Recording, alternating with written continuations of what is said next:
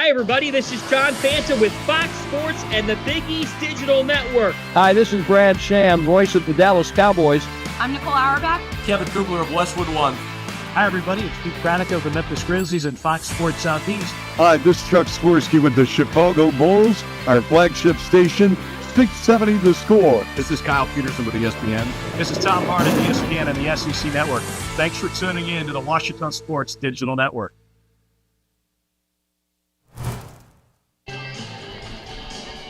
It's a beautiful, sunny, and 70 degrees here in Arkadelphia, Arkansas, as Cliff Harris Stadium sets the stage for this homecoming matchup between the Bison of Oklahoma Baptist and the Tigers of Ouachita. I'm Isaac Bourne, joined here by Madeline Colzer, and we are just as excited as ever, and the campus is buzzing for this homecoming game. With everything going on this week, including homecoming, Tiger Tunes, alumni coming back, just as Isaac said, the campus is abuzz with everyone seeing each other, great reminiscing, great memories coming back. It's going to be a good show. And you can see right behind us just the crowd of people that have gathered here for homecoming. And I mean, that just goes to how special Ouachita and its culture really is. It truly is amazing how many alumni really do come back, no matter if they're in the Arkansas area, Texas, or Missouri. They all seem to find their way back to Ouachita somehow, whether it be through a job or whether it just be to visit their old social clubs or come see a really good football game.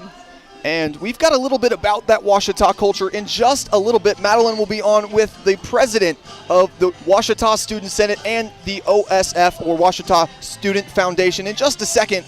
But we'll send it to commercial right here on the Ouachita Sports Digital Network in the Capital Technology Group pregame show, powered by Hostess. Hi, everybody. This is John Fanta with Fox Sports and the Big East. Victory doesn't just happen on game day.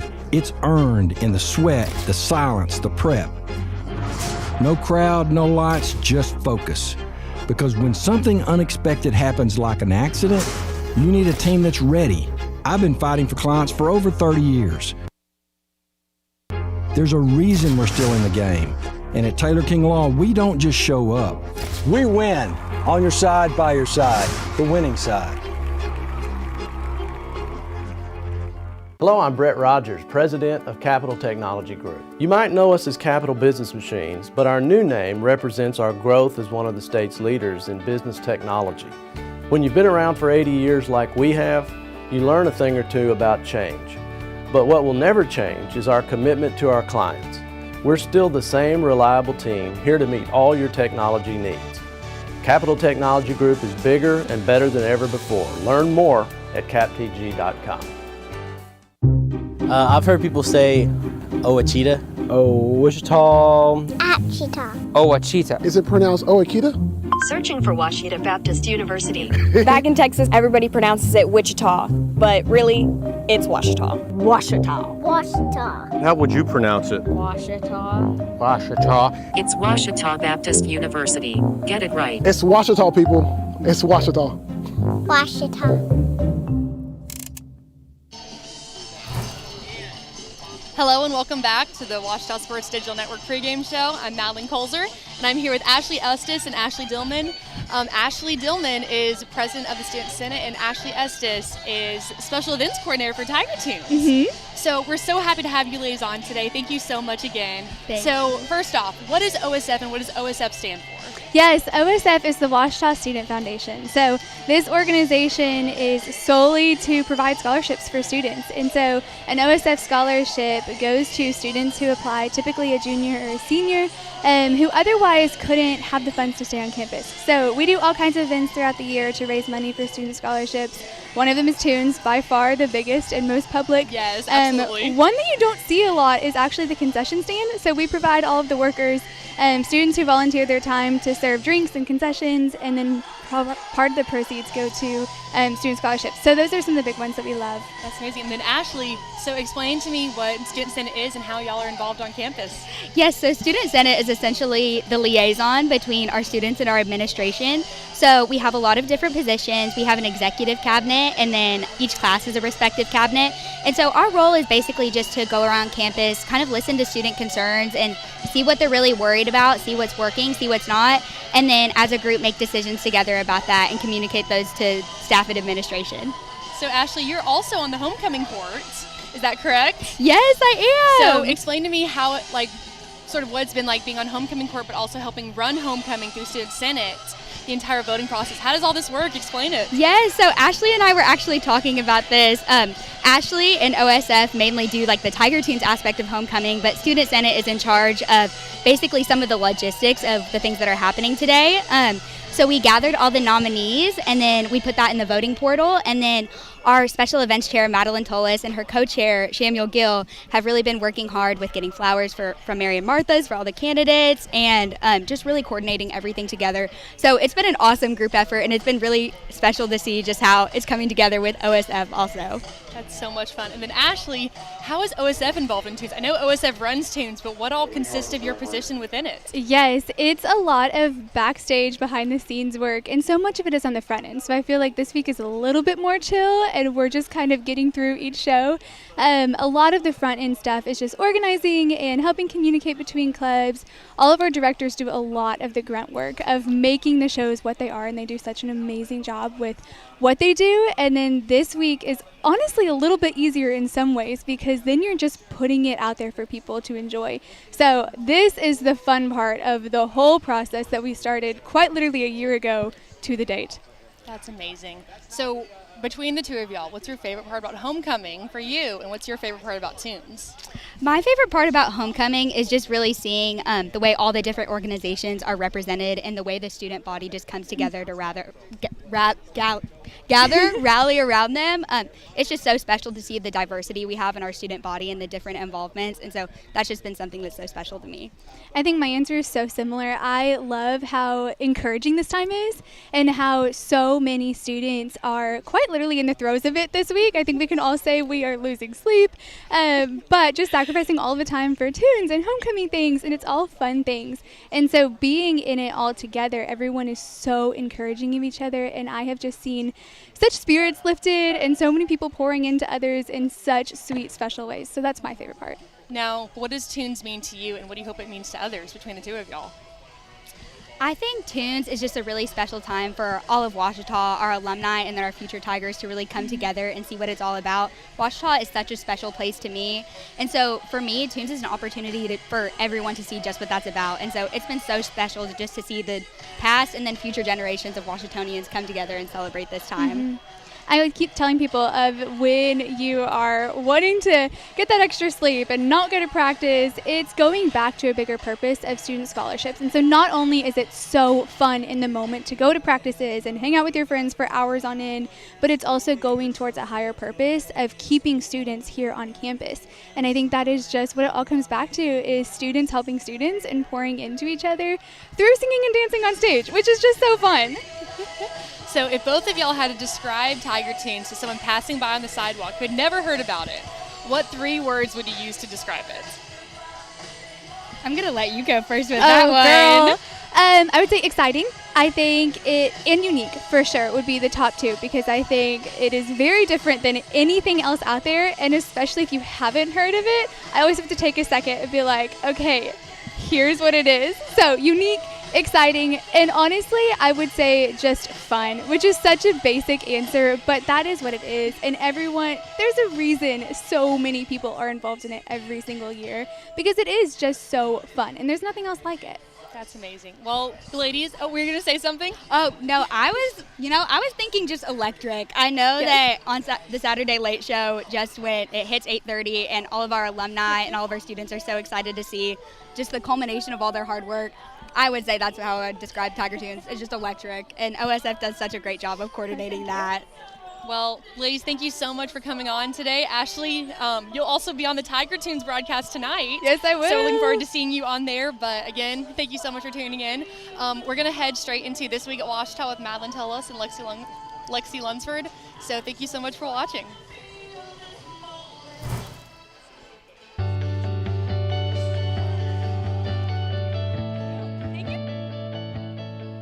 Hello, everyone, and welcome back to This Week at Washita. I'm one of your hosts, Lexi Lunsford. And I'm Madeline Tullis, and we're here to give you the inside scoop on all things Washita.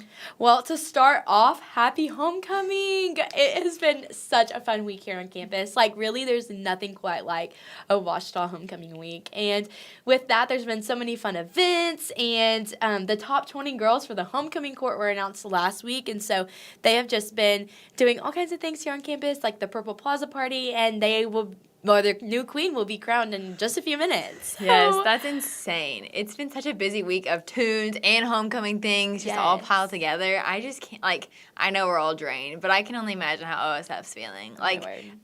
Truly, Ashley and Anderson and Blaze have just killed it with their leadership this year, and they lead OSF in everything that we do. It's just amazing seeing the efforts that they put in and then seeing that come to fruition, but also the club's efforts. We got to see that on Tuesday. Yes. It was so much fun at Club Love, just seeing all of the clubs and their performances, and clearly all week we've heard how good they're doing with these awards, with all the choreo awards and theme and musicality. You can just tell everyone's doing it, so well, and it's so fun pairing it with all the homecoming festivities. It's been a week, to say the least. It has been such a week. But how cool is it that we get to experience it? And let's just talk about how OSF does this all for students. Mm-hmm. And there's no greater joy in thinking that I am performing on this stage to help my peers stay here at school and get to also enjoy this great homecoming week that Washita brings and all the memories. And so it's such a sweet season. It is so awesome. We do it all for student scholarship, and it's just truly an incredible way to see students giving back to other students. And so another way that a club has been fundraising in a way is Ada Barbershop happened on Monday. Oh, goodness. And what a time. What a time. Students pay to shave their friend's head. You wouldn't think that they would, but it's always a hit every single year. It really is. And it's funny seeing all the pledges walking around, buzz cut and all, just embracing it. It's bonding, I guess. If my boyfriend did it, absolutely not. Absolutely not. It would be hard. No, yeah. But did you have a good weekend? I know you went to go see Theory of Relativity. Yes. How was that? Oh, my word. It was so phenomenal. They just blow me away how they can sing so well and act so well and all at the same time for so long. It was an hour and 15 to an hour and a half. And it was so good. All of it kept you entertained. I was laughing the whole time. It was so good. And you got your arts credit. I got my arts there engagement. You go. What a time. It really was so fun. But in the middle of all the fun and all the craziness that Tunes Week brings, one of my favorite part of the week has been on Thursday. We had Refuge After Tunes. And let me tell you how great it was to just sit there and rest. In the middle of all this craziness and the high energy and the high motions of everything that the homecoming week brings, to just sit and rest in the presence of the Lord was just phenomenal. And with all of, my friends, and even I saw siblings there that don't go to Washita yet, and it was just so special. Wait, truly. that's really sweet. And I love how, even though it's such a busy time and we are so drained, we look forward to these things. Every year I look forward to Muggin. I will be there tonight. Even though this week is so tiring and so draining, it's nice to have moments of rest, but also moments of, Tiger Tunes is going to be over tonight, which that's so sad to say. But then we can, still celebrate together, regardless of who wins or what the outcome is. I'm excited for Muggin. I love going to it every year. It's just iconic. Love Muggin. It's hard to explain Muggin and even Tiger Tunes, but really Muggin to people who don't come to Washita. Oh yeah, because they're like, what do you mean you have a dance party with root beer in the center of your campus? Exactly. I don't understand.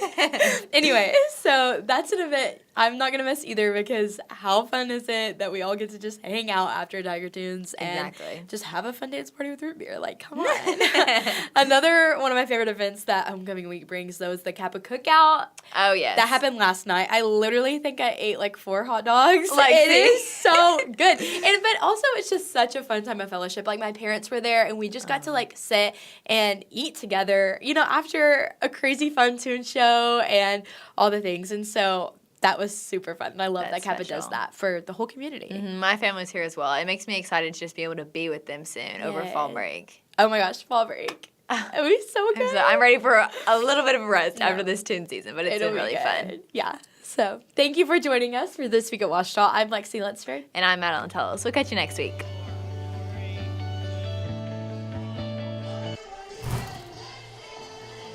And welcome back to the Capital Technology Group pregame show, powered by Hostess. I'm Isaac Bourne, now joined by the Oklahoma Baptist radio voice, Todd Miller. Todd, great to have you. Great to have you, Isaac. It's a privilege. It's homecoming day. You guys have great Chamber of Commerce weather, man. You do it up right here in Arkadelphia. Well, the weather, it's going to get a little bit hotter. I said it was a nice sunny and 70 to start the broadcast. It's probably about 78 now, and I bet you about kickoff time it'll be about 85. I'm going to be in that climate-controlled booth upstairs, so I don't care how hot it gets. Well, one thing you got to talk about that we want to get hot is both of these teams today. I mean, Ouachita coming off a loss to Harding, Oklahoma Baptist coming off a loss as well. Both of these teams needing a win today. I mean, what do you see from both of them? Well, first of all, I think Ouachita and their demise around the league, the way people are talking, is a little bit overrated. I mean, you're 7 points away from being 3-1. And you played Harding, who is one of the top 2 or 3 teams probably in the entire country, to a 7-0 game midway through. So I think let's get that out of the way first. This Tiger team is much better than 1-3 and very easily could be 3-1. I think Oklahoma Baptist is better too. The record does not show it. The problem the Bison have, and here's the key for me today, it all comes down to the run game. Ouachita is very good at running the football. OBU is 152nd out of 157 nationally in terms of rushing defense. And it's not been, in my opinion, a schematic thing. It has been a lack of tackling, which has gotten better the last couple of weeks, and fatigue. They are not very deep on the defensive front. That's something that I think in this league separates the top 4 teams from the other schools. They have some good young talent. They haven't gotten those guys developed enough to let them play 20, 25 snaps a game. So what I'm saying is those 4 up front play about 70 snaps a contest. That pounding physically through 4 quarters really takes its toll, trying to stop the opposition's run game. So the run game is key for me today, and I think turnovers. You guys force a lot of turnovers, among the nation's best in turnover margin. Oklahoma Baptist has turned it over 11 times, Isaac. 10 of those on interceptions. 2 weeks ago when they went over Northwestern Oklahoma State, they did not have a turnover. It was the first time in 32 games. 32 games that the Bison had not had a turnover in a contest. So those two, I think, are really the big keys for me in this ball game, and I think a good start. Both of these teams probably struggling a little bit in confidence. I mean, looking for that second victory. Well, talking about confidence as well, the big confidence boosting position that you really need is at quarterback. Both of these teams having their fair share of quarterback woes this season. Nate Tenbarge has been the starter for Ouachita this year. He'll be back under center today, but things are a little bit different today for the Bison. They are a little bit different. They're going to go with the same guy that's been starting the last 3 weeks, and that's TJ McMahon. He really struggled last week in Weatherford against Southwestern. Coaches said, hey, we're going to go back to the drawing board for a second straight week. We're going to let this thing play out. The better man will start on Saturday afternoon. Well, Chris Jensen, who's in his 12th season on Bison Hill, said this: we have 3 padded practices. If you miss 2 of those, you're not going to play. Chad Masco came down midweek with flu-like symptoms. He hasn't practiced. They did allow him to travel today, but this is going to be TJ McMahon's game, I think. If things get out of hand, I think you could see a very good freshman quarterback come in that they're very high on from Allen, Texas. So it's going to be McMahon today. I want to tell you an interesting story about TJ. Are you a baseball fan? Just a little bit. Okay. TJ's brother is Ryan McMahon. He was an all-star for the Colorado Rockies as recently as 2023. This season, the Rockies traded him to the New York Yankees. And you might have seen on social media the video, or if you watched Game 3 of the AL Wild Card Series with Boston, he was the player that went over the railing in the dugout, flipped, and made the foul ball catch. So that's Ryan McMahon, who is the brother of OBU starting quarterback TJ McMahon. Well, Ryan McMahon can make catches. We'll see if TJ McMahon can throw some passes. And the guy he's going to really be targeting today, Nick Harris, he's been on a tear this season. Talk a little bit about, you talk about their running game, but talk a little bit about this passing game for the Bison. It is very good. In fact, it's one of the best nationally. They're in the top 20 throwing the football. Last week, Southwestern came in as the leader in the Great American Conference in pass defense. Oklahoma Baptist threw for over 300 yards. In fact, the Bison, against the 2 Western Oklahoma teams the last 2 weeks, have thrown for over 300 yards. They have to, because they have not been able to sustain a run game. McMahon is 26 years old. OBU is his 5th start. or fifth stop. He's had some shoulder problems, underwent a procedure, and he's lost a lot of velocity on his fastball. He is still very, very accurate, but doesn't have the arm strength, I think, that certainly Chad Masco does. But Masco's like a fastball pitcher throwing 97, 98, 99 mile an hour. When he's in the strike zone, he's really good. But sometimes controlling the velocity and his arm strength is a totally different thing. And finally, we'll transition a little bit. I meant to start with this one, but just so excited for this game. But now, the radio voice of Oklahoma Baptist, we've talked with a few of the other radio voices in the conference, but Todd, what is so special to you about being one of the top radio voices in the Great American Conference? Well, I'll tell you, this is a great league, Isaac. I mean, there are a lot of very talented men that crawl up in the booth on Saturday afternoon and tell the story of their respective universities. And what I think I like more is just being part of that fraternity because they're better people. Every one of the guys in this league that I have to deal with, the other 11 schools, are first-rate people. And I think they represent their universities in a first-class manner, and I'm just really, really happy to be part of that fraternity. Well, Todd, thank you so much for coming on with You us bet. today, and thank you all so much for watching. We'll be right back in just a little bit here on the Capital Technology Group pregame show, powered by Hostess.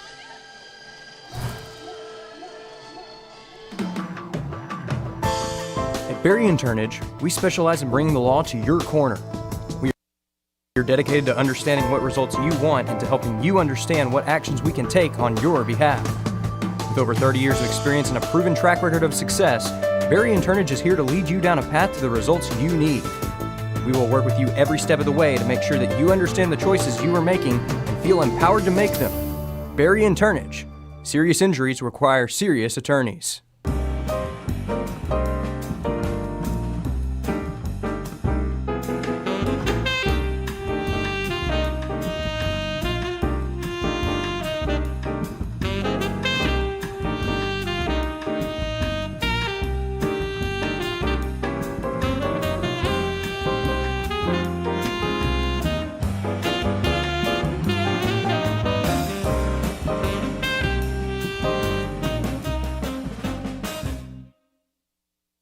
It's an ordinary day.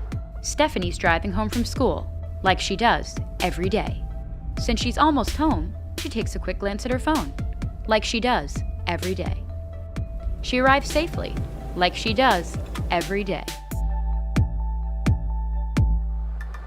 It's another ordinary day.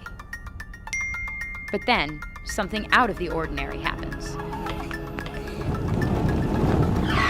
Distracted driving kills. Victory doesn't just happen on game day. It's earned in the sweat, the silence, the prep. No crowd, no lights, just focus. Because when something unexpected happens like an accident, you need a team that's ready. I've been fighting for clients for over 30 years. There's a reason we're still in the game. And at Taylor King Law, we don't just show up. We win. On your side, by your side. The winning side. At Capital Technology Group, we make your technology our priority. There are so many threats to IT these days, and we're here to help protect your data and devices. We're also by your side when things simply go wrong, whether it's servers crashing or printers breaking. We cover it all for our clients in all types of businesses. And with over 80 years of history in Arkansas, you can trust Capital Technology Group to be your business technology partner. Sign up for a free consultation at captg.com. Let Domino's cure your cravings by ordering online, calling us at 246-3131, or dropping by and seeing us on Pine Street in Arkadelphia. Join Domino's Rewards and begin earning rewards in just 2 visits. Check out our $6.99 mix and match and make the whole family happy. You might as well throw in a stuffed crust pizza, a sandwich, pasta, stuffed cheesy bread while you're at it. Check out other deals on our app or at Domino's.com. And welcome back to the Capital Technology Group pregame show, powered by Hostess. I'm Isaac here, back with Madeline, and we're going to take a second just to look back at this crowd. I mean, we talked a little bit about it earlier, but Ouachita, one of the best cultures, in my opinion, in the Great American Conference Division II football. We haven't even talked about the school across the street, right behind the camera. We'll talk a little bit about that later this season, but I mean, Madeline, what is so special about Ouachita that just keeps people wanting to come back year in and year out? I think just the people and the opportunities that you can have. I can think of so many times where I've asked alumni or prospective students, and everyone will say it's the people that keeps bringing them back. And when it comes to opportunities, like whether it be studying abroad as a student at Ouachita, or for alumni, they host football games, and sometimes alumni will go to baseball games just to reconnect with their old classes. It really is just the people, though.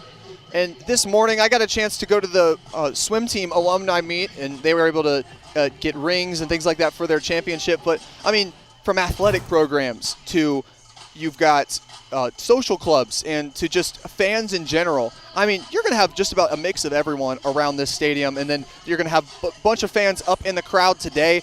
I mean, it's all here. They're all here for the game, but I think we all really know what the fans are here for tonight. We're here. They're all here to see the alumni and see their friends. It truly is what homecoming is about. I think there's another thing we were going to talk about too. It starts with a T and ends with the second word also starts with a T. Oh, Tiger Tunes. Tiger Tunes brings everyone back during homecoming, just because you get to see your old clubs and shows, and sometimes you get to see all your alumni friends, and it truly is a fun time.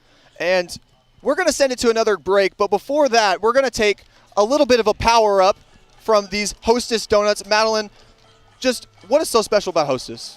Hostess, great donuts, great snacks, and all the fun. Well, we're going to power up for just a second and send it to a commercial here on the Ouachita Sports Digital Network, presented by Taylor King Law.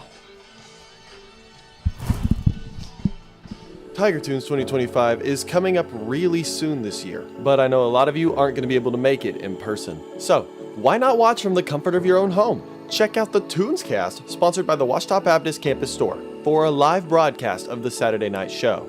We've been spending weeks filming behind-the-scenes content and never-before-seen footage that you are not going to see in person. To support students and buy tickets, go to obustudentmedia.com/Tunescast to watch live on October 4th. It's a night you don't want to miss.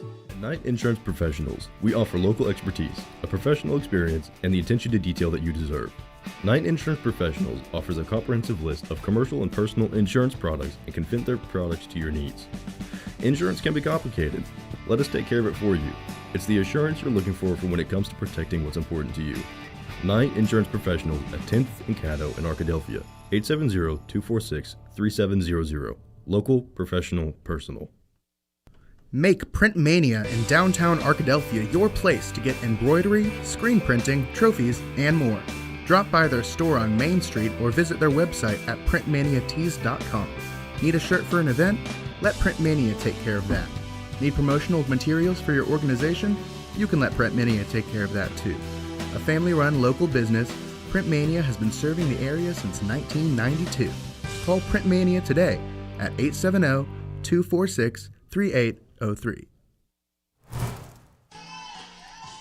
And welcome back to the Capital Technology Group pregame show powered by Hostess. I'm Isaac Bourne, back again with a certain special someone that I think I deemed Dr. Seuss last year, but Dr. Sells, thank you for coming on. I kind of like being called Dr. Seuss, Hop on Pop. My grandparent name is Pop Pop, so I'm okay with Dr. Seuss. Well, I mean, Dr. Sells, the man, the myth, the legend. I mean, we brought you on for the past few years here on OSDN, and we always talk about enrollment and things like that, but I don't think we ever asked, how are you doing? I'm doing wonderful. This is one of the best weeks, maybe the best week of the year, because we have alumni back, we've got parents, we've got grandparents, and then what I love about this week is it's so much powered by students, and really proud of you and OSDN, OSF, and all the groups that make Homecoming and Family Weekend such a special time. And plenty to talk about there, but first, we can talk about the alumni that come back. I mean, you see the crowd back there. I mean, there's so many students and so many alumni and just so many people that come back onto campus. I mean, what does that mean to have a school that is so powered by its students and then also alumni willing to come back? Well, I saw that earlier this morning. To give you an example, we had a ring ceremony for the men's swim and dive team for their conference championship, and so Coach Bob Goff, who started the swim program, alumni had come back. You just think about it, it's been 50 years of that program really powered by alumni who helped and people who came and stayed. So it's fun to walk through the crowd, and I'll do some more of that. It's just getting stopped by people who, in fact, I was just talking to two alumni. They had been suite mates 40 years ago. They hadn't seen each other in 10 years, but they picked up right there where they were. And that's part of what makes all this a really important time. And then also, another thing, we talked about this last year, but then you keep exceeding yourself. Another year of record enrollment here at Ouachita, just over 1,800 students. I mean, what does it mean to be able to bring in more students to a school and have this Christ-centered education? Well, thank you, Isaac. We are. So the official number is 1,889 students, and that is an all-time record. This is our 140th year. We've been chasing the class of 1966, and so it's about 1,600 undergraduate students like you, but we've also added graduate programs, and that's part of what's growing. And I think it's students come, and then people follow them. I was telling some alumni last night a story of where a student chose to come here who had no connection, but the parents said the people we were most impressed with in our community all happened to be Ouachita grads. And that's when we checked it out and said we thought what Ouachita was doing was best academically and best being at Christ-centered, and that's why their daughter is a student here. So thank you.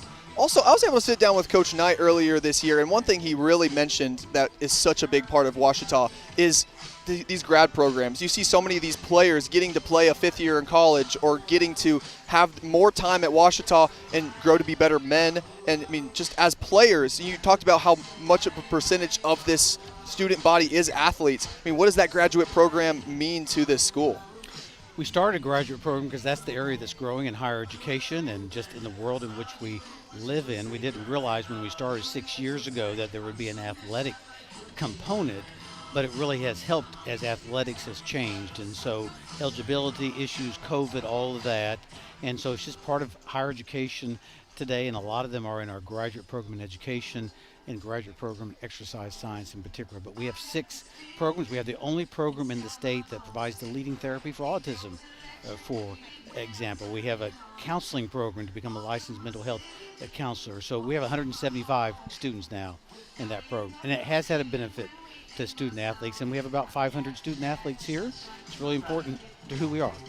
And then also, another big part of campus, I talked with Madeline about this earlier, starts with a T, second word starts with a T, Tiger Tunes. We've had a couple shows already this week, Wednesday, Thursday, and last night's show. And we've got 2 tonight. So, Dr. Sells, how big of an impact does Tiger Tunes play on the alumni that come back, but then also so much of the student body that gets to participate in it? Well, we love to bring prospective students because they're just entertained and impressed with our students. We think half the student body is there. I remember my first year, and that was now 10 years ago, and I'm not an alum, and so Tiger Tunes was new to me. And I went to the Lisa and I always go to the Wednesday show, the first show, and the late show on Saturday night. And it's the loudest show is the last one, but it's mostly not students in the audience, it's alumni. It's the alumni who were in a social club, and they come back, and it doesn't start till 8:30. We don't get out till midnight, it feels like, and they're just loud. I thought, how impressive that these are people in their 30s, 40s, 50s, 60s, and they're yelling and cheering on and encouraging and probably reliving the experience that in part knits them together. And I think when I think about Ouachita, it's a tightly knit community, both on campus, and Ouachita goes with you, and you'll find Ouachita wherever you go. And talking with Coach Sharp as well about the legacy of Bill Vining, he talked about that as well, how tight-knit of a community Ouachita is. And he also talked about, we'll go a little bit into Bill Vining, how when Coach Vining first came to Ouachita back in the 40s, I think it was 30s or 40s, he came and begged with the university president, and they let him in just on the mere fact that he was begging with the president. And Coach Sharp just said that's how Ouachita is. We want to have this tight-knit community, and we have so many people, then we just care about others. And so, how much does that still reflect 60, 70, 80 years later? Yeah. Well, I think part of what makes Ouachita is we have faculty, staff, and coaches who come and stay. Bill Vining is a testament to that. Coach Sharp is a testament to that. Todd Knight is that. And you do hear kind of these crazy stories about how they got hired. And I'll confess, sometimes when people come up to me randomly and say something like that, I'm wondering, will this be one of those people? And trying to really have the Lord's wisdom. And it's actually happened to me at least once. So it was 2019, Steve Guyman, coaching at Harding, track and field and cross country, walks up to me and says, I think you could have more than 7 women running cross country. And I was a little taken aback because he's the coach at Harding, but his son was here having a great experience. It took me about a year to think about it. True story. And I said, I'm going to do this. Well, I didn't know when we had 7 women in 2019, we have 130 men and women running cross country and track and field. And a lot of it's because Steve Gomman walked up to me and said, I think you ought to hire me. And so, you can't hire everyone who says that. But you really need the Lord's wisdom in doing that. But that's part of who we are. And so thank you for asking that. Because of all those track and field athletes, we've now got, I don't know, we probably can't see it, but way back behind those trees back there, we've got the Higginbotham family track. And now, I mean, we saw you give a dedication speech earlier this year about that. But, I mean, Higginbotham family is just another example of the alumni, and some of them not alumni as well, that give money to the school and have really provided some of the funds for facilities like Cliff Harris, facilities like so many others across campus. Well, Frank Higginbotham grew up in McGee, Arkansas, and drove to Ouachita when it was gravel roads. He only stayed 3 semesters because he couldn't afford it, but certainly become one of our leading benefactors. But the track and field serves certainly our teams, serves all students, but also serves our community, and we're going to host meets for high school and junior highs in South Arkansas. So certainly serves our campus, but our vision for it is to serve our community and our region. Well, Dr. Sells, thank you so much for coming on, and I'm also glad that I called you the right name this time. But thank you so much for coming on. Thank you so much for doing all you do for this university and the work that you put in, tireless hours, and just being one of the best presidents in the country. Well, thank you. Great to be here. Thank Yes, you, sir. Isaac. All right. We'll be right back here on the Capital Technology Group pregame show, powered by Hostess. Victory doesn't just happen on game day. It's earned in the sweat, the silence, the prep. No crowd, no lights, just focus. Because when something unexpected happens like an accident, you need a team that's ready. I've been fighting for clients for over 30 years. There's a reason we're still in the game. And at Taylor King Law, we don't just show up. We win. On your side, by your side. The winning side. At Capital Technology Group, we make your technology our priority. Our team of experts can become your outsourced IT department, solving problems even before you know about them. We provide and maintain everything from servers and network infrastructure, printers and digital copiers. As a family business with over 80 years of history in Little Rock, you can trust Capital Technology Group to be your business technology partner. If you're ready to get your IT in order, visit captg.com and sign up for a free consultation. Arkadelphia's newest entertainment option is open and ready for business. Tea Time Sims brings world-class indoor golf simulators to Arkadelphia, allowing you to practice, play, and perfect your swing in a comfortable setting. Check out our Facebook page to learn about our monthly tournaments, closest to the pin showdowns and long drive battles. Learn more and book your tee time at teatimegolfarkansas.com. At Berry & Turnage, we specialize in bringing the law to your corner. We are dedicated to understanding what results you want and to helping you understand what actions we can take on your behalf. With over 30 years of experience and a proven track record of success, Berry & Turnage is here to lead you down a path to the results you need. We will work with you every step of the way to make sure that you understand the choices you are making and feel empowered to make them. Berry & Turnage. Serious injuries require serious attorneys.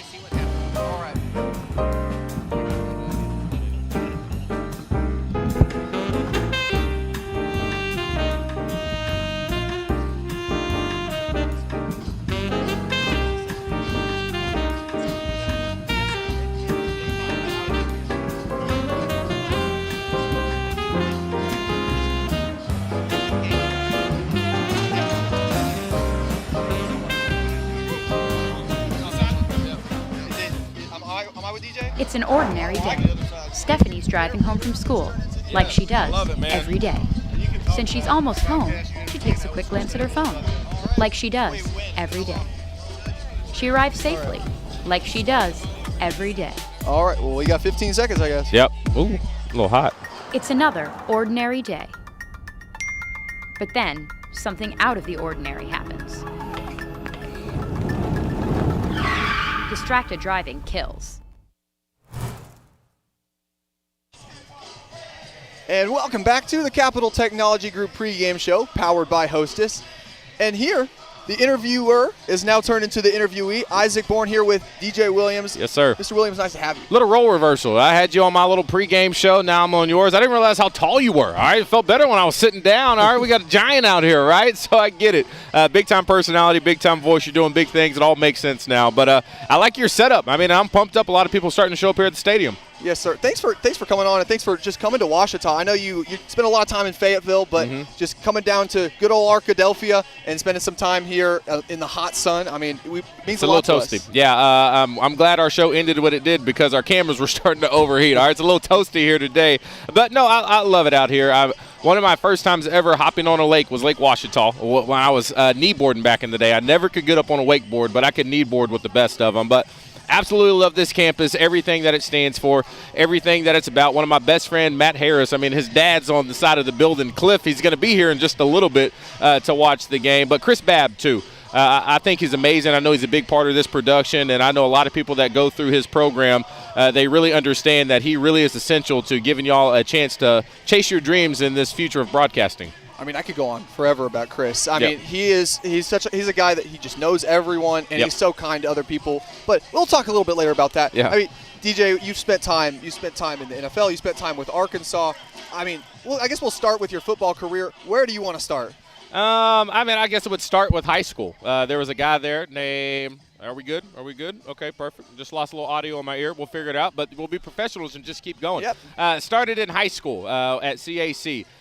There was a guy there named Coach Perry, and he really showed me that there was much more to football than just sports. It was all about, the character that you can build and build a relationship with Christ. I went to CAC, Central Arkansas Christian. A lot of my friends went here. A lot of them went to Harding as well. And so that's where it started. And this game, I understood at a very young age, it can just give you so many opportunities in life beyond just the physical things, but that spiritual relationship, not just that you have with, your Lord and Savior, but these bonds you can create with people through so many things on and off the field. It really is special.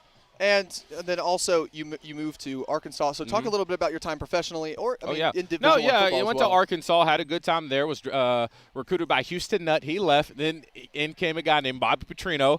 And I'll tell you, going from Coach Nutt to Petrino, it's night and day. You're like your best friend. Then you got a guy that's in your face. All right. So if the portal was a thing back then, I might have been gone. I don't know. But I'm glad I stuck it out, because what I learned is that Coach Petrino brought out a side of me that I didn't even know was there, okay? But he had to really bust down those walls to get it out of me. So I'm very thankful for my time there with Coach Petrino. And then, being drafted by the Green Bay Packers, playing time with Aaron Rodgers, and then going to New England playing with Tom Brady. And I'll tell you this, those guys at that level, I won the award for the best tight end in college football. And then I got to the NFL, and I was just like, whoa, all right? Those dudes not only work extremely hard, they're extremely talented and gifted. So those guys who've had long careers in the NFL, man, they really are that special. And I want to say this too, because I know the viewers here, they're with me on this. A lot of people think at that level they worry about, the lives off the field of a lot of these NFL guys. They see all these things online with social media with the women or maybe drinking or all that stuff. I've never been surrounded by more men of faith than inside of a locker room in the NFL. I think to get to that level comes with so much sacrifice, so much selflessness, and then you just have people who need to lean on something more than just their own abilities to get there. And not only family, it's also the relationship in Christ. That's one thing I always want to make sure I share with people when it comes to inside an NFL locker room. Well, I mean, here at Ouachita, Christ-centered education is one of the most important things. We talked to Dr. Sells about that just a minute ago.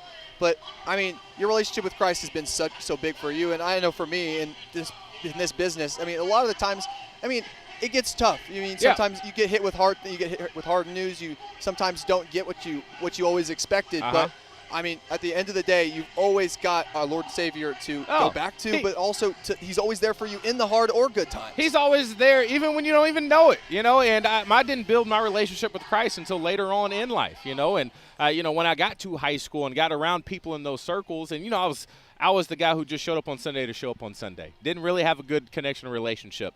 But then when you go through so many hard things, and then you really start getting into the Word, and then that's when you realize, I don't think people just wake up one day and find Christ. I think in that moment they realize, wow, He's been with me this whole time, and I didn't even know it. They just finally recognize that the relationship has always been there. So, and I think that's special, and that's why I really like this school. and all the, principles that y'all stand on. And also, too, when it comes to, your football program, I know off not to a good start. I did a little film breakdown. I saw things right now that you could brush up on a few little things, and we're not 1-3. We're maybe 2-2 or maybe even 3-1 on the year. So I'll say OBU is right around the corner. Just a couple things to brush up on the offensive side and defensive side. Well, I was talking with Todd Miller before the game, the radio voice of Oklahoma, or not before the game, but just a little bit earlier, radio voice of Oklahoma Baptist. And the main thing he was talking about is, this Ouachita team, they're 6 points away from 3-1. Yes. They're 1-3, and they're going against a 1-3 Oklahoma Baptist team. But Ouachita, they were 5 points away from taking down Arkansas Tech here, and then they were 2 points away from taking down East Central in Ada. That was a heartbreaker that I witnessed, and just two heartbreaker games that they've lost, and that really has just gone down to the youth of both of this team, and then also just the lack of depth right now. And I think that's something that you've kind of seen developed, but it's something that you don't just start a season with. Yeah, and it's the little things, like you said. It really is the little things. I was watching this play. Quarterback had a great RPO action. The safeties came down, and you had a receiver on the outside who was running a slant route. It was wide open. The receiver got there. He kind of second-guessed himself. When you're watching the game, you're like, oh, what an awful throw by the quarterback. But it was the indecisiveness from the receiver that made him throw that ball that potentially could have went for a touchdown. And it's just a small mistake, and it's so coachable, it's so fixable. So, yes, I know 1-3, and I like to keep it real. That's just my thing. I wouldn't get up here and tell you some things. If I thought OBU was not a good football team, then I would probably not say good things, all right? But I will be honest. They really are a couple plays away, decisions away from really already having a very special year. And, you mentioned that 10 Barge, the sophomore quarterback for Ouachita, just around 19, 20 years old. Not sure when his birthday is, but he's just around 19, 20 years old. He's the oldest quarterback on this Ouachita team. The rest of this quarterback room is freshmen. Obviously, you saw Jordan Walker, the Bryant native, come in and throw some jump passes, and then you saw Trey Nichols run for 53 yards against Harding last game. But 10 Barge has really been the main guy for Ouachita, and you've kind of seen him grow. From those 2 interceptions against Arkansas Tech, he hasn't thrown one since. Yeah, and guys like that with this type of offense, when you have so many options that are all up to him, do I hand it off? Do I keep it? Do I run? Do I pass? It just, when you're younger, it just takes time to build that chemistry. And unfortunately, you can practice it all you want, but it's so hard to recreate game scenarios, and you kind of have to learn as you go. That's just part of it. Hopefully, in the process of that happening, you get a couple balls that bounce your way and maybe a couple things that fall your direction, but it just didn't play out that way so far this year. But I do see a quick shift in the trajectory of this program, probably starting here today. Well, we'll see that shift coming up in just a little bit. Thank you for coming on with us today. Thank you. We're going to send it to a quick break, and we'll be right back here on the Capital Technology Group pregame show presented by Hostess. Hello, I'm Brett Rogers, President of Capital Technology Group. You might know us as Capital Business Machines, but our new name represents our growth as one of the state's leaders in business technology. When you've been around for 80 years like we have, you learn a thing or two about change. But what will never change is our commitment to our clients. We're still the same reliable team here to meet all your technology needs. Capital Technology Group is bigger and better than ever before. Learn more at captg.com. Tiger Tunes 2025 is coming up really soon this year, but I know a lot of you aren't going to be able to make it in person. So, why not watch from the comfort of your own home? Check out the Tunescast, sponsored by the Ouachita Baptist Campus Store, for a live broadcast of the Saturday night show. We've been spending weeks filming behind-the-scenes content and never-before-seen footage that you are not going to see in person. To support students and buy tickets, go to obustudentmedia.com/Tunescast to watch live on October 4th. It's a night you don't want to miss. Visit the Ouachita Campus Store for all your Tiger apparel, merchandise, and gifts. If you need something to wear to show your Tiger pride, stop by the Ouachita Campus Store on the bottom floor of the Evans Student Center to grab a t-shirt, sweatshirt, polo, or more. If you can't stop by the store on campus, visit us online at bookstore.obu.edu. Make your purchase and we'll send it to you. Support the Tigers by checking out the Ouachita Campus Store. Go Tigers. Owned by Ouachita alumni, Java Primo Coffee House, Cafe, and more in downtown Arkadelphia is a must-stop for everyone. Stop by in the morning for fresh coffee, a specialty coffee drink, or a full breakfast. Come back at lunch, or in the evening for burgers like the Primo Burger, the pulled pork burger, or the mac and cheese burger. Maybe it's a salad, a wrap, a quesadilla, or one of our varieties of pizza. And don't forget to top it off with a sweet treat that puts the cherry on top of a great meal. That's Java Primo on Main Street in downtown Arkadelphia.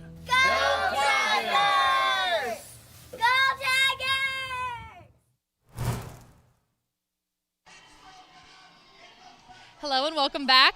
I'm here with Haley Short and Caroline Derby. Ladies, it's so good to have you back on. I'm here with two alumni who have worked with OSTN in the past and who have now gone to do great things as graduates. So, Haley, what have you been up to in the past year? Now we're on. It's been weird being back. I kind of feel like a little veteran coming back to these games and getting to see all the people, especially during Toon season. But I graduated Ouachita in May, and now I work for a company called Henry Schein. So I sell medical supplies and equipment, and I get to travel around Arkansas and get to know our great state a lot better with clinics and physicians and getting to do all the things. So I really enjoy it, but it's definitely been a transition because Caroline and I both are very familiar with the news show. We did lots of efforts on here, and especially with the pregame show. It's kind of like coming back home for a little bit, but it's been cool to kind of get to grow up and then see Ouachita from afar, really. That's amazing. Caroline, how about you? Oh my goodness, so good to be back today. I love Ouachita's homecoming. I'm currently a news anchor at KRK4 in Little Rock, Arkansas. I am the news anchor of the 4 o'clock show, but our main anchor is on maternity leave, so you can also catch me at 5, 6, and 10, which isn't so fun. I love telling stories of people here in Arkansas. I get to come down to Arkadelphia occasionally, do some stories, but now that I've transitioned into this anchor role, it's been a lot of fun to just kind of stay put and to learn how to do anchoring alongside legendary anchors in Little Rock like Bob Clausen and some other great anchors at our station as well. So it's been great to do. Loved Ouachita. Thankful to be here. You know, every time you come back from homecoming, and Haley, you probably get this, like, you know, it is so amazing to see just the little changes that have happened too, but also the legacy that continues on. And even this, like, I remember quite literally, we did the first pregame show ever when I was a freshman. It was for the Battle of the Ravine. Chris Babb, all of you know Chris Babb, had me standing out on the highway reporting live as the teams were going back and forth, and now it's turned into this major production. We have a trailer, we have people working, we have multiple interests. It's amazing. Hey, and that's how you kind of get to be where you are. And you were, what, 3 years at Channel 4? Well, 2.5. It took her 2.5 years, and now she's afternoon anchor. I mean, that's something that the Ouachita experience truly does give you. I think so too. And I got to see Caroline in a leadership role as OSF president, so she had so much involvement with Tunes and getting that coordinated and planned. And I was host director, so it's like we both had our leadership things, and like getting to have such a heavy hand in what happens that week and what makes it so special. It's been cool to come back and see like the younger classmen that you got close to are stepping into those roles. I know. I agree with what you're saying too. Like, you had so many great leadership roles here. I was honored to have some as well, and it's so fun to see, as I mentioned earlier, the legacy continue on of people here at OBU. Looking at the OSF president right now, the special events director at OSF who's leading Tiger Tunes, the host director. It's fun to come back and see because these people were learning, you know, from us, and now they're stepping into those roles over this time. It's been great. It's been a lot of fun. Special. I know. So what's been your favorite memory that you've had at Ouachita? Oh, man. That's such a hard I one. I feel like we both have done so many things with different avenues. It kind of depends on where you're talking about. Just we'll talk football, we'll talk Tiger Tunes right now. Best Tiger Tunes memory, I think it was my senior year. I was OSF president. We hit a fundraising goal that we had, which was $200,000 raised for student scholarships here at Ouachita. Of course, that number has grown since then, which is amazing. I'm happy to see. You always want growth. You never want to just stop somewhere, right? So the people leading it now, they're growing. More money's being raised for student scholarships. But every homecoming and every Battle of the Ravine win that we've had was some of my best memories here at OBU. Love those football games. Oh, truly. And walking across the ravine to go over there, like such a big moment. Got to cheer on my Tigers. I feel like my favorite has to be, I was Tiger Tunes host director. Like I said, I got really close with those other 7 people, and it's like that just bond is like something that you work so hard on for a month and a half. My favorite memory was probably getting to go do Club Love, where you get to go visit all the clubs and their practice spaces, and everybody has such a different environment and vibe to what kind of practice they lead. So when you come in with all this energy, they're either like, yeah, for sure, or they're like, what are you doing here? It always makes for such a fun time because it's always like you're the most energetic one in the room. It kind of feels like an aerobics teacher vibe of like trying to get in there. I know, you're trying to just have the best time, get them hyped up. Oh, because, yeah. I mean, by this point, and are you in Tiger Tunes this year? I'm not, but I was last year. Okay, so you get it. By this point, it's Saturday morning. You have 2 shows left. You're just exhausted. You running on are, straight fumes. Yeah, it's caffeine, fumes, and maybe, a mixture of adrenaline all in there, trying to get you over the finish line, which is that 8:30 show tonight for Tiger Tunes.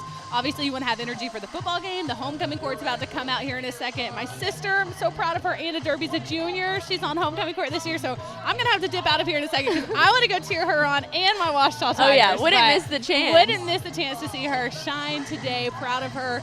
Proud of my dad. He's a Washita football coach. Proud of Washita. You're invested deep. Yeah, I've got some roots here. You can't tell. I was going to ask you because you're still around Tunes. You're going to be I all am. What's been your favorite part this year? Oh, I love working on the broadcast team for it. So we've been producing this for the past month or so, and it's been so much fun because we're all hosting it, we're all behind the scenes, we're all working cameras, we're up in the booth producing the live broadcast. So make sure to tune in tonight for that. But we're about out of time right now, but thank you so much, ladies, for coming on. We really do appreciate it. Welcome back to Washita. Thank you. And we hope to see y'all around soon. And you know what they say, it always feels like home. You always come back and you're welcome with open arms. Oh, yeah. Thank That's you. so funny. Go Tigers. Let's get a win tonight. Thank you so and have much. fun in Tiger Tunes. Here we go. Thank you so much. Whether you realize it or not, you see the work of Bats and Signs all around Arkadelphia. When you see the Badger equipment trailer on the way to a Badger game, Bats and Signs did that. When you're watching the Badgers, Tigers, or Reddies and see the signage that just really makes their facilities pop, Bats and Signs did that too. You see the signage in downtown Arkadelphia, on the campuses of Washita and Henderson, or the sign in your neighbor's yard supporting a candidate or their favorite Badger? Yep, Bats and Sign did that too. Longtime residents and supporters of all things Arkadelphia called Mark, Jared, Chris, or Ryan at Bats and Signs today to see what they can do for you. At Berry & Turnage, we specialize in bringing the law to your corner. We are dedicated to understanding what results you want and to helping you understand what actions we can take on your behalf. With over 30 years of experience and a proven track record of success, Berry & Turnage is here to lead you down a path to the results you need. We will work with you every step of the way to make sure that you understand the choices you are making and feel empowered to make them. Berry & Turnage. Serious injuries require serious attorneys.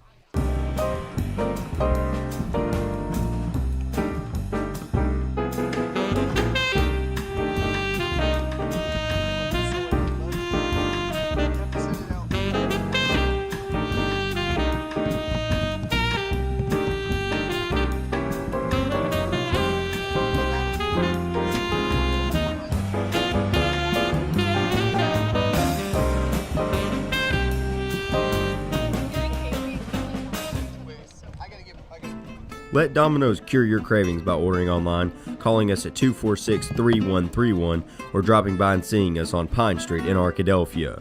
Join Domino's Rewards and begin earning rewards in just 2 visits. Check out our $6.99 mix and match and make the whole family happy. You might as well throw in a stuffed crust pizza, a sandwich, pasta, stuffed cheesy bread while you're at it. Check out other deals on our app or at Domino's.com.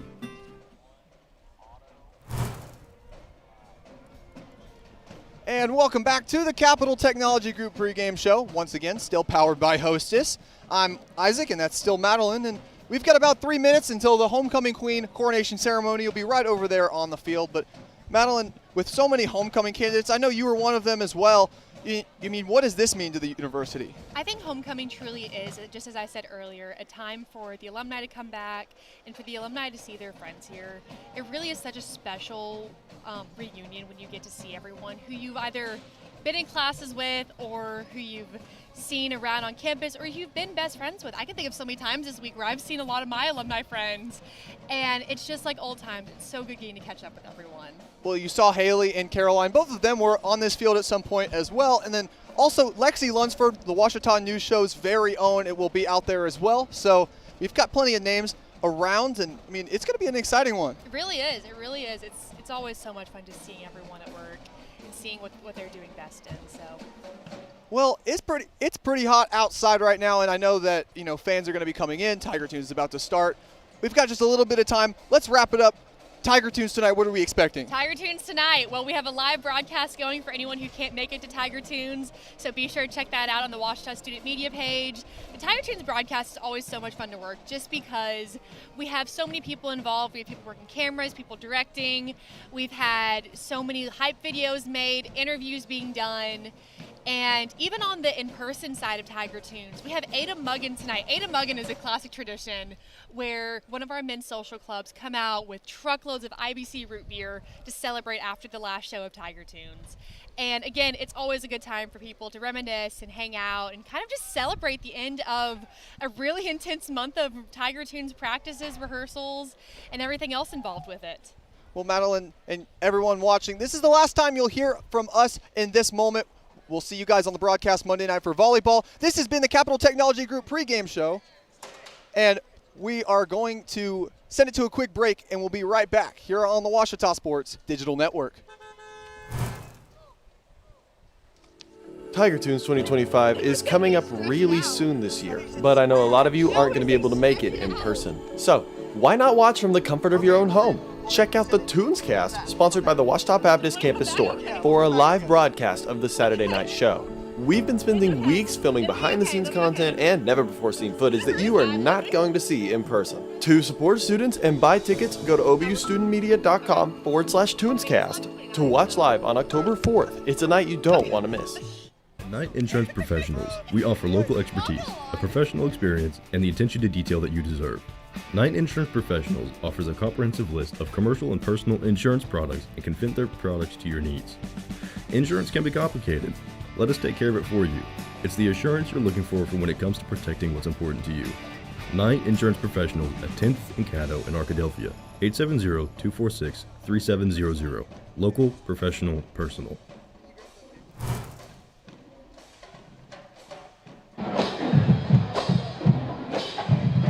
Tiger Nation is part of our homecoming celebration and tradition. This afternoon, it is our privilege to introduce you now to the finalists for the 2025 Ouachita Baptist University Homecoming Court. Each of the women that you are about to meet today represents one of the many organizations that make student life at Ouachita unique. Each finalist is a campus leader and a difference maker in the finest Ouachita tradition. Now introducing your Homecoming Court finalists. Representing the National Student Speech Language Hearing Association, Olivia Bean. A senior communication sciences and disorders major from Enola, Arkansas. Olivia is involved with the Alpha Chi National College Honor Society. She serves as a tutor with the Elrod Center, and she is the co-chair of philanthropy for the Ouachita Student Foundation. She is escorted today by her father, Tony Bean. Representing the men of Kappa Chi, Sadie Buttram. A senior secondary math education major from Springdale, Arkansas. Sadie is a member of the Ouachita Cheer Team, the Ouachita Tiger Marching Band, and the Women of Tri Chi. She is escorted today by her father, Keith Buttram. Representing the International Club, Sylvie Cardona. A junior psychology and Christian Foundations double major from Bogota, Colombia. Sylvia is involved in the Women of Tri Chi. She serves as a campus ministries leader, and she is the president of the International Club. She is escorted today by her friend and the director of the Grant Center for International Education at Ouachita, Jason Greenwich. Representing the Student Dietetic Association, Emery Cash. A senior nutrition and dietetics major from Gosnell, Arkansas. Emery is involved with the WOW Freshman Orientation, and she serves as vice president of the Student Dietetic Association. She is also a tutor for the Academic Success Center. She is escorted today by her father, Dwayne Cash. Representing the Gridiron Girls, Anna Derby. A junior kinesiology major from Arkadelphia. Anna is involved in the Women of EEE, OBU Tiger Cheer, and she serves as vice president of the Kinesiology Club. She is escorted today by her father, Ouachita football offensive coordinator and quarterbacks coach, Jay Derby. Representing the Ouachita Student Senate, Ashley Dillman. A senior biology major from Little Rock, Arkansas. Ashley is involved in OBU track and field, the Women of EEE, and she serves as president of the Student Senate. She is escorted today by her father, Steve Dillman. Representing the men of Beta Beta, Emma Kate Elliott. A senior communication sciences and disorders and Christian Foundations double major from Conway, Arkansas, Emma Kate is involved in the Women of EEE. She serves as Tiger Tunes director for this year's show, and she is escorted today by her father, Trey Elliott. Representing the Kinesiology Club, Ella Gay, a senior kinesiology major from Paragould, Arkansas. Ella is involved in the Pre-Health Club. She serves as the intramural chair for the women of EEE, and she is secretary of the Kinesiology Club. She is escorted today by her father, Matthew Gay. Representing the men of Eta Alpha Omega, Hannah Goodrum, a senior biology major from Arkadelphia. Hannah is involved in the Carl Goodson Honors Program. She is an Eta Alpha Omega sweetheart, and she serves as a leader for campus ministries. She is escorted today by her husband, Tate Goodrum. Representing the women of Tri-Chi, Reese Hargrove, a senior secondary education and English double major from Little Rock. Reese is involved in the Sigma Tau Delta English Honor Society. She is a Tiger Ambassador with the admissions office, and she serves as the president of the Women of Tri-Chi. She is escorted today by her father, Bradley Hargrove. Representing the Fellowship of Christian Athletes, Ali Hilkema, a senior political science and communications double major from Jackson, Tennessee. Ali is a member of the Fellowship of Christian Athletes leadership team. She is a member of the Ouachita cross country and track team, and she serves as president of the Ouachita Pre-Law Society. She is escorted today by her father, Derek Hilkema. Representing the junior class, Hope Ingold, a junior nursing major from Bryant, Arkansas. Hope is involved in the Women of EEE, the Student Nursing Association, and she serves on the Tiger Serve Day leadership team. She is escorted today by her father, Ryan Ingold. Representing the Ouachita News Show, Lexi Lunsford, a senior communications major from Mount Vernon, Texas. Lexi is involved in the Women of EEE, and she serves as a senior senator on Student Senate, and she produces the Ouachita News Show. She is escorted today by her father, Ryan Lunsford. Representing Ouachita Cheer, Addison McCauley, a senior business marketing major from Ozark, Arkansas. Addison is involved in the Women of EEE. She is an Eta Alpha Omega sweetheart, and she is the captain of the Ouachita Cheer team. She is escorted today by her father, Lee McCauley. Representing Photo Lab, McKinley Melcher, a senior strategic communications major from Rockwall, Texas. McKinley is involved in the Photo Lab team and serves with the Elder Serve program, and she is social chair for the Women of EEE. She is escorted today by her father, Matt Melcher. Representing the Women of EEE, Anna Claire Powers, a mechanical engineering major from Nacogdoches, Texas. Anna Claire is involved in Alpha Chi and serves on the WOW steering team. She is also president of the Women of EEE. She is escorted today by the Fuller Professor of Christian Studies at Ouachita, Dr. Scott Duvall. Representing Kappa Delta Pi, Allison Rogers, an elementary education major from McKinney, Texas. Allison serves as president of the Ouachita chapter of the Kappa Delta Pi National Educators Honor Society, and she is sisterhood chair of the Women of EEE.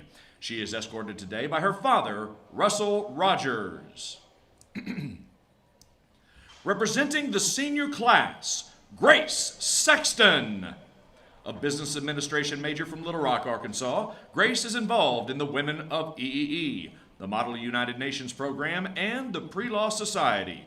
She is escorted today by her father, Ouachita trustee Bob Sexton.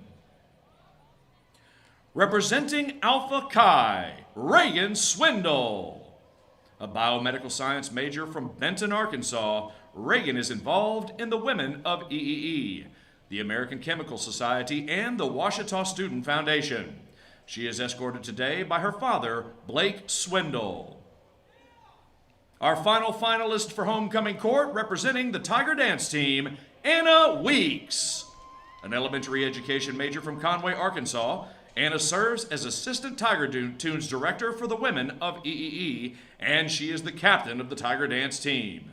She is escorted today by her father, Jeff Weeks. Let's congratulate our homecoming court finalists for 2025.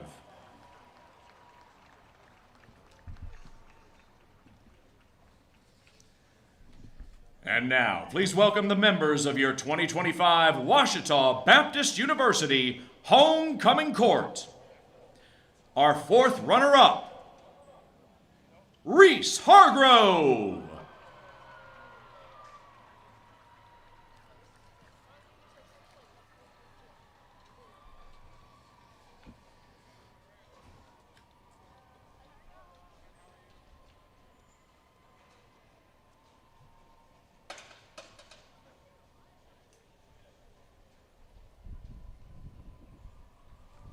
Our third runner-up is Sylvie Cardona.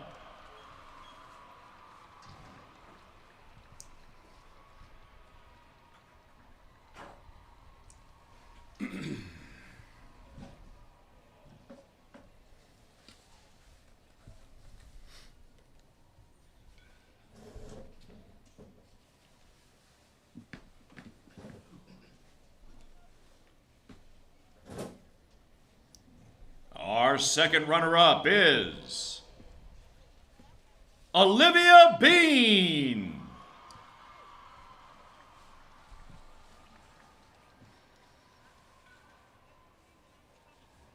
Oh,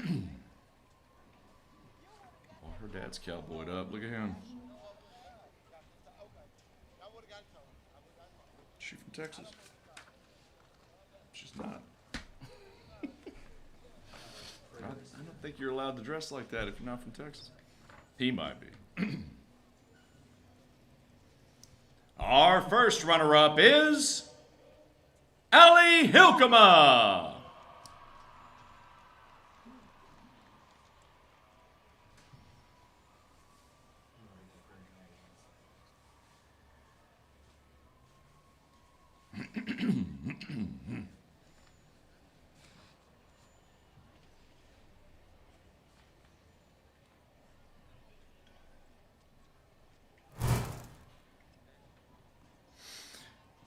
And congratulations to your 2025 Homecoming Queen,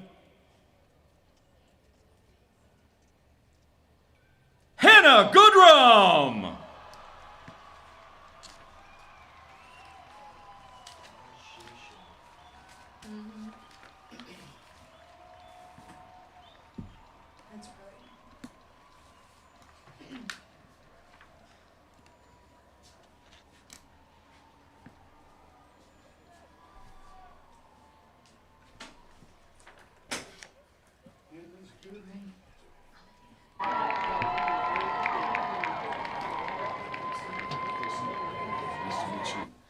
This is easy peasy.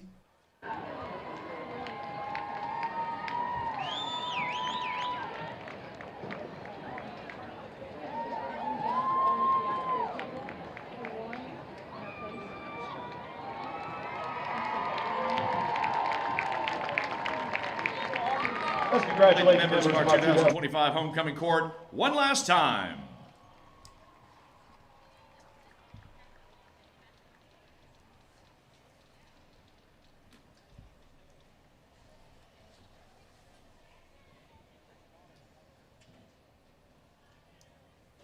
Tiger Nation, the Great American Conference promotes good sportsmanship by student athletes, coaches, and spectators. We request your cooperation this afternoon by supporting the participants and officials in a positive manner. Profanity, racial comments, or other intimidating actions directed at officials, student athletes, coaches, or team representatives will not be tolerated and are grounds for removal from the site of competition. Also, consumption or possession of alcoholic beverages is prohibited in Cliff Harris Stadium. The Great American Conference and Ouachita Baptist University thank you for your cooperation.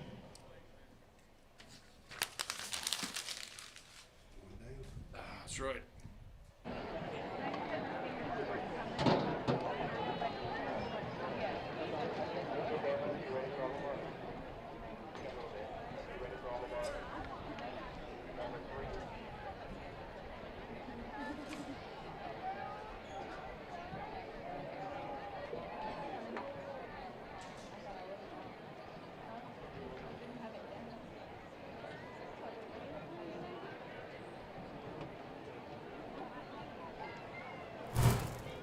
Make Print Mania in downtown Arkadelphia your place to get embroidery, screen printing, trophies, and more.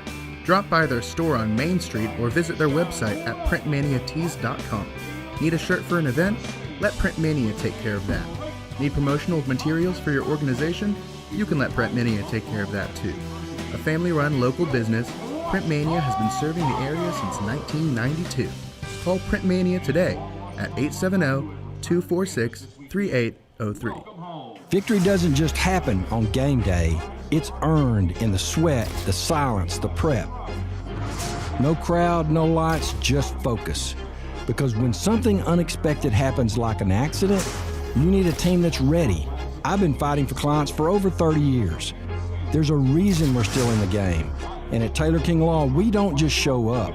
We win on your side, by your side, the winning side.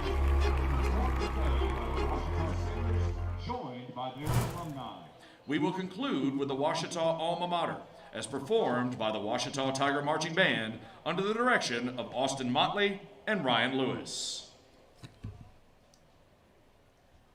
Pray with me, please. Father God, thank you for such a beautiful day. God, we thank you for being a God that loves us despite who we are. God, we thank you for your grace and your mercy. God, we pray your blessing on these two institutions represented here today and for their mission to point everyone to you. God, bless the coaches. God, bless their families who sacrifice so much in order to impact the lives of so many young men. God, protect the players on each team.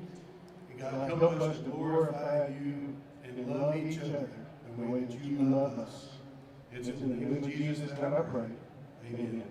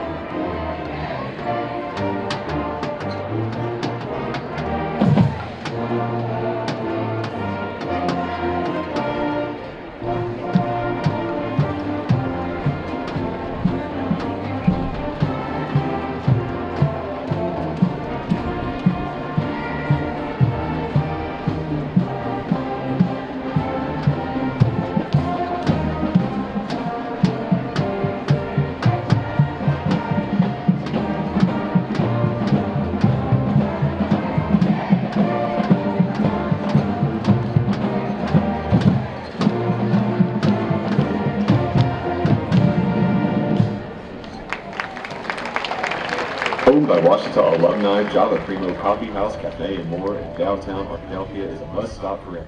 Stop by in the morning for fresh coffee, a specialty coffee drink, or a full breakfast. Come back at lunch, or in the evening for burgers like a Primo burger, a pork burger, and a mac and cheese burger. Maybe it's a salad, a wrap, a quesadilla, or one of our varieties of pizza.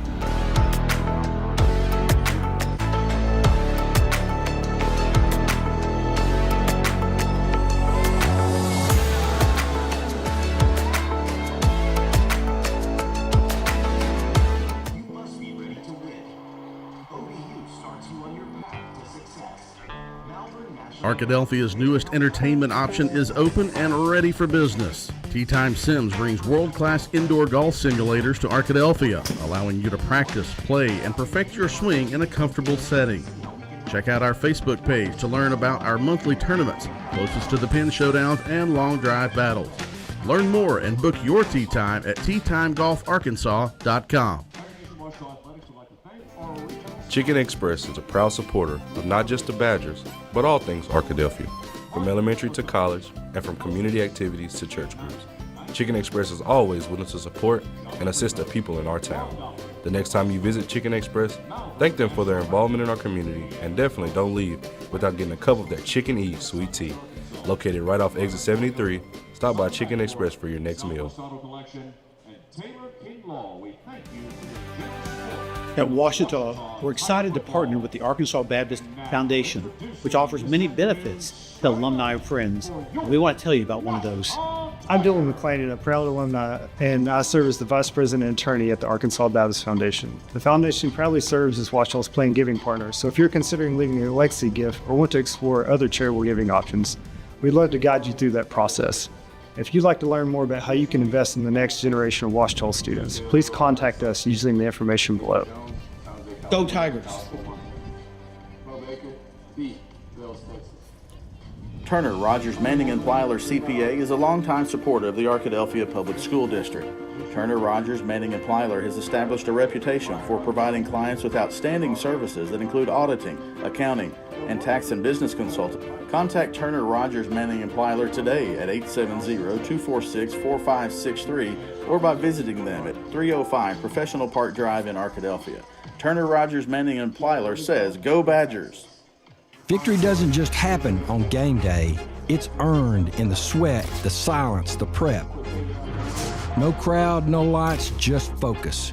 Because when something unexpected happens like an accident, you need a team that's ready. I've been fighting for clients for over 30 years. There's a reason we're still in the game. And at Taylor King Law, we don't just show up. We win. On your side, by your side. The winning side. Hello, I'm Brett Rogers, President of Capital Technology Group. You might know us as Capital Business Machines, but our new name represents our growth as one of the state's leaders in business technology. When you've been around for 80 years like we have, you learn a thing or two about change. But what will never change is our commitment to our clients.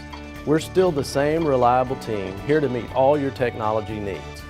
Capital Technology Group is bigger and better than ever before. Learn more at captg.com. Tiger Tunes 2025 is coming up really soon this year, but I know a lot of you aren't going to be able to make it in person. So, why not watch from the comfort of your own home? Check out the Tunescast, sponsored by the Washita Baptist Campus Store, for a live broadcast of the Saturday night show.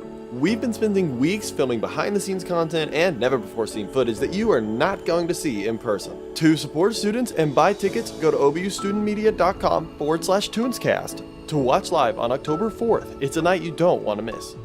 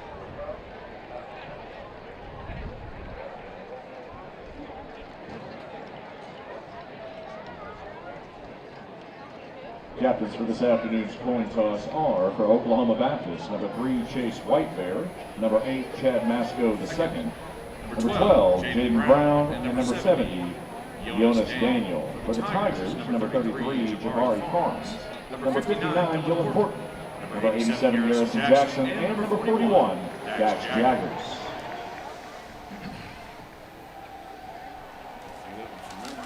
Thanks, Steve. Because you're on top of that. Still have time.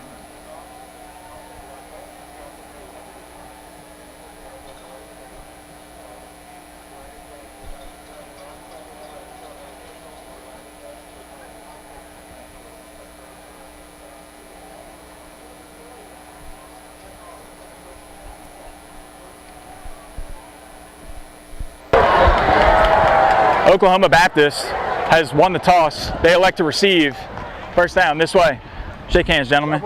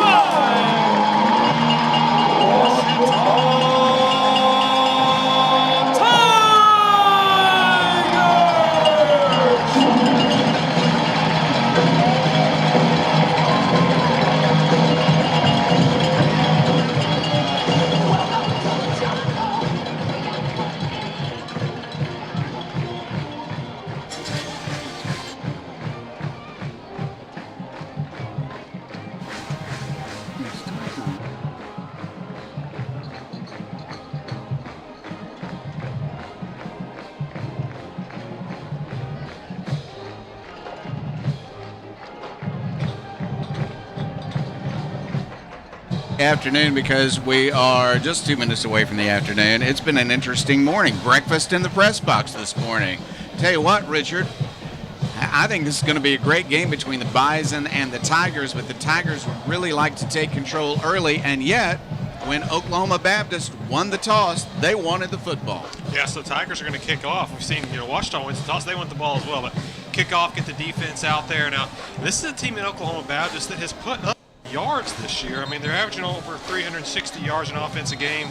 Most of that's passing, 277 yards a game passing. So they're going to put the ball in the air early and often. Defense needs to be ready for it. It's Oklahoma Baptist has really struggled defensively, though. But this is a Tiger team that really needs to get back on track. They've had a rough first 4 games, tough first 4 games. This is kind of a good time to reset, and we'll see what they can do today.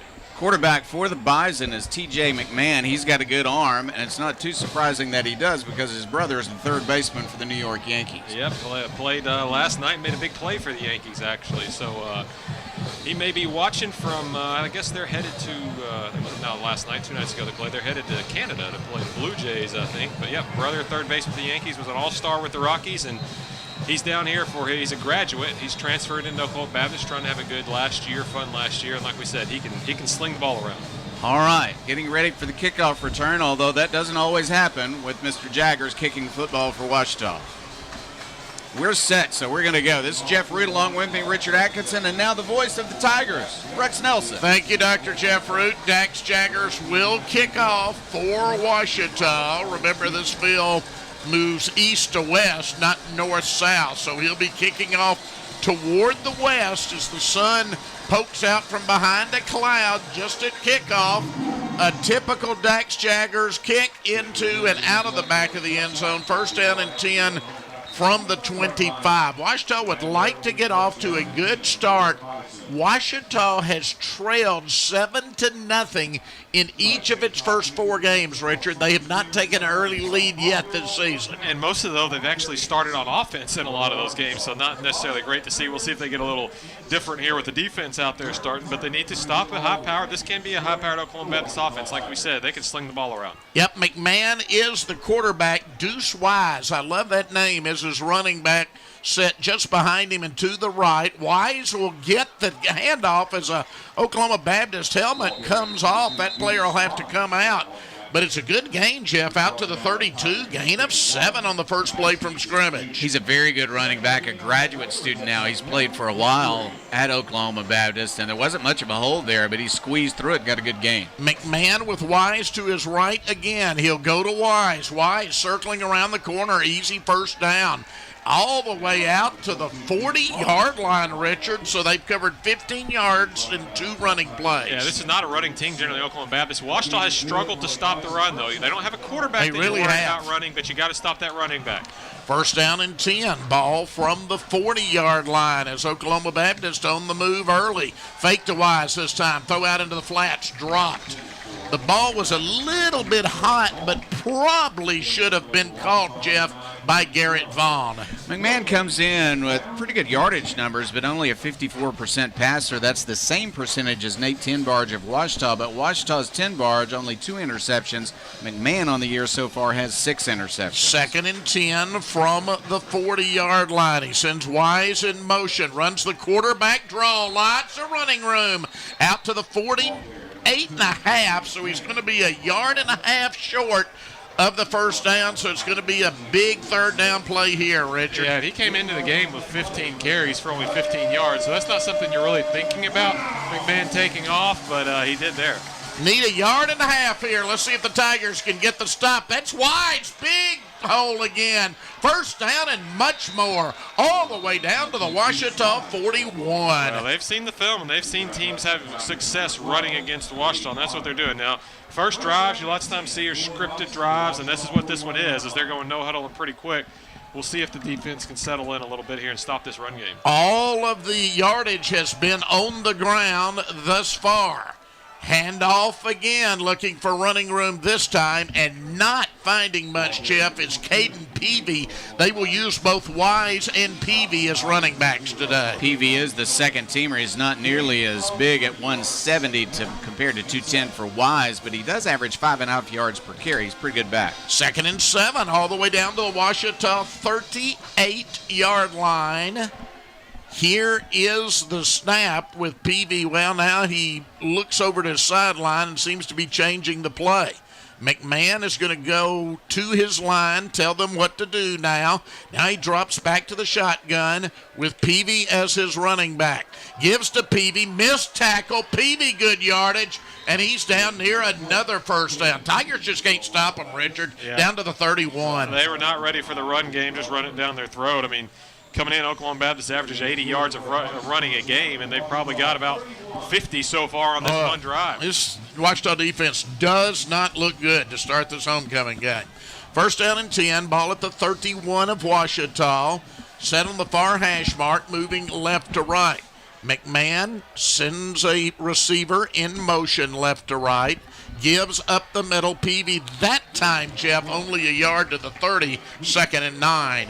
Hit by 2 Tigers that time. One hit him low and the other got him around the arms, able to bring him down, so not much of a gain. That's the first time the defense has really looked good. This bend but don't break needs to not break right now because they've already bent some. Yep, they've moved from the 25 all the way down to the Ouachita 30-yard line. Out of the shotgun, one running back for McMahon. McMahon's going to pass, looks left side, wide open receiver at the 25, forced out of bounds on the far side. That is at the 23. Gain of 7, though, Richard, bringing up another 3rd and short, 3rd and 2 to be exact. Yeah, pretty manageable 3rd down, and you wonder with Oklahoma Baptist, would this potentially be 4-down territory down here as well?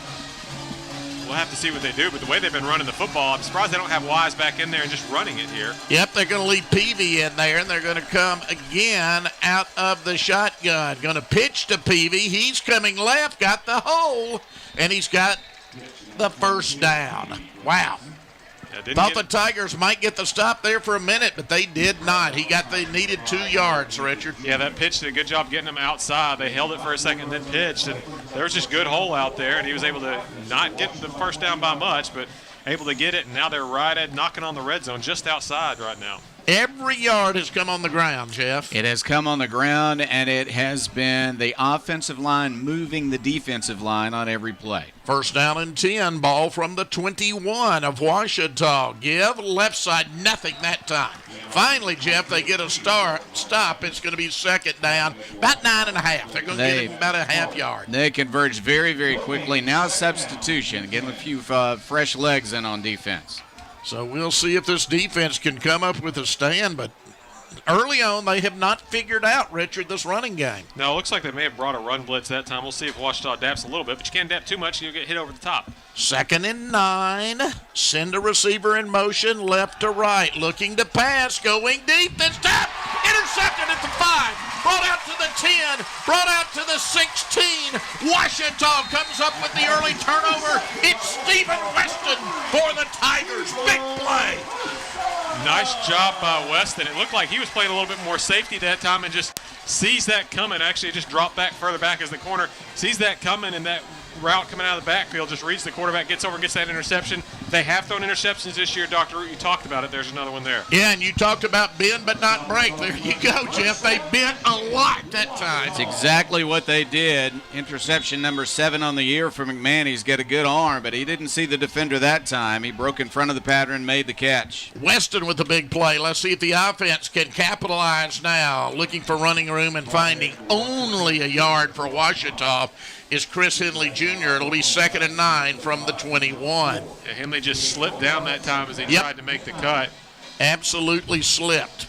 Henley will go out in motion this time, and they go with the quarterback draw. It's pretty good yardage, up over the 25, Jeff, to the 26, and it'll bring up 3rd and 4. He followed his blockers, ran into a blocker, was grabbed around the ankle, broke that tackle, and made decent yardage. A really tough run. Nate Tinbarge makes it 3rd and 4 at the 26, so let's see if they can make something happen and keep this drive alive. Don't want to go 3 and out to start the football game. Out of the shotgun on 3rd and down. Fake to Henley. Tinbarge going deep. Got a receiver, overthrew it. And it's going to be 3 and out, Richard. Well, he went deep. I think Jones thought that ball was going to go somewhere else, so he had slowed down. If he had stayed going full speed the whole way, I think he maybe is able to get there, but it was double coverage. It was going to be tough either way. And I think Tinbarge would have had room to run there. He also had a crossing route. He looked deep, but on that, when you just need 4 or 5 yards, just take that first down. Yeah, get that first down. Wow, that hurts because you send that defense right back out there after it struggled on Oklahoma Baptist's first possession. So 3 and out for the Tiger offense to start. Nice punt. Going to be taken at the 29. So that's where Oklahoma Baptist will start. First down and 10 from the 29 for the Bison's second possession of the afternoon. And we've got a media timeout, so we will pause. 9:09 remaining in the first quarter. No score. Washita football 2025 presented by Visit Hot Springs continues in 30 seconds here on the Washita Football Network. At Berry & Turnage, we specialize in bringing the law to your corner.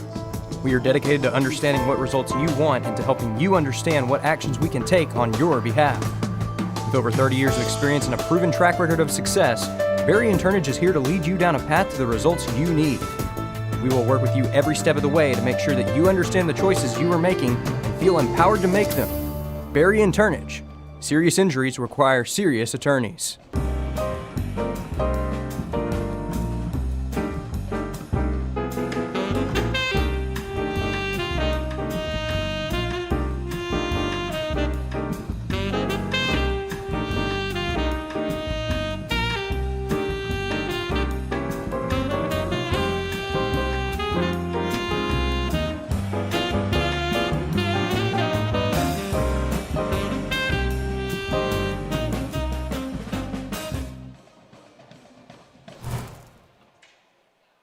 When that ball was thrown, came off of his receiver and was able to undercut that pass and get the big interception. We'll see if they can come up with a big play here again on defense. McMahon, the quarterback. They bring in Deuce Wise as the running back this time. Wise set to the right of his quarterback.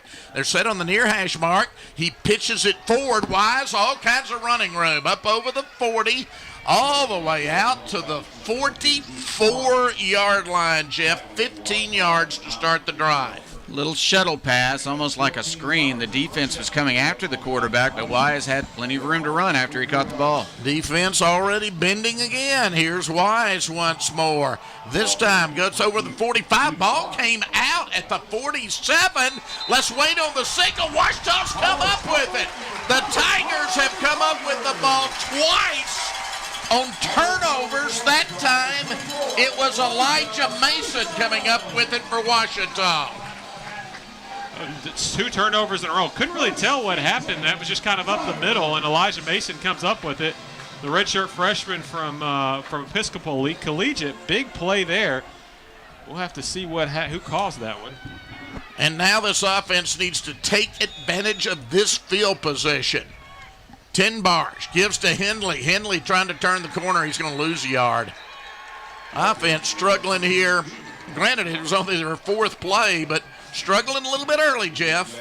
Yeah, the running game not really working right now as they went wide, and that was well defended by a defense that has had trouble keeping people from scoring this year. Real quick, saw the replay. Forcing that fumble, he punched out Justin Crutchmer. He's been all over turnovers so far this year. Crutchmer really has. They're going to call it a 1-yard loss back to the 49. 10 bars out of the shotgun. Takes the snap, looking, goes on the quarterback draw this time. Got a little bit of running room inside the 45 to the 44. That's a gain of 5, Jeff. But again, you're forced into a 3rd down situation. 3rd and 6 now for Washita. Design run. They had one linebacker to beat it. That might have been a big gain, but he was able to make the tackle. Still, 3rd down and medium here for Washita. 3rd down and 6. Might be 4-down territory here for Washita as they try to take advantage of another Oklahoma Baptist turnover. Send a man in motion. Juice Hill, they give to him. Hill breaks a tackle. He's fighting forward, but he's not going to have the 1st down. He only gets to the 42, and let's see what Washita Richard does on 4th and 4. I think based on that play call, it kind of showed that it was maybe going to be 4-down territory. Although I think he had the option to pass there, but he makes it a little bit more manageable of 4th down. And yeah, they're definitely going for it here. 4th down and 4, Jeff. Big play early. Yeah, it really is a big play.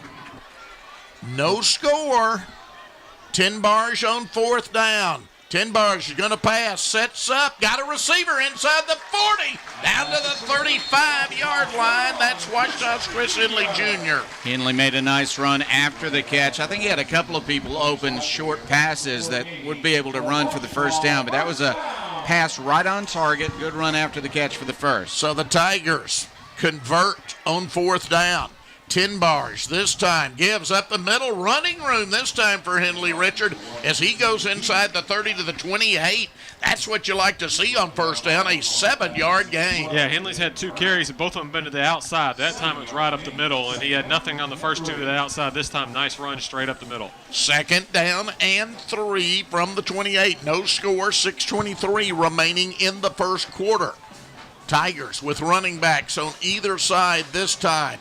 They give again to Henley. Nowhere to go, Jeff. He's going to lose 2 yards back to the 30. And again, you face a 3rd down situation. 3rd and 5 for Washington. Defensive end Jaden Brown got there in a hurry. 6'1", 275. He met Henley in the backfield. Henley spun but couldn't get away. 3rd down and 5 from the 30. Think we'll probably see a passing play here, Richard. Yeah, I think so. But, of course, 10 bars always going to have the option to run. We see Treadwell in the backfield, too. Yep, Lyric Treadwell. He goes out for the pass. He's wide open down at the 20-yard line. Nice call, Jeff. Gain of 10 on 3rd and 5 as Treadwell came out of the backfield and he was wide open. He was wide open and kind of led out of bounds, or it might have been a touchdown, but still, it's a big play for a 1st down. 1st down and 10. Washita down to the 20-yard line. This drive started at the Oklahoma Baptist 48 following the fumble recovery. Now, they got Chris Henley in there in the Wildcat. Send a man in motion. And now we've got whistles, I Richard. think Oklahoma Baptist took a timeout. Different look there. They Yep. wanted to get that defense set. Very different look. And so we'll pause. First 5:07 of the left game. in the first quarter. Washita nothing. Oklahoma Baptist nothing. Washita football 2025 presented by Visit Hot Springs continues in 30 seconds here on the Washita Football Network. It's an ordinary day.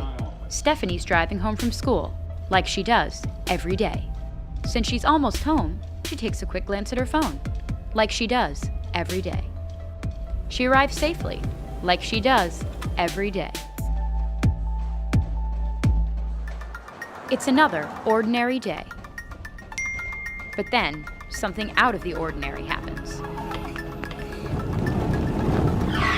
Distracted driving kills.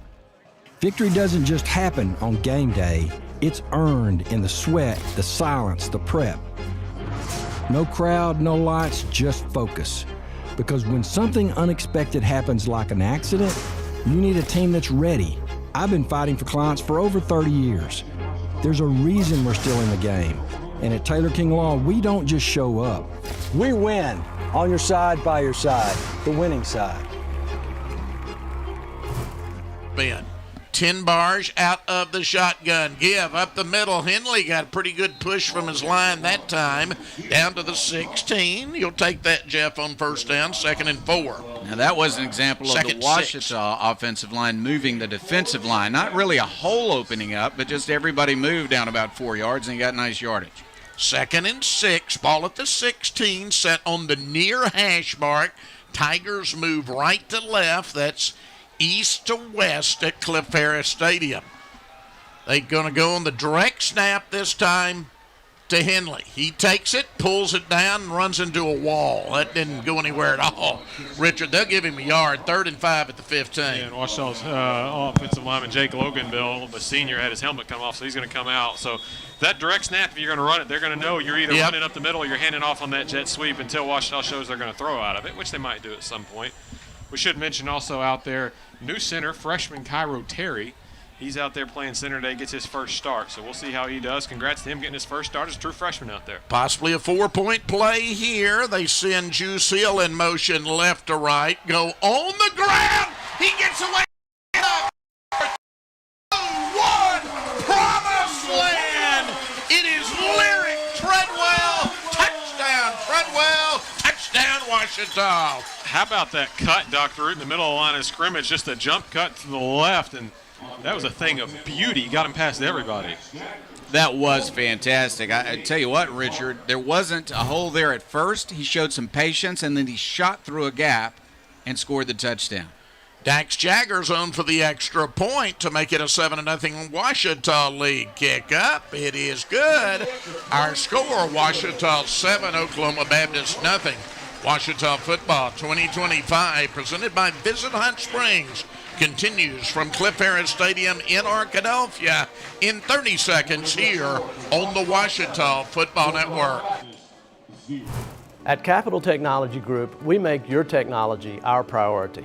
There are so many threats to IT these days, and we're here to help protect your data and devices. We're also by your side when things simply go wrong, whether it's servers crashing or printers breaking. We cover it all for our clients in all types of businesses. And with over 80 years of history in Arkansas, you can trust Capital Technology Group to be your business technology partner. Sign up for a free consultation at captg.com. The scoring drive for Washita, 8 of those were runs, a couple of complete passes as well for 10 Barge, and Washita leads at 7-0 on the great run by Treadwell of 14 yards.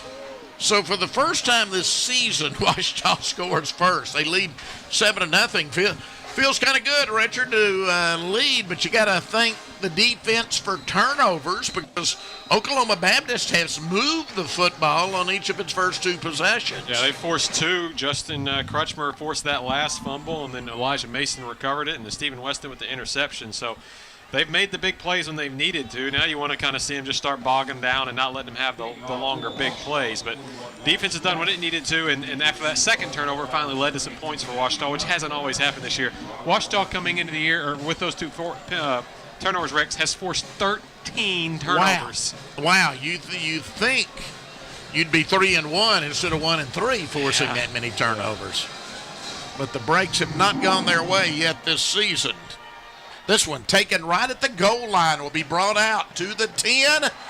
I always tell those people, Jeff, don't bring it out. You want it at the 25. Washita covers well, and he only gets to the 17. Cost himself 8 yards by not calling a fair catch. Good thing for the Tigers that the other team doesn't listen to you, Rex, because that helped out Washita quite a bit. Neither does my broadcast crew, neither does my family, Jeff.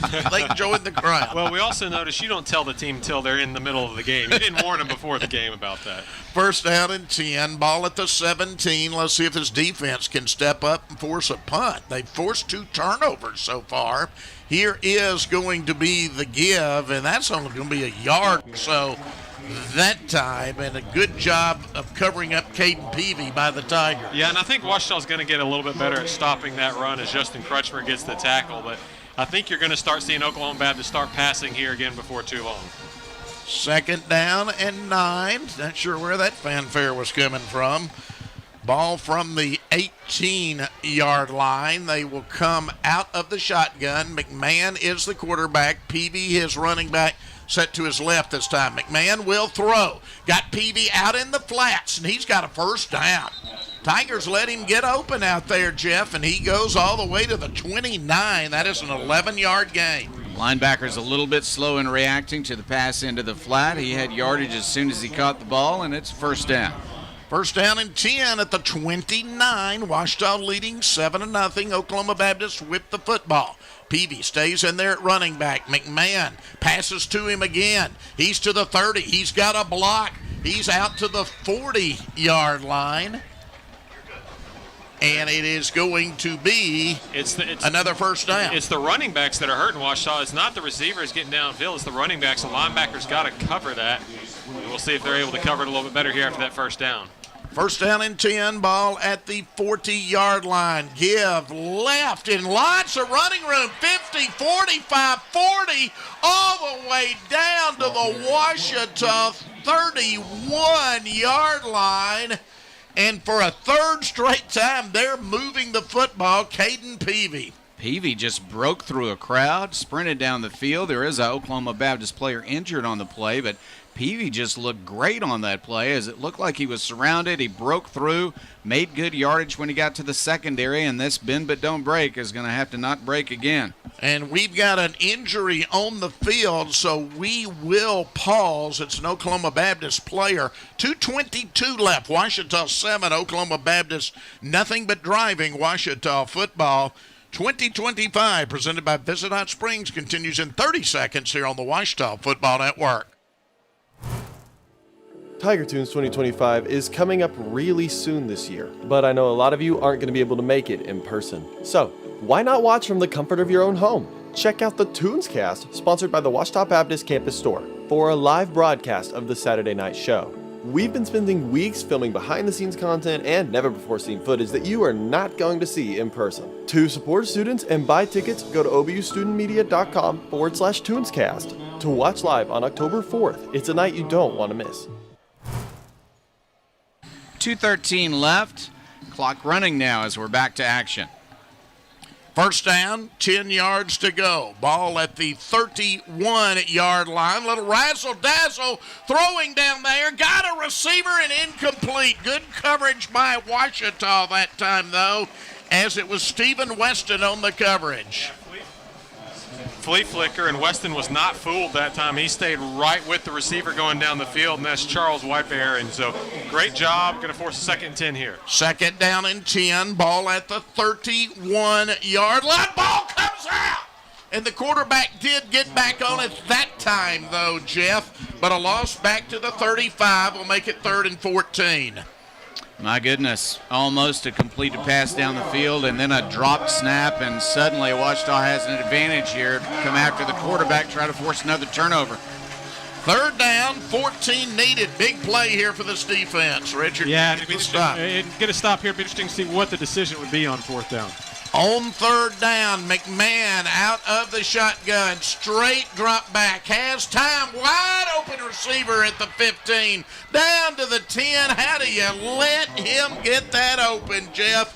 It was Charles Whitebear inside the 10 to the 9. A line of defenders. He just got behind the line and nobody came over to cover him. And nobody close to him. They come quickly to the line on 1st and goal at the 9. McMahon out of the shotgun. Straight drop back. Pass right side. Got a receiver, but very little running room to about the 7-yard line, Richard, as they had Deuce Wise coming out of the backfield. Yeah, Crutchmer got over that time. They've got to pay attention to those running backs coming out of the backfield. They did a good job there. Gets a little harder to score sometimes when you're passing offense down in this area. We'll see if that defense can bow up a little bit as they've done, but yeah, they've not looked great on this drive so far. Allowed some big runs, some big passes. They've got to regroup. 2nd down and goal. Ball at the Ouachita 7-yard line. Deuce Wise, the running back, set just behind his quarterback. Give to Wise, and he's met at the 5-yard line. Yeah, getting the big tackle that time. Max Dixon Jr., 5'11", 275-pound senior. So great job by the defensive tackle there. He's able to shed that block and then just kind of engulfed Wise. Now they do get about a yard or so, and it's going to bring up the 3rd down. 3rd and goal. This may really be a 4-point play here, Jeff. Yeah, very much so. Well, let's see what the Bison decide to do. Well, it's going to be the end of the 1st quarter. They're going to have to cover the length of the field. It is Ouachita 7, Oklahoma Baptist nothing but threatening. Ouachita Football 2025 presented by Visit Hot Springs continues in 60 seconds here on the Ouachita Football Network. An accomplished businessman, a Tiger for life, and a member of the Pro Football Hall of Fame. He is here today to cheer his alma mater to victory on the field. Turn your attention to the Press Box Presidential Suite, and let's give a warm Ouachita welcome home to our friend Cliff Harris.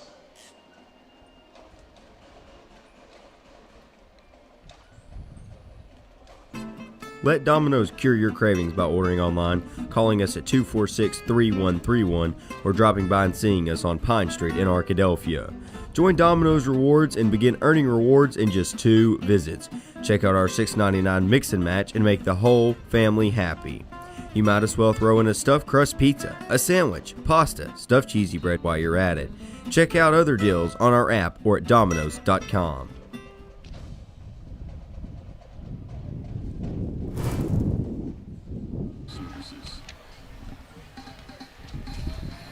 Oklahoma Baptist line of scrimmage looking for a score as they trail 7-0 to the Tigers beginning of the 2nd quarter. 3rd down and goal from the 5-yard line. Deuce Wise, the running back. McMahon, the quarterback. McMahon is going to pass, looks left, throws in the end zone, incomplete. Oh, they threw a flag. I did not see that, but they're going to have 1st and goal, Richard. I think they might say he was tugging his jersey from behind. That's what it looked like, maybe, because they threw the flag a little before the last contact. Oh. But, yeah, they're going to have 1st down, and they're going to call interference in the end zone. Torian Phillips was out there on the coverage. It was close. Wow. So it's going to be 1st down and goal from the 2-yard line, Jeff. I am with Richard on that. I think he had a hold of the jersey. I don't know if he tugged it or not, but he was touching the defender on the back as the ball was being delivered. 1st down, goal to go, ball at the 2-yard line of Ouachita. Deuce Wise, the running back, gets the carry, goes to the 1, trying to push forward, does not get any further than that. 2nd and goal from the 1. Max Dixon again, defensive tackle right there again, and he didn't get the whole tackle, he had some help, but they were able to stop him before he got to the end zone. So going to be 2nd down. Oklahoma Baptist has not had trouble running the football. We'll see. I would expect them to go back to it here. 2nd down, goal to go, ball at the 1-yard line. Going to go on the direct snap to Deuce Wise from the 1. Wise runs it himself, and he will score. Touchdown, Oklahoma Baptist. And they're an extra point from tying this thing up with 14:19 left in the 1st half. Well, they've run the football on Ouachita. As we look at the first quarter stats, and they ran for 80 yards. Yeah. They're averaging that in a game. So that Ouachita defense needs to be a little embarrassed by that and wake up and stop that run. Yeah, they got a lot of work to do. Other than the 2 turnovers they've come up with, they have not looked good on defense thus far in this 1st half. Here comes the extra point attempt. Snap, hold, kick. Good, and we're tied. Oklahoma Baptist 7, Ouachita 7, 14-19 left in the first half. Ouachita Football 2025, presented by Visitant Springs, continues from Cliff Harris Stadium in Arkadelphia in 30 seconds here on the Ouachita Football Network. At Knight Insurance Professionals, we offer local expertise, a professional experience, and the attention to detail that you deserve. Knight Insurance Professionals offers a comprehensive list of commercial and personal insurance products and can fit their products to your needs. Insurance can be complicated. Let us take care of it for you. It's the assurance you're looking for when it comes to protecting what's important to you. Knight Insurance Professionals at 10th and Caddo in Arkadelphia. 870-246-3700. Local, professional, personal. Make Print Mania in downtown Arkadelphia your place to get embroidery, screen printing, trophies, and more. Drop by their store on Main Street or visit their website at printmaniatees.com. Need a shirt for an event? Let Print Mania take care of that. Need promotional materials for your organization? You can let Print Mania take care of that too. A family-run local business, Print Mania has been serving the area since 1992. Call Print Mania today at 870-246-3803. Been hurting them. It's kind of been their Achilles heel all year long, stopping that run attack. But first, you got to go out as offense and make some big plays and get that 7-point lead back. Bo Baker, Carter McElhaney will be the deep man for Ouachita, and this kick is very short.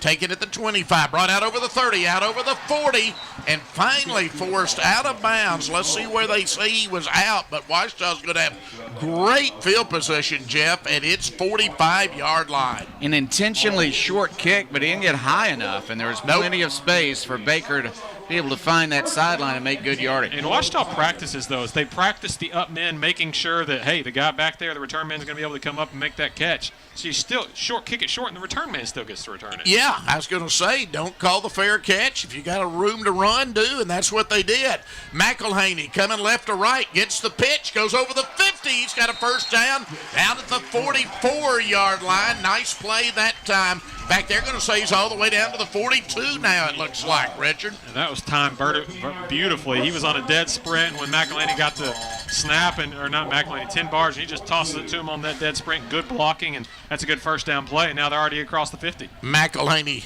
gets them to the 42-yard line. They send Bo Baker in motion this time, right to left. Going to pass to Baker. It's McElhaney again. Inside the 40, inside the 35-yard line. He's down to the 34. That, Jeff, is another 8 yards, 2nd and 2. Well, what do you do when you're struggling a bit? You go to your most experienced, best players, McElhaney, 2 big plays in a row, and Ouachita's on the move. 2nd down and 2. Ball at the 34. Short yardage situation. You would think they'd run it here, Richard. Yeah, they've passed someone in these short yardage situations, though, and gone deep. I wouldn't be surprised to see that. They send McElhaney in motion, and now they do give on the ground to Treadwell. Good running by Treadwell. First down and much more, Jeff, as he goes to the 26. That's another 8 yards for Ouachita. This might be an example of going with a hot hand at running back. He made that great run for the touchdown and now looked good on that run as well. First down, Tigers. First down and 10 down at the 26. They seem to be getting a little rhythm here, Richard. Yeah, and they've been kind of going hard. Slowed down a bit there, but they're in a bit more of a groove, and you like to see that. Yep, you do like to see that rhythm. On first down, there's the give to Treadwell again, and he is going to go this time to the 19 into the red zone. Jeff, that's another 7 yards. Yeah, the offensive line is moving the defensive line right now. I think some of the substitutions they've made on the line may have helped a little bit as they have moved Horton back to a tackle slot where he is accustomed, an all-conference player. Good blocking. 2nd down and 3. Ball at the 19-yard line. Give to Treadwell again. This time they're waiting on him, Richard. It was back to the 20, and now it's going to bring up 3rd and 4. Yeah, they did a good job staying at home where there was some misdirection and just staying with it that time and going to stop him for about no gain. Oklahoma Baptist does give up almost 250 yards a game on the ground, so you know Ouachita's going to try and run the football on them, but I think this is a passing situation. I think it's a passing situation, too. Tigers moving left to right now in this second quarter, set on the far hash mark. Score tied at 7-7. 3rd down and 4. Tigers are at the 20. Send a man in motion. That's AJ. They give on the ground. This time, good running back. and it's a good running room, and it's good running back, too. And it's down to the 11-yard line for Chris Henley Jr. Gain of 9, Jeff, on 3rd and 4. Yeah, Henley saw his teammate running well. He came into the game and made a nice run himself. Another first down. Tigers going quickly. They'll give to Henley again, and this time Henley goes to the 7-yard line. That's another 4 yards, Richard, 2nd and 6. Yeah, it shows how much we know. They trust their run game on 3rd and 5, and they just run it. They may have said, well, we go for it on 4th and short as well, and something they will do it, maybe why they did it. But Henley is a tough runner. You know, Treadwell's that faster, shifty. Chris Henley, he's going to run you over, and he's done it on the last 2 runs. He's going to check out of the ball game now.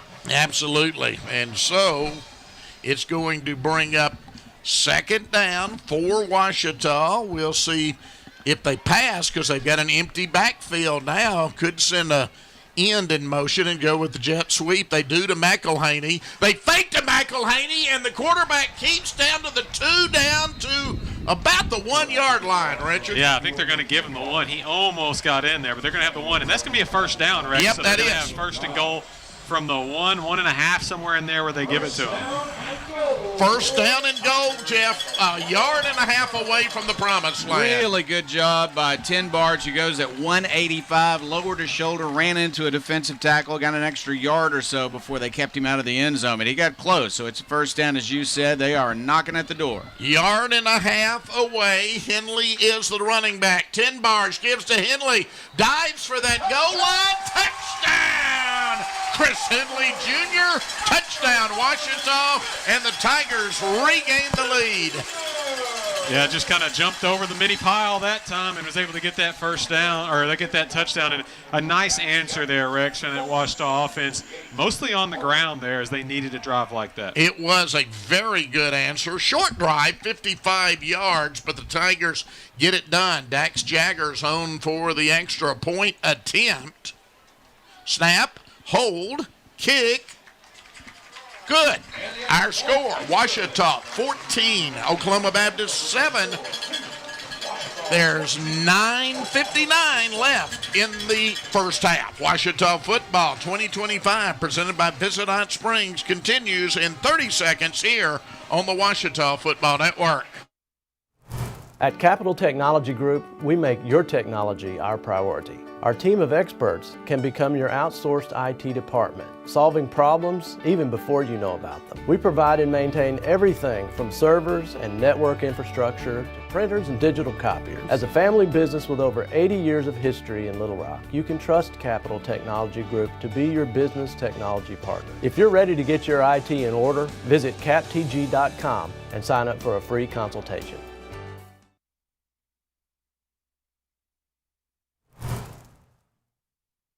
McElhaney. After that, successive runs by Treadwell, Henley, Ten Barge, and Henley got that touchdown run of 1 yard. It's Ouachita 14, Oklahoma Baptist 7, 9:59 left, second quarter. And now if you're Ouachita, Richard, you have to hope your defense here has made some adjustments. Oklahoma Baptist has been driving the ball very well. It could be worse if they had not come up with those 2 turnovers. Yeah, it really could be. I mean, they got to stop the run. That's 1, 2, and 3. They got to worry about that. Stop the run, force Oklahoma Baptist to pass the football. Now, they can pass the ball, but they'll throw some interceptions. But right now, Ouachita's not doing a good job stopping the run. Oklahoma Baptist is just running straight down their throats, and they got to stop that, especially that outside run that's really hurt them. Yeah, absolutely. Dax Jaggers will kick off with Ouachita now back out in front, 14-7 with 9:59 left in the first half.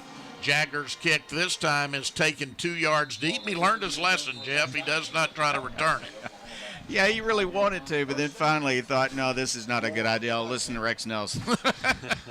First down and 10, ball at the 25-yard line. And we'll see here, Jeff, if this defense has made any adjustments.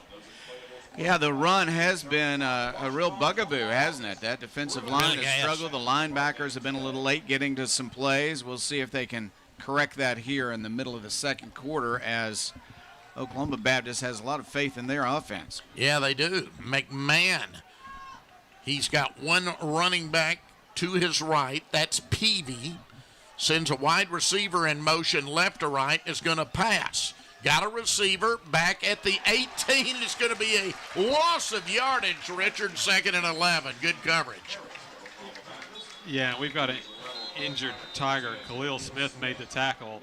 Didn't seem that bad, but he's, I think he may have gone out for a minute. He's come to a little bit, moving around some there, but probably going to lose him for the game. He might have gotten hit by a knee coming by, but he was all over that play. And you're going to hate to lose him. He's a really promising young linebacker, and I think that's friendly fire. A knee hit him, and you hate to speculate, but I think he was out cold there for a minute, and I think he's back too now. But he'll be done for the day. I think so with the concussion protocol. 2nd and 9 from the 24, and we will pause. 9:46 left in the first half.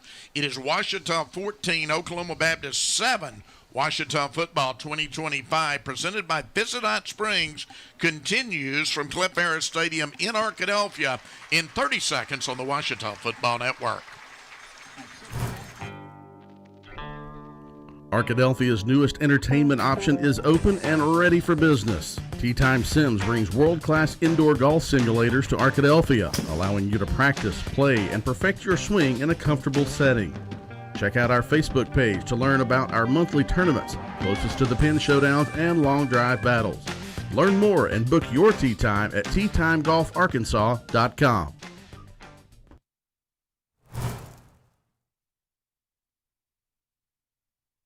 11 as play resumes. McMahon out of the shotgun. He's going to pass again. Looks right. Pass is caught, but only for very short yardage, Richard. Up at the 29. It's going to bring up 3rd and 6. Yeah, just pushed right out of bounds, and unfortunately it took out 3 or 4 coaches and some players on the Oklahoma Baptist sideline. I think everybody's okay. But, they're going to allow that 3 or 4 yard pass there. Now you got a big 3rd down here. And they've yet to punt today. Let's see if Ouachita can force a punt. They've got 2 turnovers, and then Oklahoma Baptist scored a touchdown. So they have not punted the ball yet this afternoon. 3rd down and 6 from the 29. Out of the shotgun comes McMahon. McMahon on 3rd down. Straight drop. Pressure on him. He is sacked! Back at the 19-yard line. And finally, Oklahoma Baptist will punt the football. Really outstanding job by Cortavian McMillan. 245-pound defensive end. Got back in there and pulled the quarterback down. He was there in a hurry. They brought a blitz up the middle, but they picked that up. It was McMillan on the outside, though, Rex, and he got back there quick. I just keep thinking Juice Hill's going to break a punt return at some point, Jeff. This would be a good point. This may be the occasion. It very well may be. 4th down and 16. Low snap. Punter's having problems with it. He snaps it and he gets it off. It is going to take an Oklahoma Baptist bounce, but it's going to be good Ouachita field position again. They will start just where they started the last drive, Richard, and that's at their 45-yard line. If you're Oklahoma Baptist, you're telling that punter a whale of a job for him to even get that off. Now, he dropped the snap. It was not a great one, but I don't know how he got that off. Me neither. Grace was all over him back there for Ouachita, but not a good punt, as you said. Ouachita's going to have great field position for the 2nd straight drive. Yeah, I thought they were going to have even better field position, Jeff. But somehow got the punt off, and it took a good roll for him. It went through the Tigers' blocker's hands as he was trying to block it, yeah. So from the 44, Ouachita works from its own 44, trying to add to a 14-7 lead. They're going to go deep this time, looking, can't find anybody open. So Tenbarge is just going to tuck the ball wisely and run when you can't find anybody open, but he was looking deep to start this drive. He wanted to go to Juice Hill, and Juice Hill got held coming out of the break. They grabbed his shoulder pads coming out of the break. The officials didn't see that. Otherwise, he's open down the field, and I think Tenbarge saw the same thing and decided, I got to tuck and run now because that separation's gone. 2nd and 8, Ouachita working from its 46. Trips to the near side, one man to the far side, and flags. Probably going to be on Ouachita because it's a dead ball. I think we may have. You think? I think it's going to be on Oklahoma Baptist. Oh, okay. Actually, yeah. They line somebody up off sides? Maybe too many men on the field. Well, they're talking about There's 3 flags out. 4 flags. Yeah. All right, GAC officials. I know you like to talk, but let's get the call. There is no foul for illegal substitution. False start. Offense. Number 70. 5-yard penalty. They said no 2nd down. Illegal substitution, so they thought that at first, but Now they are going to call it on the offense. So back to the 41, and now all of a sudden, Jeff, you face 2nd and 13. Well, it was almost offsetting, I guess, but after they talked, they took away the penalty against Oklahoma Baptist. Ouachita's got a little more space to make up. We see McElhaney lining up now, so he's a potential target here. Jones, also a popular target, is lined up on the same side as McElhaney. 2 men to either side. They send Bo Baker in motion right to left now. Looking to pass, 10 bars, rolling. Throws across the middle, not anywhere near his receiver. McElhaney's who he wanted, but it was well short of him, Richard, and now it's 3rd and 13. Yeah, there really just wasn't anywhere to go that time. Even McElhaney was covered up pretty well, so it's going to be 3rd and long. Ouachita's had success going down the seams in the past earlier this year. We'll see if they maybe do it. Boy, it'd be a shame, Jeff, not to take advantage of this good field position to start the drive. It really would be, especially when on the punt it looked like it might turn into a big turnover, big play for Ouachita instead. You got the punt away, and now Ouachita struggled a bit. 3rd down and 13. 10 bars looking to pass. Throws across the middle. Incomplete. It's going to be 3 and out for Ouachita. They tried to go. They wanted Chris Henley Jr. down the middle of the field. Oklahoma Baptist did a good job covering that one up, and then there's nothing else there to go down the field, and Ouachita's going to have to punt. Oh, that's frustrating. Yeah. It's a big homecoming crowd. You got to hear a groan to have that kind of field position, Jeff, and go 3 and out. Yeah, the penalty didn't help. A couple of passes to players that really covered pretty well. No chance for completion either time. So it will be a punt by Nick Parker, but we got flags again, Richard. I don't think Ouachita was set. Oh, sloppy. And actually, that'll help. False start. Kicking team, 53, 5-yard penalty, 4th down. Punting against the wind now. Maybe that'll help pin them down. You don't go into the end zone, but that was, a little bit sloppy there. And now it's 4th and 18 from the 36. Tigers going backwards since the start of this possession. Nick Parker sets up back at his 21. Here is the punt. It is going to be fair caught at the 19. So, Jeff, on again comes that offense for Oklahoma Baptist. There is a flag down at the end of the play. Saw a punch thrown, it looked like. Goodness gracious. 1st down and 10 at the 19 is what it would have been. Now let's see what the penalty is after all is said and done. I saw the Oklahoma Baptist. I don't know if Ouachita did something. It wasn't a lot of action to be throwing a punch. That seems odd. Yeah, it was not. No, it was just a fair catch. Elijah Mason pushed down the blocker, and the blocker got up and threw a jab at his face. Offsetting, so we'll be back to where we were. Mason didn't react to it, so they both kind of did it, so they're just why they're saying offsetting. All right, so let's see if this defense can do something here, Jeff. 1st down. The last time Oklahoma Baptist had the football. Well, you can tell the homecoming crowd is watching the game because they're not pleased with that call. I think they wanted that to go the other way. They're saying Elijah Mason got punched in the face, and he kind of slapped back at it. He didn't quite punch him, and they're saying, you get punched, it's hard to just stand there and take it, but that's what you got to do. They'll actually mark it at the 17 now. Ouachita leading 14-7 with 7:27 left in the first half. 1st down and 10 from the 17. McMahon out of the shotgun, rolling to his right, looking to throw, has a receiver up at the 35, and just like that, it's a 1st down and another late flag, Richard. I didn't see what happened there. That hit him on the drag route coming across. McMillan had decent pressure that time from Ouachita as McMahon rolled out. They get the ball away. Personal foul, face mask, defense, number 33, 15-yard penalty, automatic 1st down. All the way out to the 50 now. 4 flags in the last 5 plays, Rex. And Oklahoma Baptist is really piling up the yards here in the first half, Jeff. Yeah, that really happened in a hurry, didn't it? Now into Ouachita territory. 1st down and 10, only 49 yards away from the end zone. Out of the shotgun, give to Deuce Wise. Wise, very little that time. He'll have 2 yards to the 47, where it'll be 2nd down and 8. Yeah, good job. Defensive line is reacting a little bit better now and making that tackle. Danny Johnson, the freshman from Pine Bluff. quickly back to the line of scrimmage is the Bison. 2nd down and 8. Ball at the 47 of Ouachita. Straight drop back by the quarterback. Across the middle of the field, incomplete.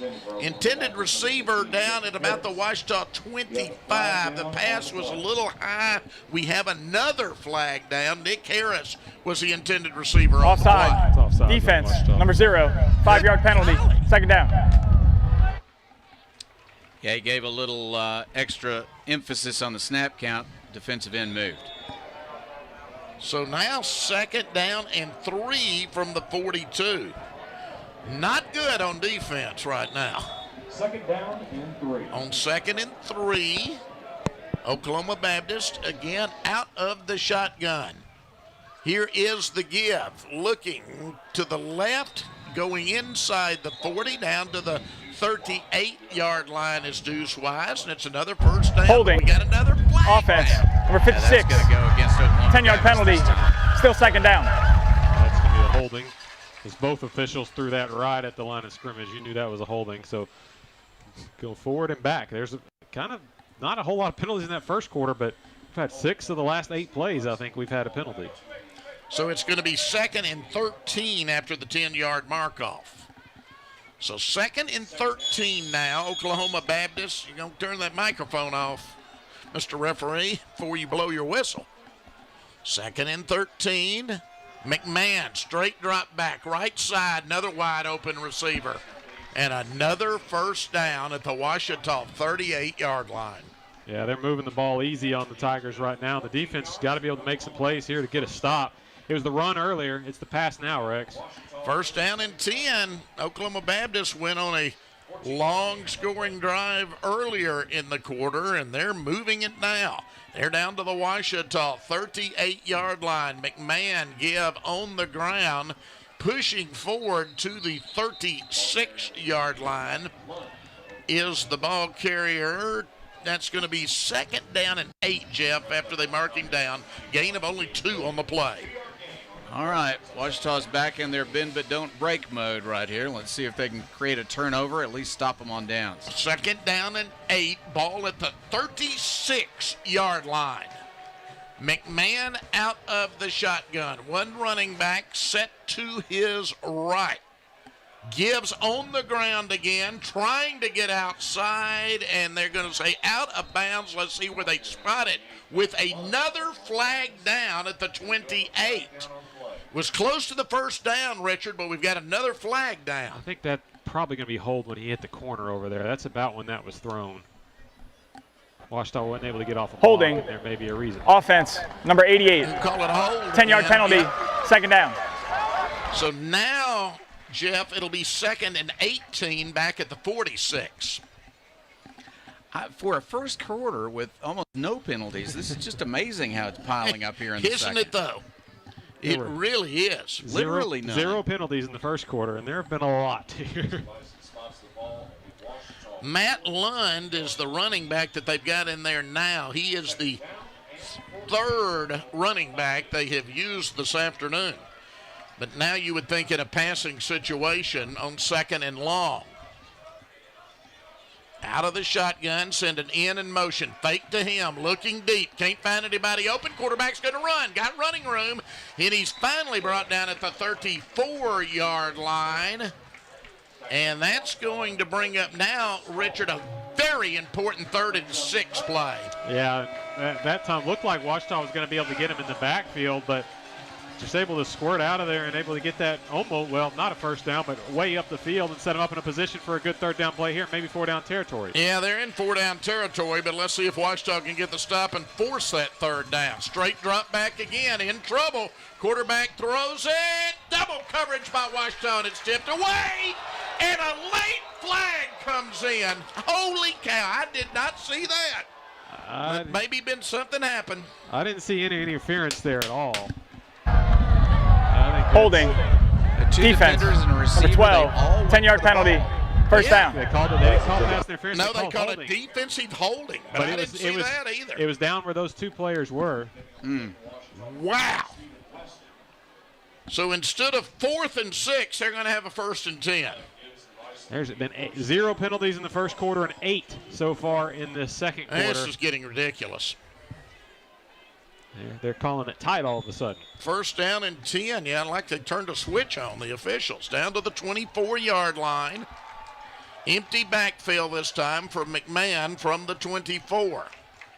McMahon, straight drop back. Pressure on him. Comes left side. Got a receiver and tackles made immediately that time by Ouachita's Torian Phillips. Torian Phillips really squared him up and made a form tackle immediately after the catch. Almost separated him from the ball. 2nd and 6, ball at the 20, but they're to the red zone already, Richard, with 4:13 left, trying to tie this one up before halftime. Yeah, it was a big hit, but they got 4 yards on that. You don't want to give up the yards. Nope, 2nd down and 6. McMahon with a running back this time. Fakes to him, passes out in the flats. Again, the tackle is made immediately. Coming up for the tackle that time, Jeff, for Ouachita was Justin Crutchmer. Yeah, I think you can tell he has a wrestling background, can't you? Grabbed the tight end and drove him backwards. And that's a big tight end. That's 6'2", 225, and Crutchmer just held on. Was a gain of 1, 3rd and 5, ball at the 19-yard line. From the 19, big 3rd down play coming up. Looking over to his sideline for the play is McMahon. Deuce Wise now, his running back. McMahon calling out to his line. Now, the snap on 3rd down, straight drop. He's passing, goes left side, incomplete. He was going for the end zone, and it was a little too high, too hard, Jeff, for the intended receiver, Garrett Vaughn. He had great protection. He could square up and fire that ball to the end zone, but he just did overthrow his receiver. 2 defenders in the area, but a good pass would have been a touchdown. He just couldn't quite make the pass to the corner of the end zone. Yeah, he had him if he dropped the diamond there, as you said. So this will be, for Carter Lowry, a 37-yard attempt. It is up, and it is good, and it is now 14-10 Ouachita, 3:13 left in the first half. Ouachita 14, Oklahoma Baptist 10, Ouachita football 25. Presented by Visit Hot Springs, continues following station identification as we near the top of the hour on this, the Ouachita Football Network.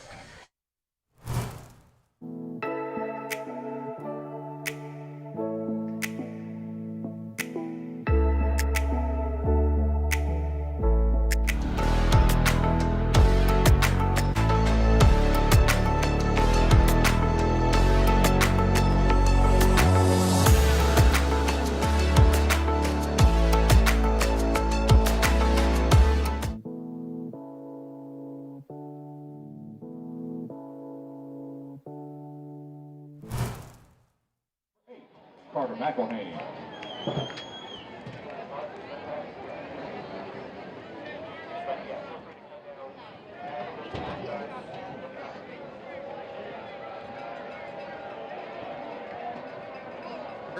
Plays, 3 holding calls, a defensive holding, a defensive offsides. It was a mess. Another short kick, fair caught this time at the 26. So that's where Ouachita will set up with plenty of time, Richard, to go score before halftime. Yeah, they've got time to go. Now, they haven't had any big plays today, especially in the passing game. It's just been rough going. We'll see if they can get something going here.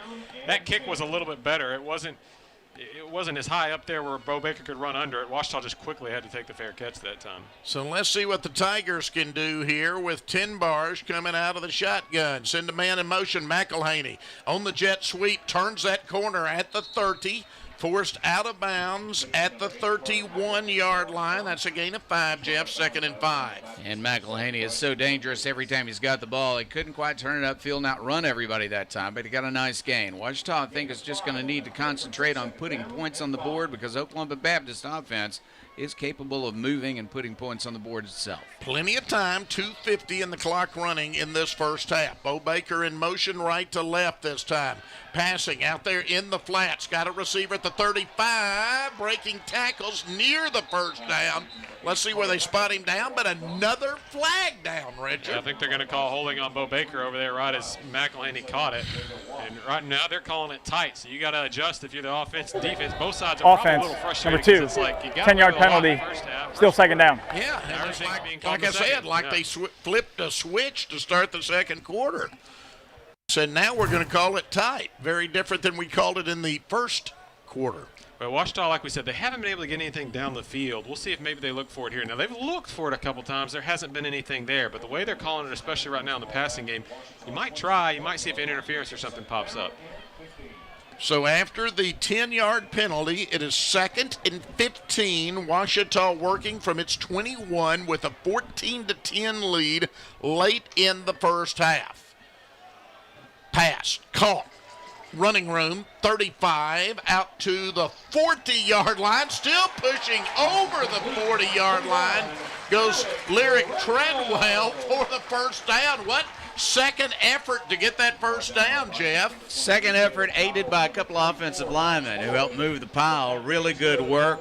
Get every yard you can get, made a first down. That was a 17-yard gain, Richard. Yeah, you love it when the offensive linemen are running down the field after and on a pass play get in there and help push. It's the 2-minute timeout. It's Ouachita 14, Oklahoma Baptist 10. Ouachita football 2025 presented by Visit Hot Springs continues in 30 seconds here on the Ouachita Football Network.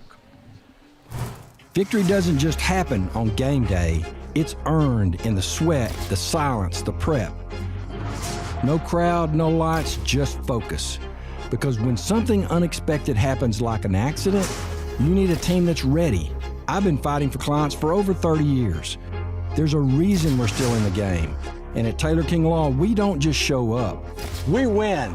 On your side, by your side. The winning side.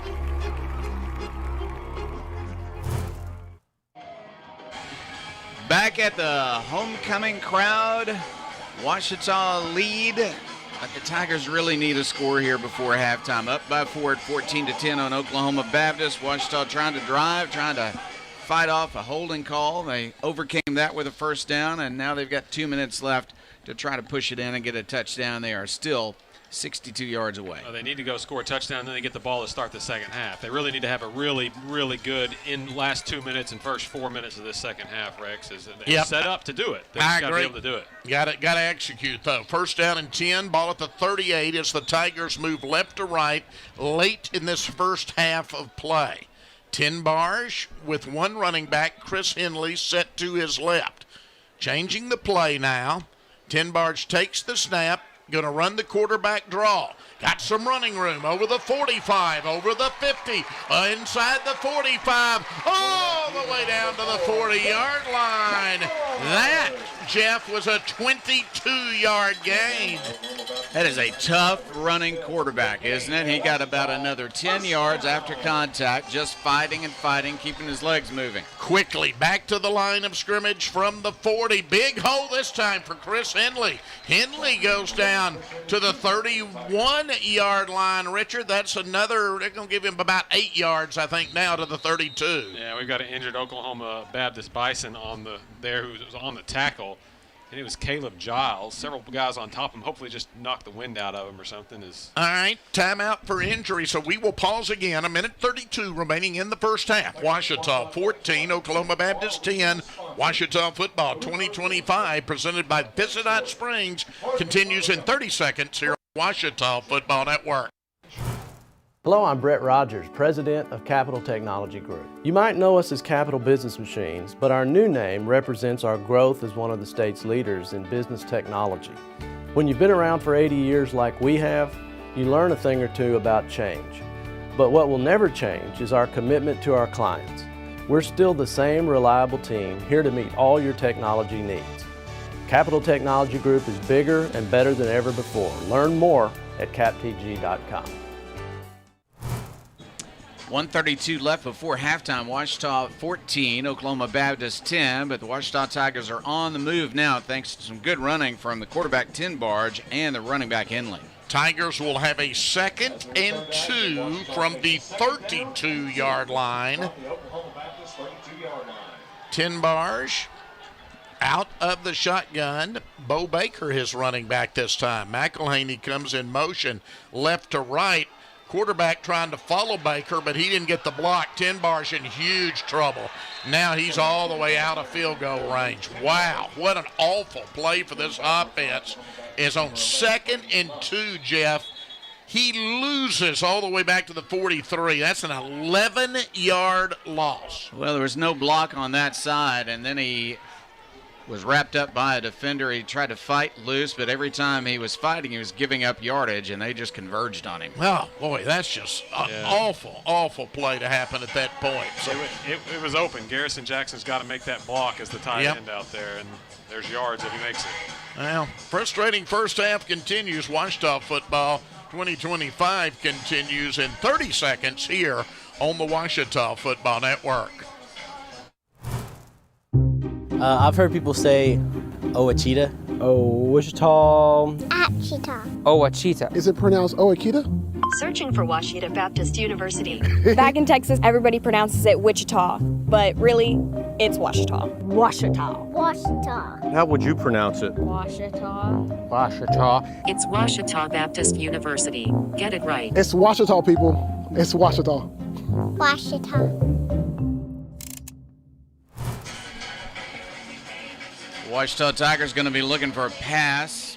They're going to need a pass, nice run. They got to make some yardage to get in field goal range. Perhaps a touchdown is still a possibility, but it is 3rd down and very long. 3rd and 13 from the 43 after that 11-yard loss by Tin Barge. Tin Barge out of the shotgun. One running back to his right, that's Chris Henley Jr. 2 men split to either side.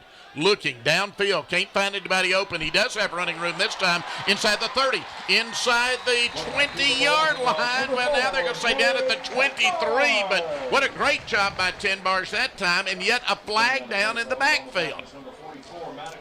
Yeah, just about the spot where he holding offense. Ouachita. Number 59. 10-yard penalty. Did I mention 3rd earlier down. This is a frustrating first half for Ouachita? I think I have. And a very just no flow in the second quarter because of so many penalties. And yeah, Tin Barge was not trying to run that. He wanted to pass, but the pocket broke down, and he took off and ran. And now it's going to be even longer on 3rd down. Now, if he hasn't run like that again, they're going to get a first down. But got 3rd and a country mile here, and they're nowhere near field goal territory. 3rd and 23 now from the 47-yard line. Trips to the near side, 1 man to the far side. Tin Barge out of the shotgun. Got time, looking, pumps. Now he goes right side, knocked away. Pass was a little underthrown, and knocking it away for Oklahoma Baptist was Bryson Cornelius. So Oklahoma Baptist will get the ball back, Jeff. 42 seconds, but a chance to take the lead here before halftime. You know, Ouachita got as close as the 31-yard line. No, the 26. 2nd and 2 at the 32. And they were at 1st and 10 on their own 26, drove it down, got close to the 32, as you said, and then they have to punt the ball away. Yeah, and then all backward after that. And this homecoming crowd very quiet. Punt. Takes a Oklahoma Baptist bounce. Even a horrible punt, Richard. It's just that kind of afternoon right now to the 34-yard line. Yeah, that was just a knuckler off the side of the foot, and nobody was over there to cover it. That's a so 19-yard punt. Yeah, it was so far on the other side of the field, nobody was even over there to cover it. And a so it bounces back about 10 19-yard punt by Nick Parker. Wow.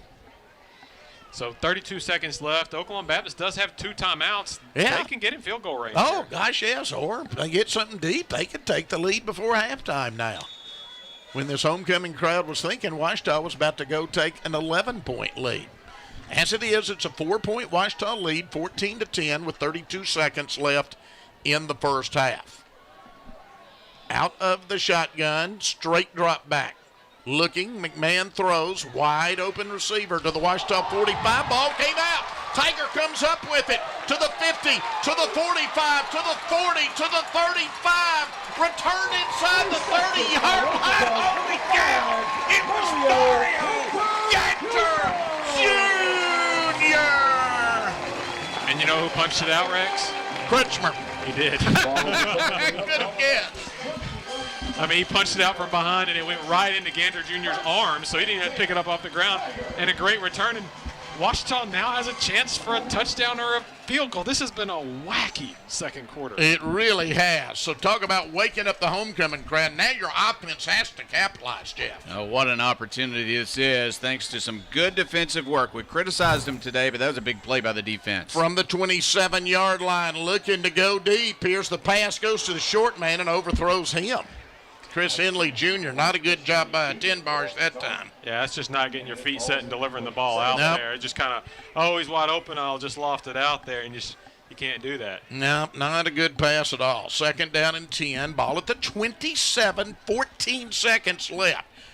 You're in field goal range, but you'd like to manufacture a touchdown here somehow. Looking, 10 bars. This time he does go deep. Got a receiver across the middle. Quarterback lay in the 4, 3, 2, 1. Promised land. No flags down. It comes in the final seconds of the first half. Touchdown, Carter McElhaney. Touchdown, Washita. What a big play. He threw a bad pass followed by a great pass deep down the middle, caught on the run. And then a nice move to get around one defender to get to the end zone. Well, you'd said earlier, Richard, they didn't have that big play through the air. Now they do. Well, it's McElhaney that does it. And extra point's good, but we have a flag on the extra point that's fitting, Rick. 7 seconds left. We can fit one more flag in this second quarter. Well, Washita does lead after the extra point, 21-10. Let's see what the flag Delay of was. game. Kicking team. Snap the ball while on substitution mechanics. 5 yards. Retry.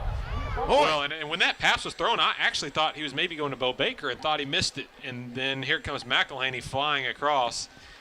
The play clock showed 23 seconds. There were 21 seconds left on the play clock when they snapped that. So that wouldn't have been delay of game. I don't know. So I don't know how that was delay of game unless somebody. Something on a substitution, maybe? I don't know, but they didn't. They don't can blow that dead before it happens. We'll do it again. From 5 yards further back. Now the official stopping play again. Do you not want to get home in time for supper, fella? We started at noon. We thought we'd be home in time for supper, Jeff. He pointed to something, and then he backed up. Now we're going to have the play. We think we'll have a play.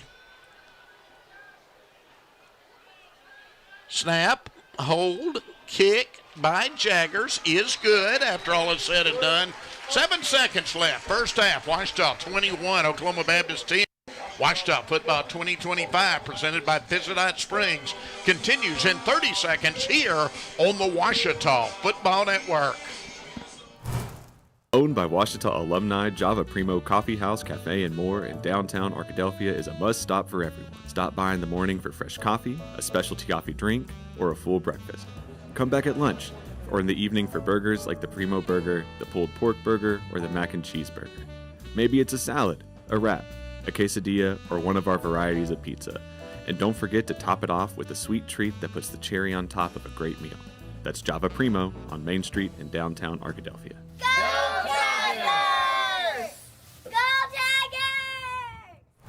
Baptist 10, Oklahoma Baptist set to return a kickoff. Washita looking to just take up the last 7 seconds here and go to the locker room with a lead. They've had some defensive problems, some penalty problems, but they've also taken an 11-point lead here with 7 seconds left before the half. Boy, what a turnaround, though, Jeff. In the final seconds of this half, we thought they were going to go in with just a 14-10 lead. Kretschmer, Ganter, a punch-out, a fumble return, and then a nice pass from 10 Barge to McElhaney. Yep. This one is going to go into the end zone, so they'll have 7 seconds. I would suspect they would just kneel this one out. Yeah, I think they're going to take a knee after that last play and just go straight into halftime. And that'll cap a wacky second half from turnovers, from 10, 11 penalties after 0 in the first quarter, and just back and forth. It's been wild. And Ouachita will get the ball, Richard. You mentioned earlier the first 4 minutes of that second half. You really need to go score and make this thing 28-10 to start the third quarter. Yeah, and despite how bad they've played, they feel like they're in a good spot at that position. If they can get to that point, they can. Out of the shotgun is McMahon. He is just going to hand it up the middle, and that's going to end the first half. So, Jeff, the Tigers will go in with an 11-point lead. And the Tigers will get the ball first to begin the second half. That's a key thing also. It's halftime here at Ouachita at homecoming. It's Ouachita 21, Oklahoma Baptist 10. That concludes the first half. Stay tuned for the Electric Cooperatives of Arkansas halftime report. It's coming up next here on the Ouachita Football Network, presented by Visit Hot Springs.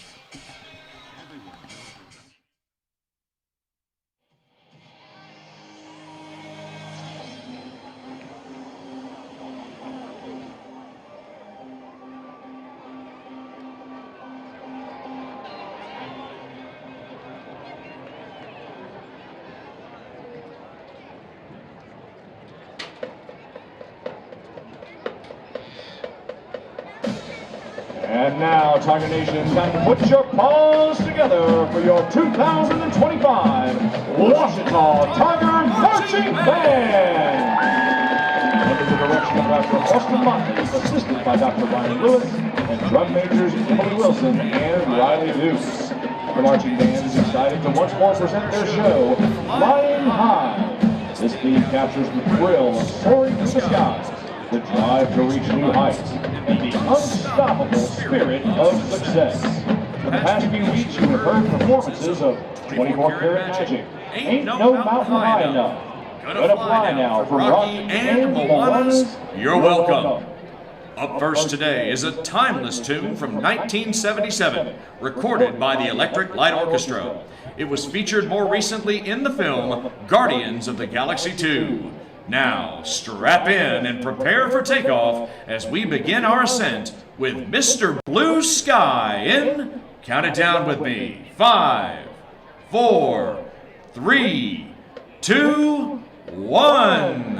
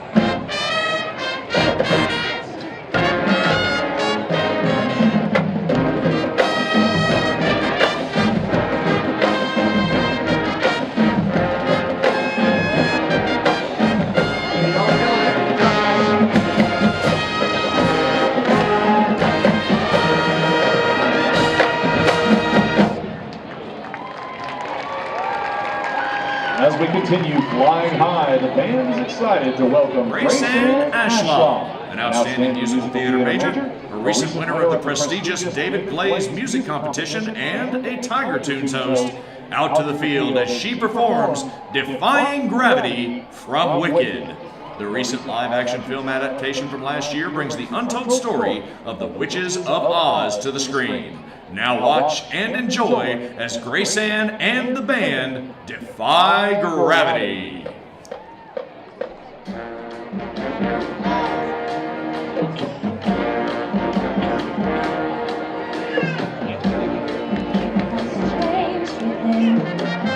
Something is not the same. I'm here playing by the rules of someone else's is getting too late for second guessing, too late to sleep. It's time to brush my teeth, close my eyes and leave. It's time to try to find gravity. I think I'll try to find gravity. You can't hold me down.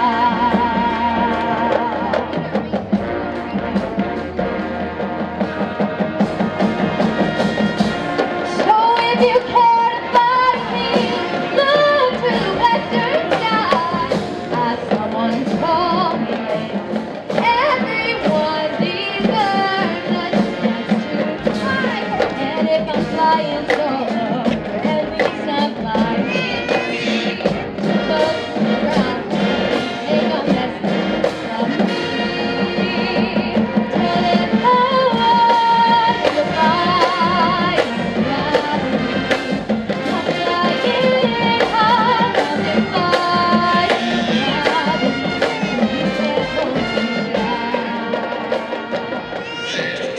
Nobody, all of us, knows wizard that there is or was ever gonna bring me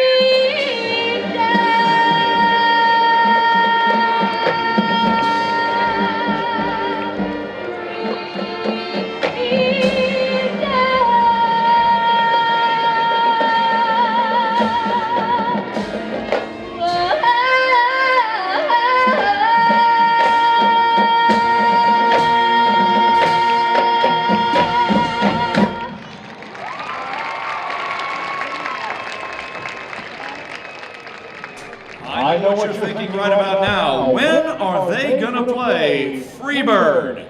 And the answer is right now, because what's a halftime show without a power ballad, a soaring guitar solo, and at least one person in the crowd yelling it unironically?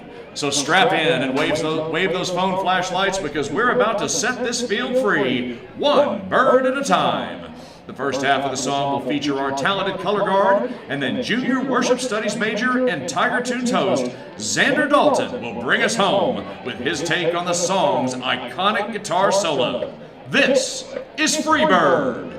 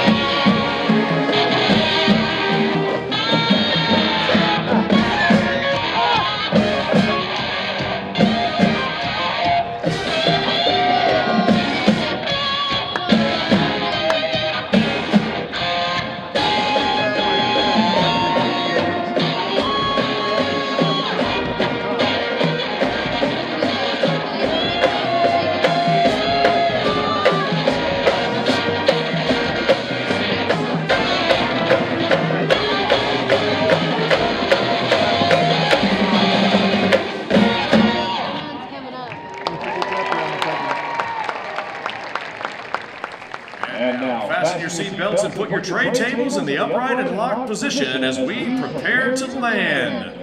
Please welcome now to the field Ouachita Band alumni spanning from 1964 to just last year to join the current band in playing the Ouachita Fight Song.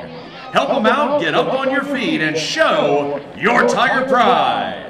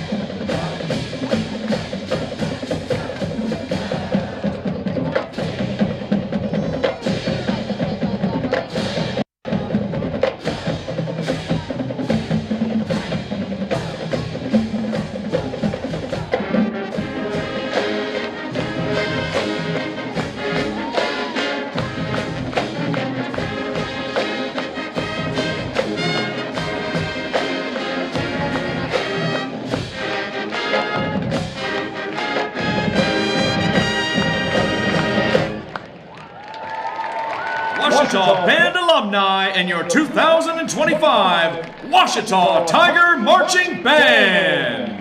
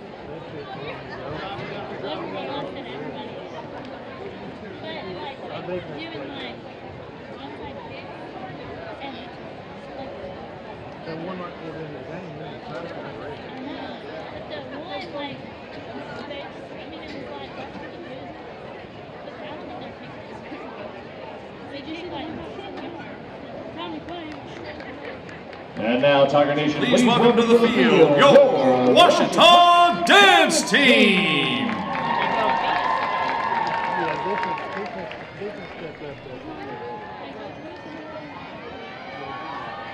Tigers, your music is playing.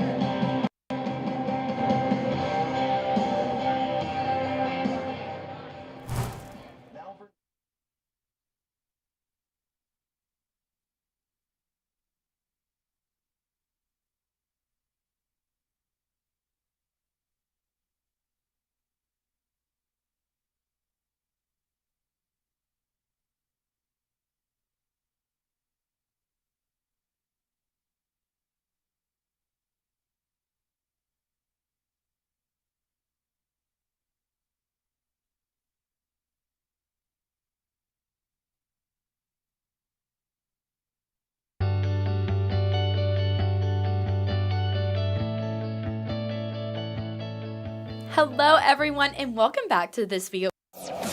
This is the Week 5 GAC Rewind. I'm Isaac Bourne. Southern Arkansas took a 24-21 lead with 9:27 left in the fourth quarter and made it last in a road win over Henderson State. SAU quarterback Hezekiah Harris threw for 198 yards on 11 for 15 of his passes and rushed for 2 touchdowns, while running back Arquez Gomez rushed for 53 yards and a touchdown on 12 carries. Ready quarterback Andrew Edwards recorded 215 yards and 2 touchdowns through the air in the loss. Here's that fourth quarter Gomez touchdown that ended up being the game winner, as called by Dan Gregory on the Mule Rider Sports Network. And Sixby, the 2 tight ends, are both set up on the left side. Also a receiver there in Cooper Sanders. And then 1 wide to the right. That's Turbo.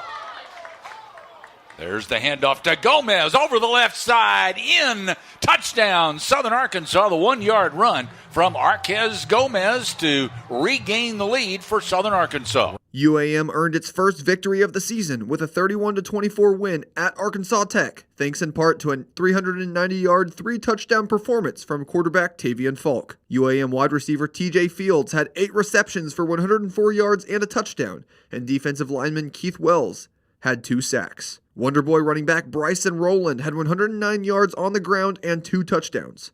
Here's Falk's touchdown pass for UAM that was followed by a 2-point conversion to tie the game at 24-all, as called by Sam Strassner on River Country KCJC. It's going to be 1st down and 10 for UA Monticello at the Arkansas Tech 18-yard line with 7 minutes and 27 seconds left.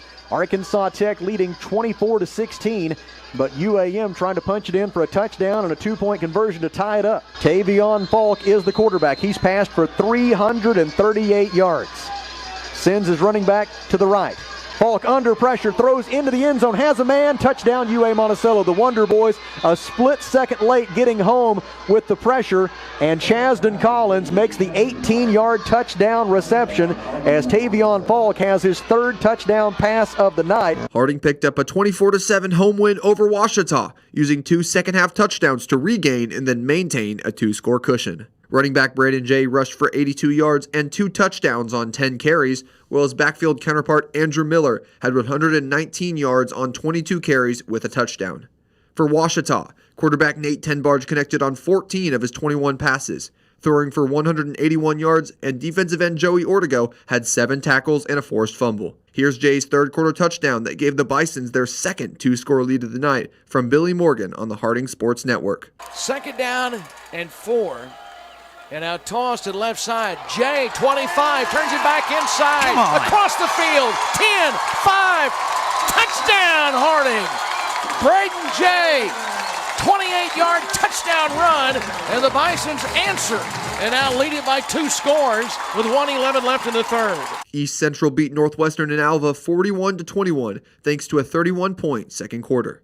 The first of those scores was an 89-yard interception return for a touchdown by Alon Woodbury that broke the ice for the Tigers.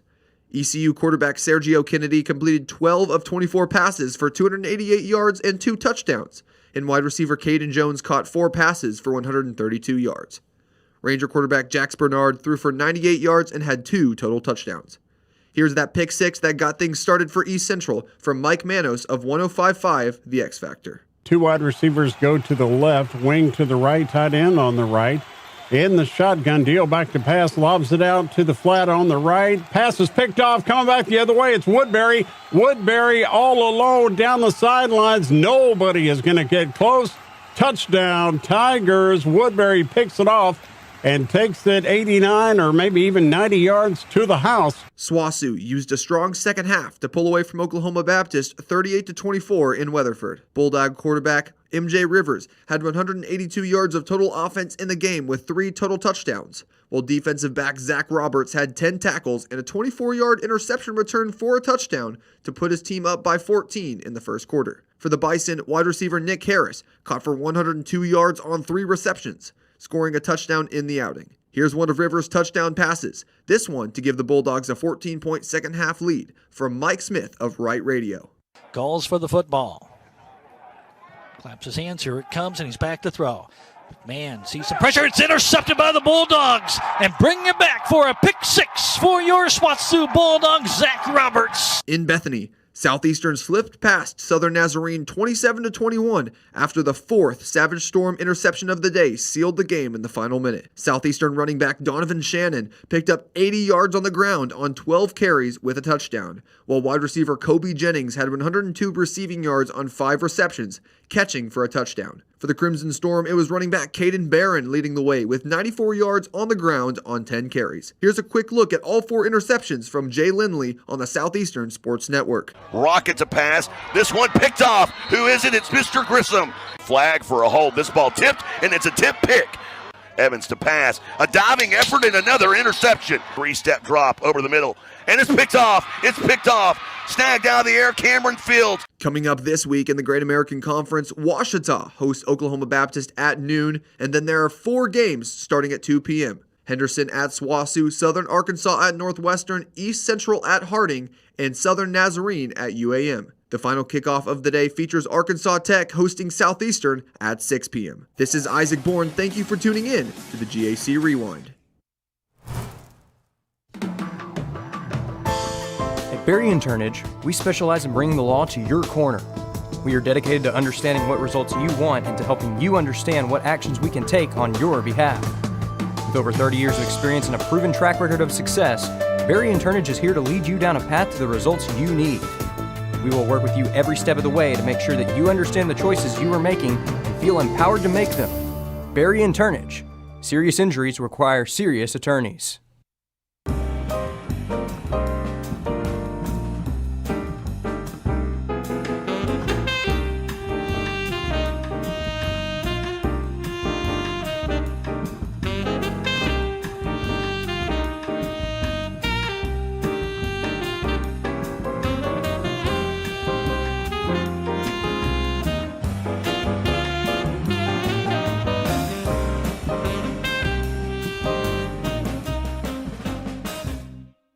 Victory doesn't just happen on game day. It's earned in the sweat, the silence, the prep. No crowd, no lights, just focus. Because when something unexpected happens like an accident, you need a team that's ready. I've been fighting for clients for over 30 years. There's a reason we're still in the game. And at Taylor King Law, we don't just show up. We win. On your side, by your side. The winning side.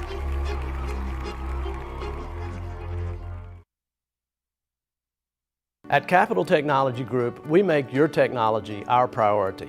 There are so many threats to IT these days, and we're here to help protect your data and devices.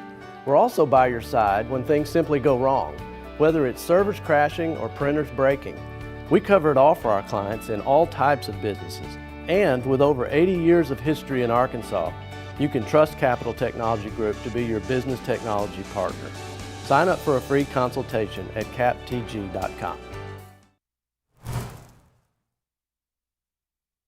For the Bison, so we go to the voice of the Tigers, Rex Nelson. Thank you, Dr. Jeff Root. Lowry will kick off. Let's see if he goes short again. He does.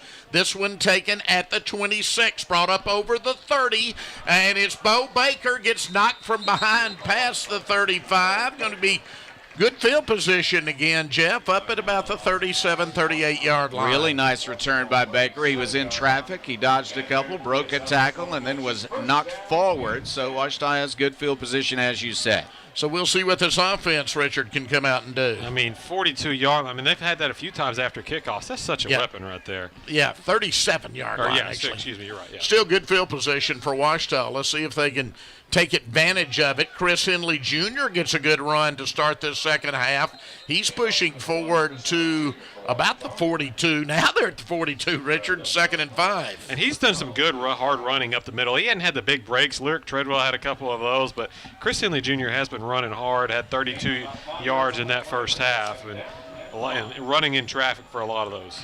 Yeah, good job there. 2nd down and 5, Ouachita. There's McElhaney on the jet sweep. Can't find a block, but he cuts back inside and gets close to a first down. Going to be just short at about the 46. Boy, that was making something out of nothing there, Jeff.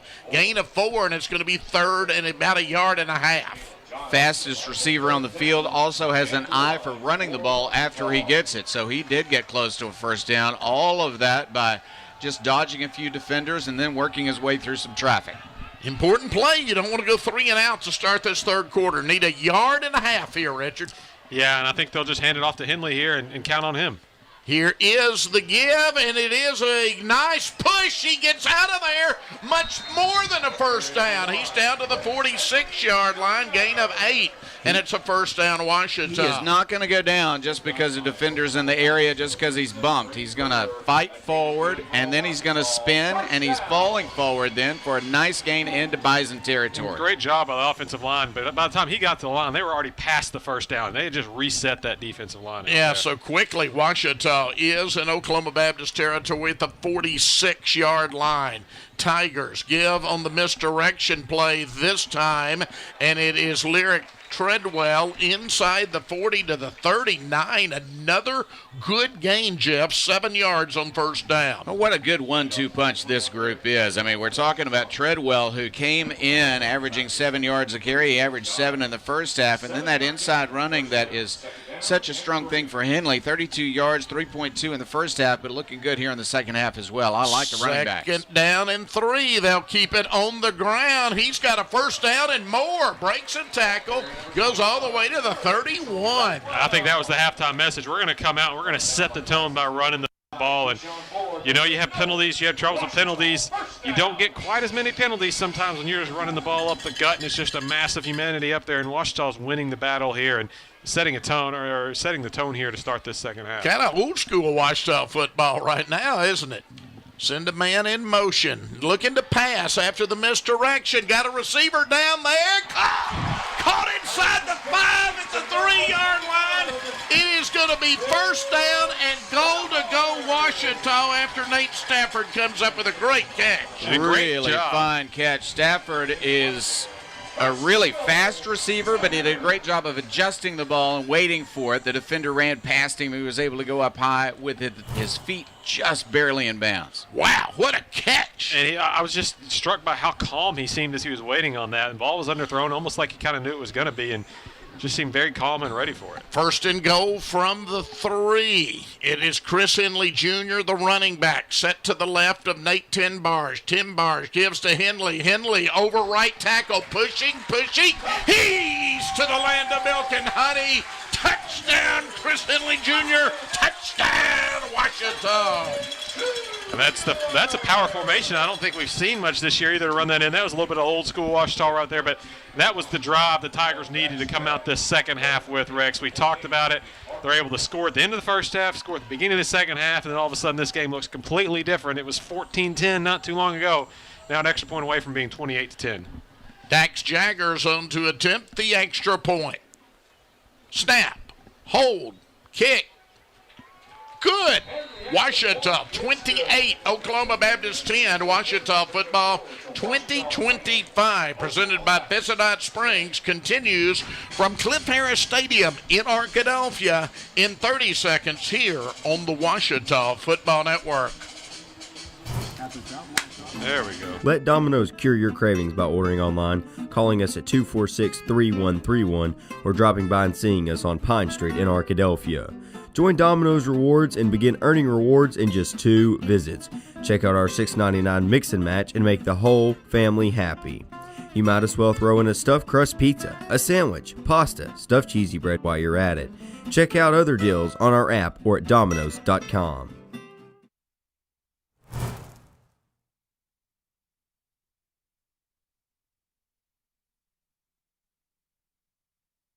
Three-yard line. Henley gets into the end zone again today, and Washita has a 28-10 lead with 11:31 left in the third quarter. Nice drive to start this third quarter. Now we'll see what the defense can do as, again, Oklahoma Baptist outgained Washita in that first half. This kick all the way out of the back of the end zone.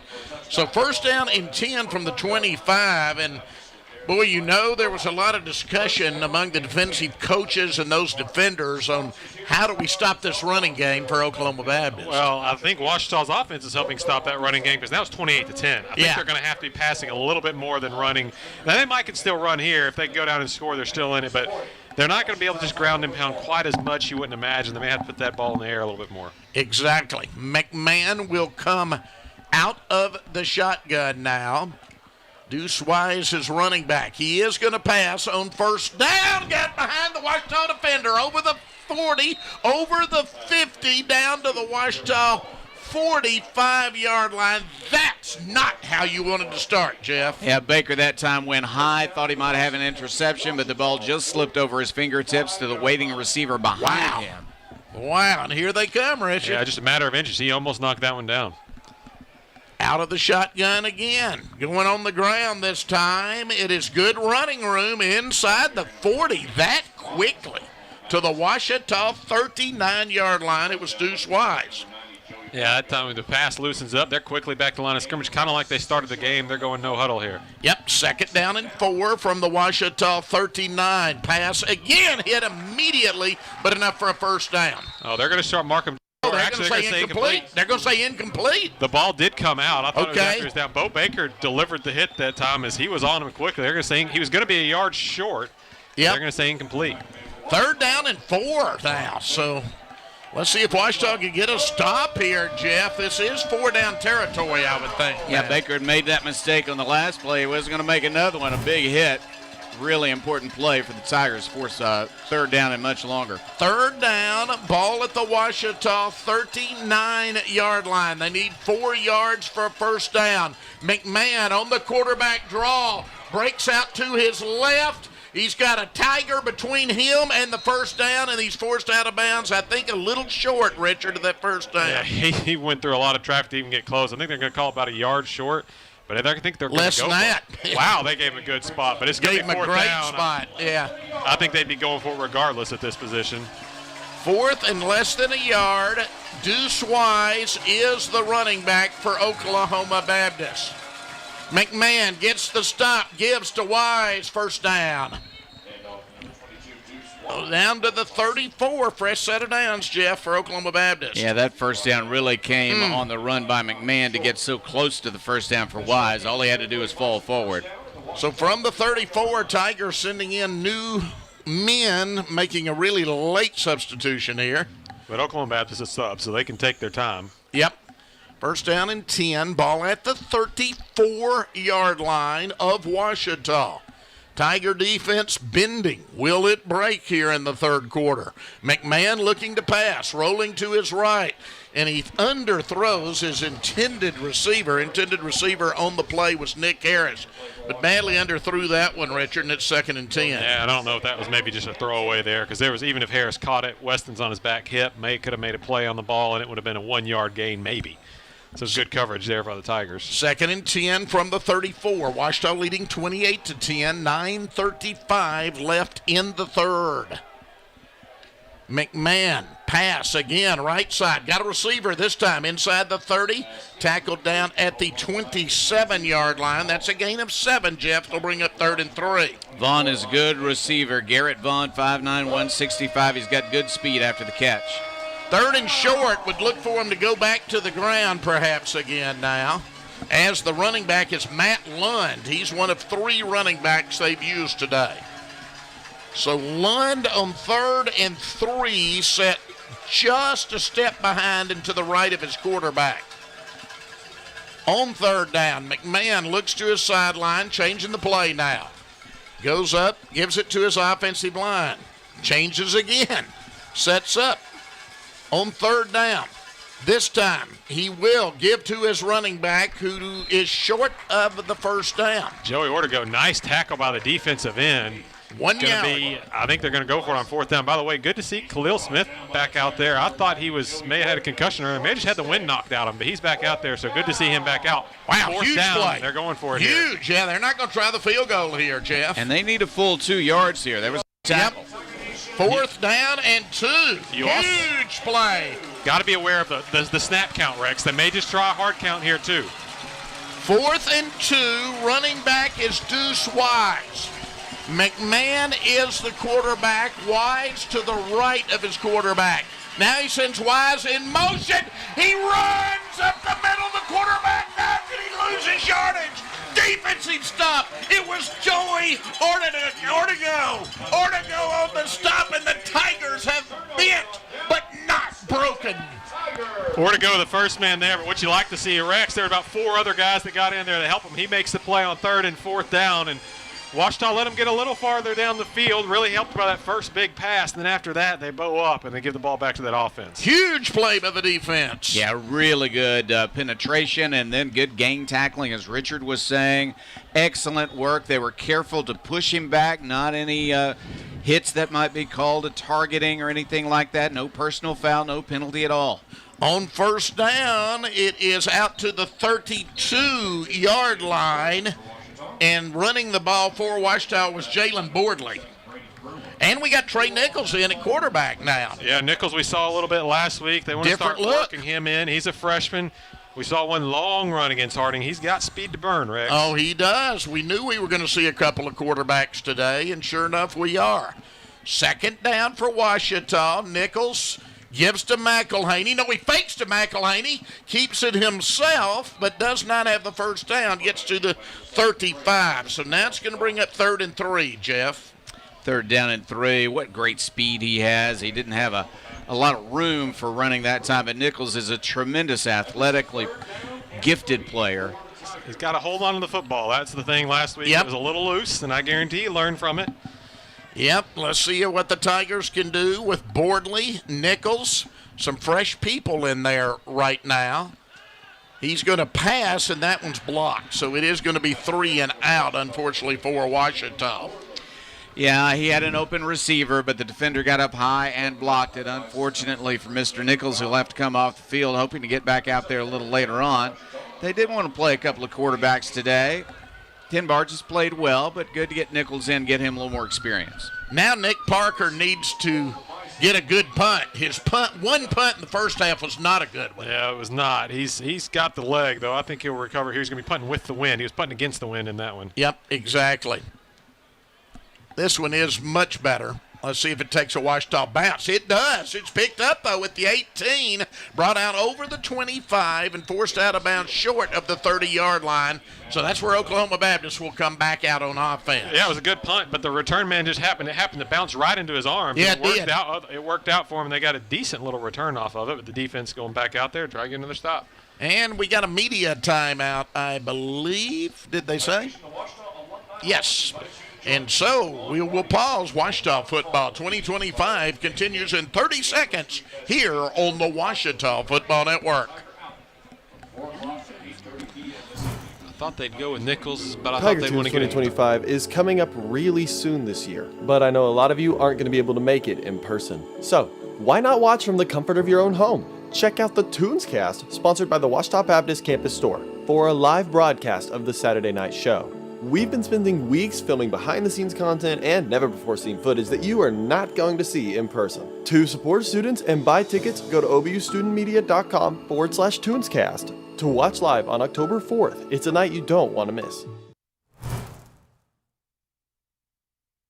Oklahoma Baptist 10. Oklahoma Baptist gets the ball back after the Ouachita punt.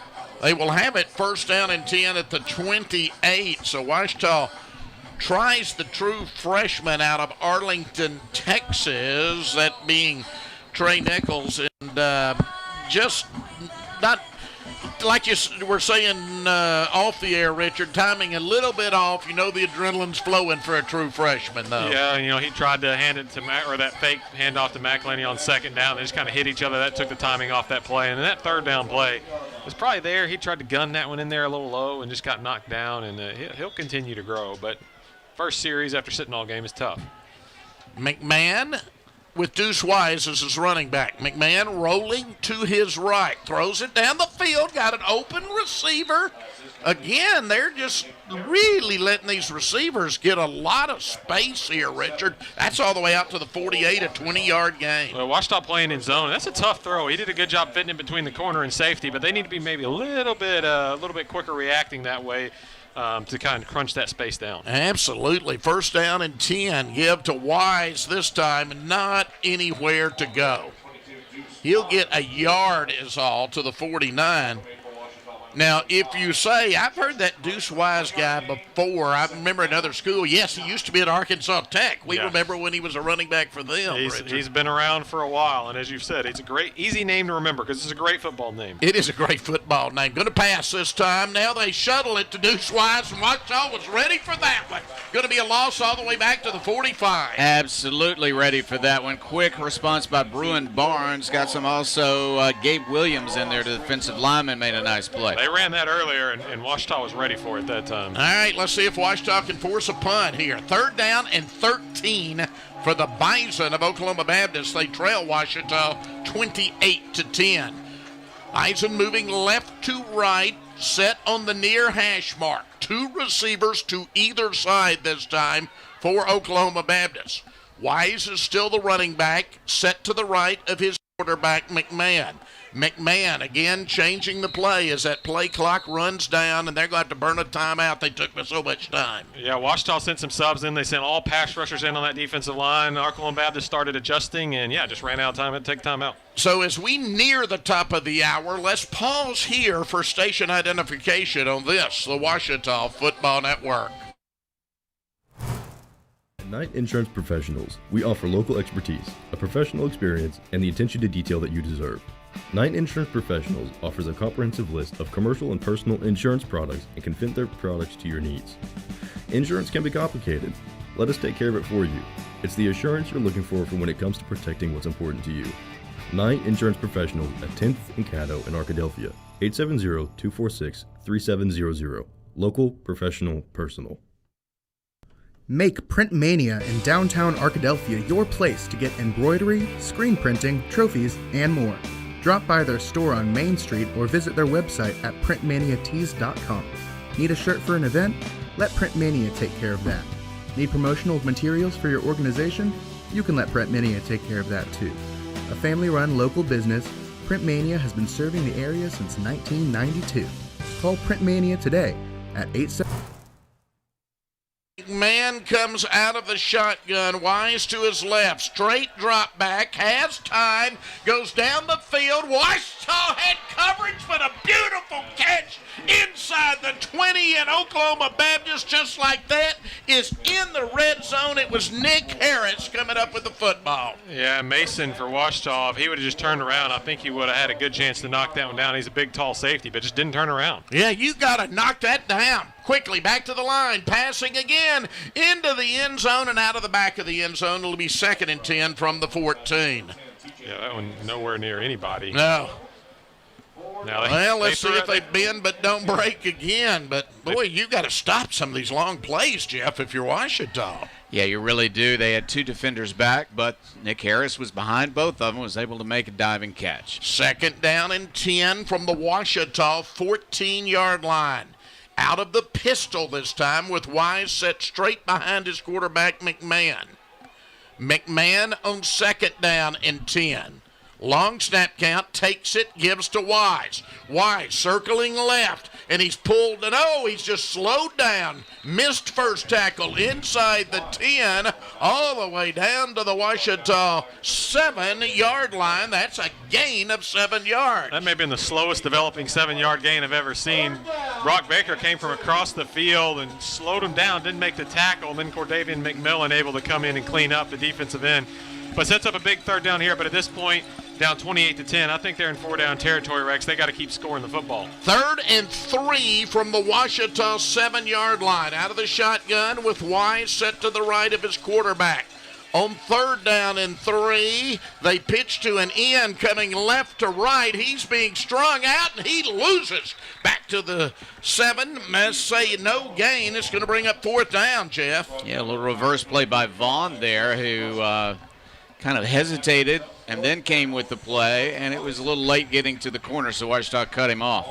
They're going to kick the field goal. Yeah, they're going to try to get points here. Get it to a 2-possession game. It would be 2-possession, 15-point game. I see that, but I thought they'd be going for it there. They're playing possessions here. Yeah. So from the right hash mark, this is just a 24-yard attempt.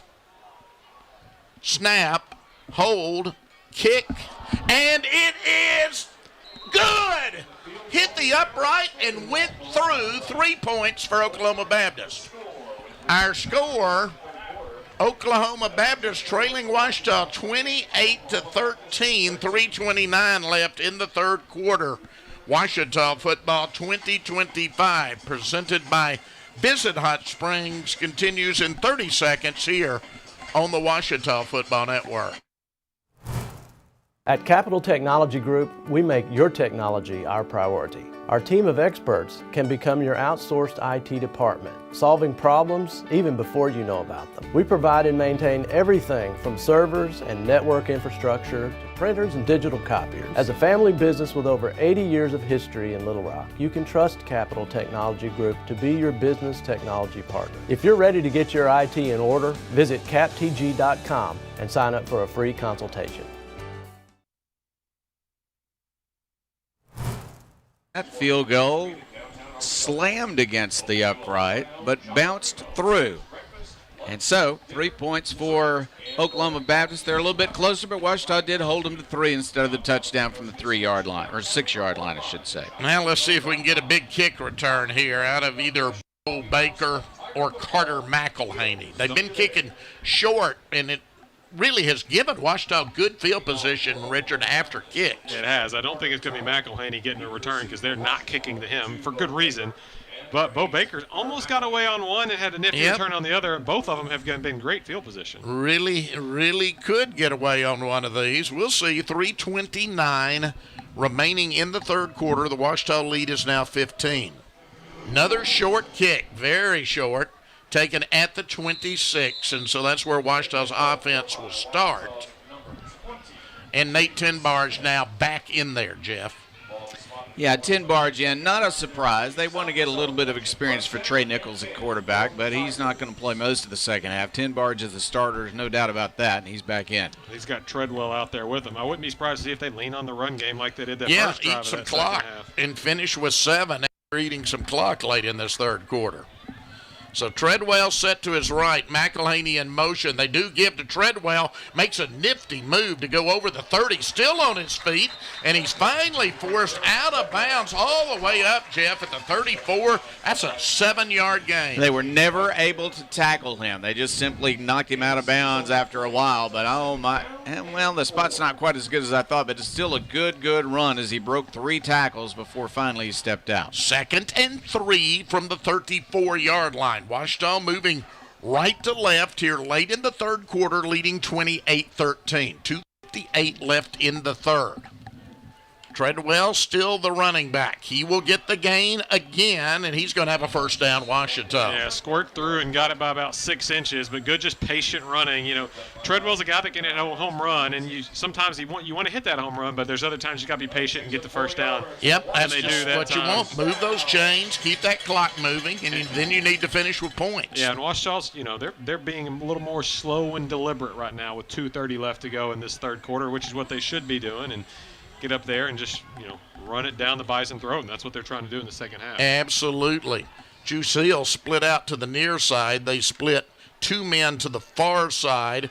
Pass coming is Bo Baker coming from right to left in motion, makes the catch, goes up to the 47, Jeff, and that is 9 yards on first down. Yeah, that's a really nice play. They faked the run. It was a short pass, but Baker had some space. He's got good speed, and he picked up 9. 2nd down and 1. Back to the running game. Good running room for Lyric Treadwell inside the 50 and into Oklahoma Baptist territory with a first down at the 49. Yeah, just a good run that time. And even that pass before, just kind of an extension of the run game, real easy one. And Treadwell's going to check out now, and Henley Jr. going to come in as he's got a nice long break from that last defensive drive in the first 3 or 4 plays of this drive. And like we said, he's been running tough in between the tackles today. Yeah, that's the nice thing about having 2 quality running backs on a warm afternoon like this. You can let one rest, get a fresh one in there. Quarterback going to pass out into the flats. McElhaney, lots of room.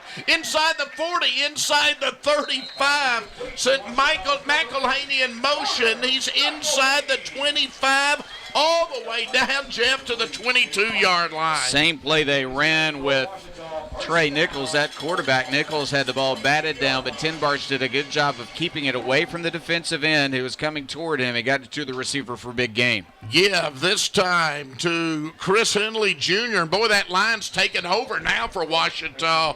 Richard, that's 7 yards to the 15, 2nd and 3. Yeah, at first I only thought he got 3 or 4 yards, and I realized, no, he was 3 or 4 yards down the field before he even got to that offensive line, because you're right, that offensive line had just put the Bison on roller skates and pushed him back, and then he fought through it. So you get 8, I think they're going to say 7, 8 yards on first down from a run. That's fantastic. 2nd and 3, ball at the 15, 28 seconds left in the third quarter.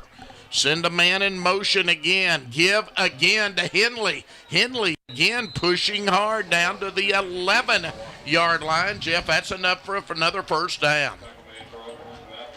Well, Washita has another really outstanding drive going. It's going to be the last play of the third quarter. Washita taking control of the game right now with the offensive line dominating. We end the third quarter with a score, Washita 28, Oklahoma Baptist 13. Washita Football 2025 presented by Pizzonot Springs continues in 60 seconds here on the Washita Football Network. Arkadelphia's newest entertainment option is open and ready for business. Tea Time Sims brings world-class indoor golf simulators to Arkadelphia, allowing you to practice, play, and perfect your swing in a comfortable setting. Check out our Facebook page to learn about our monthly tournaments, closest to the pin showdowns and long drive battles. Learn more and book your tee time at teatimegolfarkansas.com.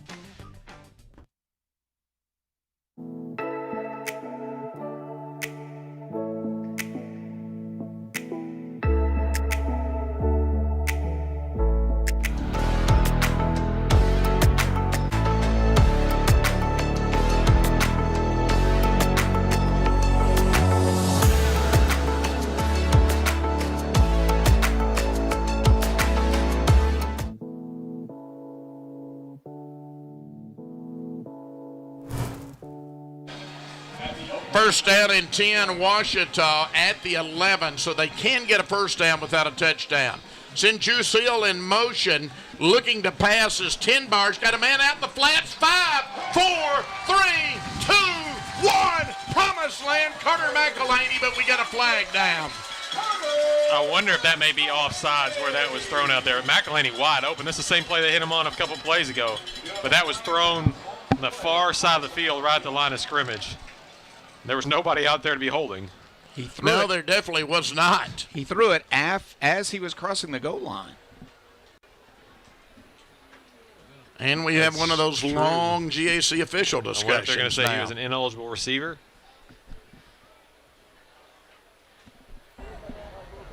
Illegal touching, offense, number 8. Illegal what? He was covered during the formation McElhaney was and caught a forward pass. It's a 5-yard penalty that includes loss of down. Oh, second down. Loss of down, too. Oh, my. So somebody, either he or the outside receiver, it looked like they were both on the line of scrimmage. One of them probably should have been off the line of scrimmage. Yeah, That may have been what that was. So second down and 15 now from the 16. Wow, that hurts. Well, it's like you said, he was wide open. Well, that play has been open twice on this drive. We'll see if they go back to it at some point. All right, Bo Baker and Juice Hill split out wide to the left side. Got McElhaney to the near side. Fake to McElhaney as he goes in motion. Throw it to him again. He's wide open again. 10, 5, 4, 3, 2, 1. It's deja vu all over again. Touchdown, Washita. Well, that was the exact – I said that they had run the same play. The last time was actually a little different. He was in the slot and just took a few steps back. This time he was in motion. That was the one they had run earlier. He goes in motion. They just don't stay with him in motion. All the receivers on that side run clear out, and he's wide open over there. And he catches in the exact same spot, just gets the pad his stats with a little bit better. 5 yards extra, Rex, there for the touchdown. Deja vu all over again, Yogi. I know you're a Yogi Berra fan. That was for the football doctor. I tell you what, he looks like they should catch him, and they don't catch him. What speed. Oh, wow, that was pretty. Snap, hold, Dax Jagger's kick. Good, and Washita adds to its lead early in the fourth quarter of play. Our score now, Ouachita 35, Oklahoma Baptist 13. Ouachita football 2025, presented by Visit Hot Springs, continues from Cliff Harris Stadium in Arkadelphia in 30 seconds here on the Ouachita Football Network. Chicken Express is a proud supporter of not just the Badgers, but all things Arkadelphia, from elementary to college and from community activities to church groups. Chicken Express is always willing to support and assist the people in our town. The next time you visit Chicken Express, thank them for their involvement in our community, and definitely don't leave without getting a cup of their Chicken E sweet tea. Located right off exit 73, stop by Chicken Express for your next meal.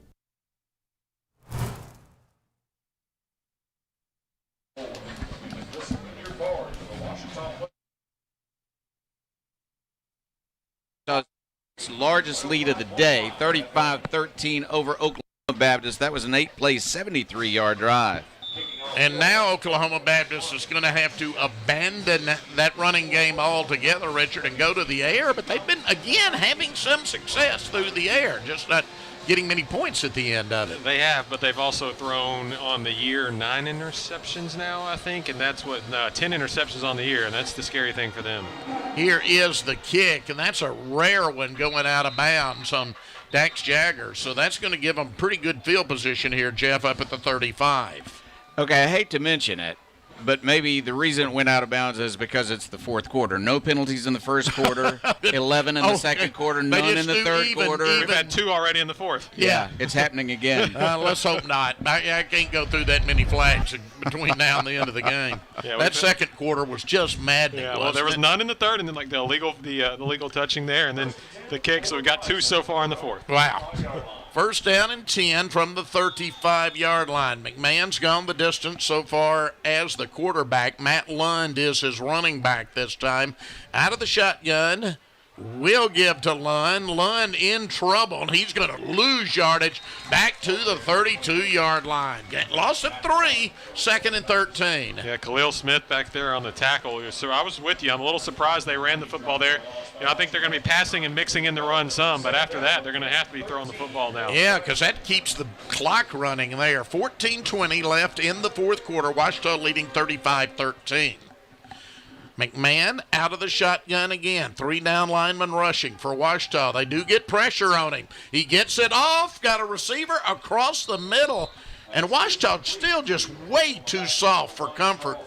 Jeff, right now, that was Charles Whitebear. That's his second big catch of the day. Right down the middle. He's got a strong arm, and he got the ball there on time. Catch was made. Gain out to the 48-yard line on first down. Passing again, in trouble. Rolling to his left, looking now, running, and goes out of bounds at the Ouachita 49. They're holding. As they were holding, they could have had it on the last play. Didn't call it this time. They doubled down on Jackson Carter. Number 65, 10-yard penalty. Jersey off his Repeat, shoulder pad first down. right in front of the white hat. So he throws that hold. And that's going to move it back to the 38 now and make it 1st and 20. And that's right when the quarterback got out. We got a lot of freshmen out there in the secondary. They've got some new guys out there. A lot of guys that haven't played a ton. You got Hutch Grace in there at linebacker. You saw a moment ago Jackson Edwards, the freshman at BB at defensive backs. They're working in a lot of guys. It's the first afternoon game. It's warm. You got to lead some young guys out there. First down and 20. Straight drop back. Looking, going left side. Caught again. Nope, out, incomplete. No, it is complete. Oh, it is complete. He did catch it at the 49. Yep, he did hang on. So at the 49 of Ouachita, that is a quick, Jeff, 13 yards. He really is showing a good arm right now. Tigers need to stop these long passes. Yeah. So go from 1st and 20 to just 2nd and 7 now. Very makeable. Out of the shotgun again comes McMahon. Left side this time, in and out of the arms of his intended receiver on the play, who was Nick Harris. Now a big 3rd and 7 play, Richard. Yeah, Chase Nichols there to help get the hit, but that really just a drop pass. And so Ouachita's bringing in some new defenders, but big 3rd down. But Rex, at this point in the game, I think they're going for it on all 4th downs as well to try and climb back into it. They may, but let's see if Ouachita can force at least a 4th down play here. 3rd and 7 from the 49. McMahon looking to his sideline as they change the play. Again, he'll step up, say something to his line. Lund is his running back, set to his left on third down. McMahon rolling to his left, throwing too high, and now 4th and 7, Jeff. Let's see what they do. A real pressure on McMahon that time, and he hit the turf hard. Threw it wide and incomplete. On 4th down, they don't have a lot of good choices. Khalil Smith on the defensive play. Boy, you get a stop here, you really give your offense the ball in good position, Richard. Yeah, you do, and I would have expected Washington maybe to bring the house. They've been bringing pressure against McMahon in these positions. 4th down play from the Washita. 49-yard line. McMahon straight drop back, got a receiver. Wow. He converted down to the 37. That was a good play. Washington brought pressure up the middle. McMahon saw that pressure coming across the middle, and he just threw the quick slant across the middle before the safeties could get up there because there was no linebacker defending it. 1st down and 10, ball at the Washita 37 now. You've got to step up and make that play, though, if you're the Washita defense. McMahon throwing again, going deep this time, overthrows his intended receiver on the play, Charles Whitebear, and Jeff will bring up 2nd and 10 from the Washita 37-yard line. Safety was coming over just a little bit late, though. Receiver had a chance, couldn't quite get to the ball. Still a lot of time left in this one. 12-15 left in the 4th quarter. Washita leads 35-13. 2nd and 10. Oklahoma Baptist moving right to left, right in the middle of the field from the Washita 37-yard line. Out of the shotgun comes McMahon. McMahon passing again. Got a receiver at the 30. Tackle made, though, short of the 1st down, Richard. They're going to mark it at the 28, so 3rd and 1 now. Yeah, Hutch Grace that time, the linebacker out there to make the tackle before he gets to that 1st down marker. And went for it on 4th down a moment ago, like 4th and 8. So if they don't get it here, they're going to be going for it again at 3rd and short. Lund's the running back. Let's see if they go back to the ground now. Nope, they're passing again, and again they've got an open receiver. Just kind of picking Washita apart right now. Jeff, that was down to the 21, 1st down. Yeah, Vaughn's been a favorite receiver this year, and he made another nice catch. He comes in with some good speed, only 5'9", small target, but he caught the cut. All right, 1st down and 10, ball at the 21 of Washita. Lund, the running back, McMahon, the quarterback. Lund set to the right of his quarterback. 2 wide receivers either side. Passing again, got a receiver wide open in the flats. Now they close down on him at the 16-yard line. Bringing it in for Oklahoma Baptist was Matt Lund coming out of the backfield, but they're in the red zone. Really picked Washita apart doing that earlier, hitting the running back out of the backfield. That time, go back to it. Washita's bringing a bunch of starters back in there. Farms, Bruins, a lot of guys back in there now here as they get in the red zone. 2nd down and 5, ball at the 16 of Washita. On 2nd down, McMahon out of the shotgun, straight drop. He's going to run this time, trying to get that 1st down. I think he's a little bit short. A marking, Jeff, at the 13-yard line. Going to be about 3rd and 2 now. Being pursued by 2 Tigers, they could not outrace him to the sideline, so he got good yardage, and 3rd down is coming. 3rd and 2. Let's see if they go back to the ground here. Lund is the running back on 3rd down and 2 from the Washita 13-yard line. Straight drop back. Going into the end zone, overthrew his intended receiver. Intended receiver there was Nick Harris. Now they will go for it on 4th and 2 again. They went for the field goal last time, but down by 22, you got to go for it now, Richard. Yeah, good pressure by Washita again as they go for the end zone. I think they're going to come back now with one of those quick hitter passers. That's what they've been able to do. Keep an eye on Kai McCarty here on this near side slot. They may be looking at him. 4th down and 2, big play. Deuce Wise back in as the running back on 4th down. McMahon looks to his sideline. He's got Wise set to his left. On 4th down, 2 needed for a 1st down. Going to be passing, looks, throws, caught. At the 8-yard line, tackle is made by Washita Stephen Weston, but not before it's a 1st and goal, Oklahoma Baptist, Jeff. Really fine catch by Matthew Young at 6'1", 180. He plays a little bit bigger than that, and he just had position on the receiver and made the catch. On the defender, I should say. Yep, first down, goal to go for Oklahoma Baptist from the 8. Wise will stay in there at running back now. Passing yet again into the end zone. Too high, too hard that time. Second and goal from the 8. Yeah, he had his receiver back there. If he could get it to him, he was open. But he was going to have to get it over a line of Tigers, and so he lofted it, just had to loft it a little too high. And so going to be second down here. That's the 15th play of the drive coming up. Clock at 9:42 left in the fourth quarter. Ouachita leads 35-13, but Oklahoma Baptist threatening with a second and goal from the Ouachita 8. Moving right to left here in the fourth quarter. Ball set in the middle of the field.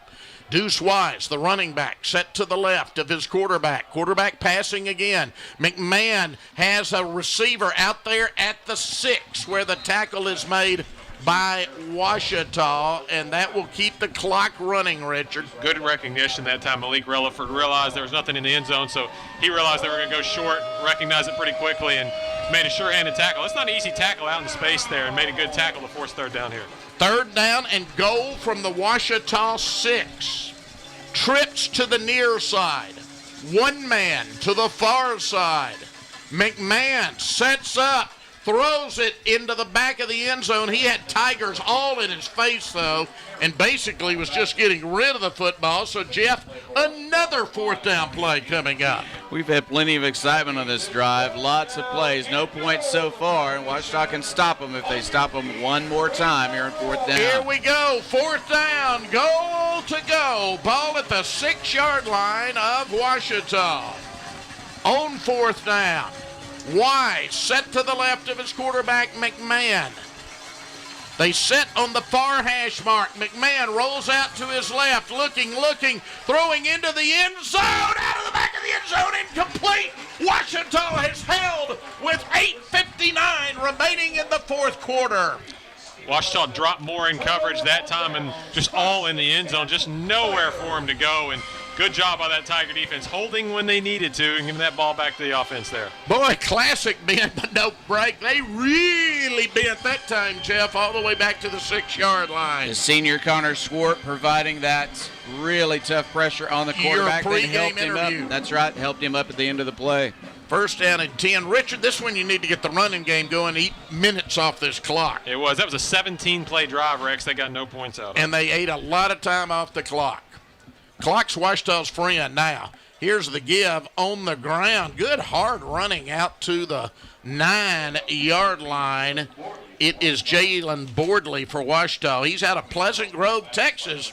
Gotten some good players out of there in the past. Yeah, you think of running backs down there, especially T.J. Cole, one of the best Ouachita's ever had. And that was a good run that time. It was a hard run by Bordley. Made about 3.5 yards there, as Ouachita taking its time, as you would expect now, Jeff. Yeah, they're in no hurry. They don't need to be. They'd like to use up some clock just like Oklahoma Baptist did, but they'd love to have a 90-plus yard drive here. Yeah, gotta get first downs here, though. You don't want to go 3 and out and let that offense come right back onto the field. Little misdirection, then they give to Bordley. He's running hard. He's up over the 15. He's to the 17, and there's your first down of the drive right there, Richard. Yeah, that was a hard drive, like you said. He was in there covering up that football and then just bouncing off and rolling off people and gets that first down. First down of the drive, especially when you're in the shadow of your own goalpost. It's really important. And great job. This offensive line has done a great job in this second half. In the second half, been leaning really on have. this run game, yeah. First down and 10, ball out at the 18 now. Just keep that clock moving. 7:39 now left in the fourth quarter. Ouachita leading 35-13. Tigers back to the line of scrimmage. Tinbarge gives on the ground again. Bordley lost his footing a little bit that time, Jeff. Still falls forward for 2 yards to the 20. You just like the depth at running back, don't you? We've seen two really fine running backs, and now the third-string running back has shown some ability himself. And that clock just keeps on marching. 7:08, and it will as long as you keep getting first down. 2nd and 8 now from the 20. Rather be able to stay on the ground, so let's see if they can get good yardage this time. Tinbarge is in there as the quarterback. Send a man in motion. Misdirection again to Bordley. Bordley got a little bit of a hole this time. Up over the 25 to the 26. and that makes it a very makeable, Richard, 3rd and 2 now. Yeah, you would expect the ball to stay on the ground, and it'll be kind of 10 yards, probably one of those options where you can keep it or you can go back to Bordley. But the way Bordley's been going on this drive, and that defensive line is tired, I think you just give it right back to them again here. Is they're going to probably wait until the play clock's about 3 or 4 to snap, and there's going to be about 6 minutes left right there as they're letting the clock you're taking escape. it way down now, 6:20. You get 2 more first downs. You can eat up much of this clock. 3rd down and 2 here for Ouachita. Give to Bordley. Bordley pushing forward, and he did not get there. They're going to have to punt it back, Jeff, to Oklahoma Baptist. He got so close, but they did push him back. They stopped his forward progress a little bit short. So on 4th down and 1, you got to punt it, Richard, but they did get 1 first down and ate quite a bit of clock, and you're going to be able to run it down close to 5 minutes here now. Yeah, about 5:30 or so when they punt this football, and so, yeah, I mean, the time is escaping Oklahoma Baptist. I don't know if they'll be able to get back. They shouldn't be able to get back in this one, so mission accomplished in running some of the clock, but you want to get that first down. Yeah, you would have loved to have get the first down and get some more. I'm never comfortable, you know me. Here is the punt by Nick Parker. Going to be fair caught at the 31-yard line. So we'll see McMahon again, Jeff, and he'll be passing on virtually every play. Oh, I think so. We're going to see an air show right now, but the secondary is excited. They think maybe this is going to be a big opportunity for them. They'll mark it here at the 32, it looks like. So first down and 10, and we've got a timeout on the field. 5:29 left, 35-13 Ouachita. Ouachita football 2025 continues in 30 seconds here on the Ouachita Football Network. At Ouachita, we're excited to partner with the Arkansas Baptist Foundation, which offers many benefits to alumni and friends, and we want to tell you about one of those. I'm Dylan McClain, a proud alumni, and I serve as the Vice President and Attorney at the Arkansas Baptist Foundation. The foundation proudly serves as Ouachita's Play and Giving partner, so if you're considering leaving a legacy gift or want to explore other charitable giving options, we'd love to guide you through that process. If you'd like to learn more about how you can invest in the next generation of Ouachita students, please contact us using the information below. Go Tigers!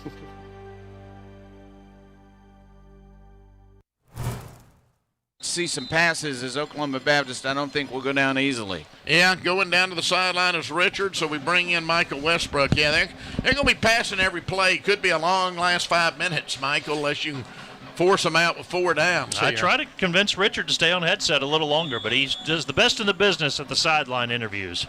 Go ahead, Jeff. What do we got? Brady Bricker has checked in at quarterback. New quarterback. Oh, new quarterback. All right, straight drop back, and he's going deep. And he badly overthrows his intended receiver. That was Nick Harris. Flag went down at the end of the play. It's going to be defensive holding. Oh, man. You cannot be doing that. Well, even if you win, coaches like things they can holler about, Michael. And Ouachita coaches are not going to be happy with the yardage and penalties today. Well, that's right. Again, we've talked about it. No penalties in the first quarter by either side, but then in the second quarter, Ouachita was penalized 9 times, and now they've been penalized a couple of times here in this fourth quarter as well. First down and 10 from the 42-yard line. Straight drop back, looking left, incomplete. Put a little too much on that one. The intended receiver was Garrett Vaughn, so it'll be second down and 10 now from the 42. Really nice defensive work by Brock Baker. Came over and applied a hit just as the ball was getting there. We got Brady Bricker and Brock Baker. These bees are about to get to me, about to get my tongue tangled here, Jeff. Don't get confused. Yeah. All right, Brady Bricker is the quarterback now for Oklahoma Baptist. Straight drop back. Looking, going left side, incomplete again. Intended receiver on that play was Deuce Wise coming out of the backfield. And now it's third and 10. You can get 2 stops here, Michael. Get that ball back and maybe eat the rest of this clock down. Yeah, we knew Oklahoma Baptist would be passing. They're doing that with the backup quarterback, so the clock stops on those incomplete passes. And just need to make a stop here. They struggled to make a stop on third down on the last drive until very late in the drive. Ball set on the near hash mark, moving right to left. Bricker rolls to his right. Can't find anybody open. Now he throws, and he does have an open receiver. Washita 40 down to the 38-yard line. Well, they're bending again here, Jeff. Down to 37, they're going to mark it. Yeah, Bricker's a nice passer. That was a good pass from him. He played at Allen High School in Allen, Texas. Yeah, big-time football. First down and 10. Ball at the 37 of Washita. Brady Bricker now in at quarterback for Oklahoma Baptist. 4:45 left. Washita leading 35-13, but Oklahoma Baptist on the move. Bricker with one running back. That is Matt Lund. They set on the far hash mark, moving right to left. Two receivers to either side this time for the Bison. Bricker, straight drop. Goes right side, incomplete. Intended receiver yet again, Nick Harris. And they'll bring up second down and 10 from the 37. Down to 4:25, though, Jeff. Clock stopped momentarily. Washita holding a nice lead. They want to keep it. This defense is trying to rally here against the backup quarterback, who is a passer. Second down and 10 at the 37-yard line, set on the far hash mark. Near sideline is the wide side. Bricker forced out of the pocket. He will run, pulled down from behind at the 34. That keeps that clock moving, Michael, and makes it 3rd and 7. That's Gabe Williams out of Garland, Texas, chasing him down from behind. And defensive linemen doing their job. If you're in the linebacker secondary group, you got to be aware of a pass here. They could still come up with an interception in this game. Yeah, a Garland guy pulling down an Allen guy. We got the DFW Metroplex all over the field now, don't we? Allen Eagles and the Garland. Hey, yeah, you're a Texas boy. Don't know, yeah. You ought to know these things. 3rd down and 7, ball from the 34-yard line of Washita. On 3rd down, Bricker. Looking across the middle of the field, incomplete, and it's going to come down to another 4th down play. Probably should have been caught that time by Kay McCarty. He got his hands on it. Bricker led him a little bit too much. He didn't put it right in his breadbasket, or he might still be running, but instead he had to dive for it and couldn't catch it. 4th down. All right, another 4th down play. Let's see if Washita can get another 4th down stop. 4th down and 7. Ball at the Washita 34-yard line. 2 wide receivers to the near side. 1 to the far side for Bricker on 4th and 7. Straight drop. Looking, going deep in coverage. Batted down. It's batted down. It was Garrett Vaughn, the intended receiver, and the Washita defense has come up with yet another 4th down stop. And it was Really Stephen good. Weston, Dr. Root, that got a hand on that football to knock it free. He's had a good day in the secondary on some deep passes, and that time he did knock it away. Bricker coming in looks to me like a guy we're going to see a lot of, Rex, but in this possession, he was only 1 for 6 passing. So 1st and 10, Washita, it's 34, and they'll try to get a 1st down or 2 and eat the rest of this clock up and have them a homecoming victory. Borley running hard this time. He's up to the 40-yard line. That's a gain of 6. That's how you like to start it, Jeff, 2nd and 4. Wardley, another B word. Yeah, there we go. He's coming through for the Tigers. Oh, me. I'd be tired with all these B words. 2nd and 4. Well, they're looking for a W word here. Yeah, Watch out, Baptist. Absolutely. From the 40-yard line. Baptist is a B word. Yeah, exactly. Yeah, that it is. Here is the give. No, fake to Bordley. Then the throw, and a wide open receiver bringing it in for Washita, Nate Stafford. How about that play, Michael, from Washita quarterback Trey Nichols back in there now? I will tell you, how about the footwork of these receivers along the sidelines? Not only just today, but that's been impressive a few times this season, and we've seen it multiple times in this game, making the catch, keeping feet inbounds to keep the team moving down the field. And back to the Metroplex, he's out of Arlington, the quarterback Nichols is, Michael. Well, we know Washita recruits a lot of Arkansas, but they get that Metroplex as well. Yeah, you got to when you're in this part of the state. Pass across the middle, incomplete. We got, Jeff, yet another flag down. It looks in there where you're going to see a hold often. We'll see. Well, it wouldn't be the first holding call today on goodness. These two teams. Both teams have had that call. Most of the penalties came in the second quarter, but we've seen our share here in the fourth. None in the first. I think none in the third. None in the third, yeah. Very strange. Washita's backing up, Michael. Yeah, I'm looking at the replay. I didn't see just a whole lot at the line. In fact, I don't see any hold at the line. I don't know. Ineligible downfield player, offense, number 8, okay. 5-yard penalty, replay first down. All right, so that's just 5 yards. First down and 15. I think you go back to the ground here and run it down to the 2-minute timeout, Jeff. I wouldn't be too surprised either. They've got some young guys they would love to see get some more action. Maybe Nichols just keeps the ball himself. Yep, he may. He is going to hand off, however, though, in pretty good running room. Down to the 35-yard line. That's a gain of 8. And Rex, I believe, is that Jaden Smith, a redshirt freshman, in at running back? I believe so. Out of Whitehall. Yep. And so that takes us to the 2-minute timeout. 2 minutes left in this one. Homecoming afternoon at Cliff Harris Stadium. It's Washita 35, Oklahoma Baptist 13. Washita Football 2025 presented by Bison Hot Springs continues in 30 seconds here on the Washita Football Network. Turner, Rogers, Manning & Plyler CPA is a longtime supporter of the Arkadelphia Public School District. Turner, Rogers, Manning & Plyler has established a reputation for providing clients with outstanding services that include auditing, accounting, and tax and business consulting. Contact Turner, Rogers, Manning & Plyler today at 870-246-4563 or by visiting them at 305 Professional Park Drive in Arkadelphia. Turner, Rogers, Manning & Plyler says, "Go Badgers!" Game 35-13 over Oklahoma Baptist, and so some of the young guys getting some meaningful action now. And this homecoming crowd finally starting to get out of here, but they have enjoyed it this afternoon. This is a huge crowd always, Jeff, filling the home side on homecoming. 5 receivers in the formation. Nichols might pass it. He might run it. I bet he runs a quarterback draw. Yeah, tremendous speed. He's great with the football. We're going to have a lot of fun with him if he stays around here for 4 years.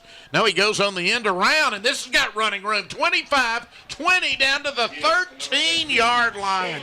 That's Jalen Bordley, Michael, and the Tigers have another first down. Bordley lined up in the slot left, as Dr. Root said, that empty backfield, but he went in motion right away and picked up a huge chunk of yardage to put him inside the red zone. First down and 10 from the 18-yard line. You see Smith back in at running back now. Yep. Bordley with the great job that time. Now let's see what the new quarterback, Trey Nichols, does here. They're going to probably go pretty safe right now. Well, they're going to let him. No, they're going to let him run the football. There he goes to the 10. He's down to the 6-yard line, Jeff. That's what you were wanting to see. And they did not tackle him. They just had to push him out of bounds.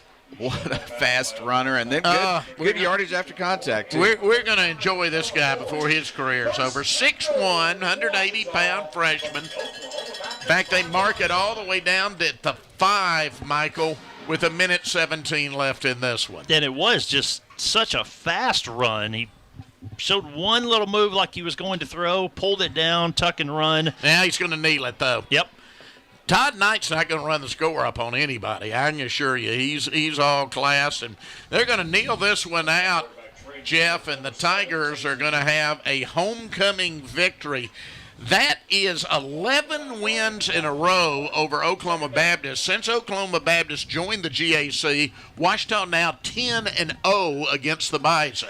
It's a reasonably new football program at Oklahoma Baptist. They brought it back after it was gone for a number of years. They've been building it up. They're better this year. You can see that. They've got a veteran quarterback. Their young quarterback from Allen, Texas, probably going to be a good one also. But Washita has regained that Washita feeling, right? They're starting to look like the Tigers again. They really are. This one was close late in the first half, and Washita turned it around with a turnover followed by a quick touchdown, and there's the knee. And they're going to go on and let this clock run out. You can paint the homecoming game purple. Washita wins it 35-13. And we'll watch for Richard as he's going to catch the head coach down here.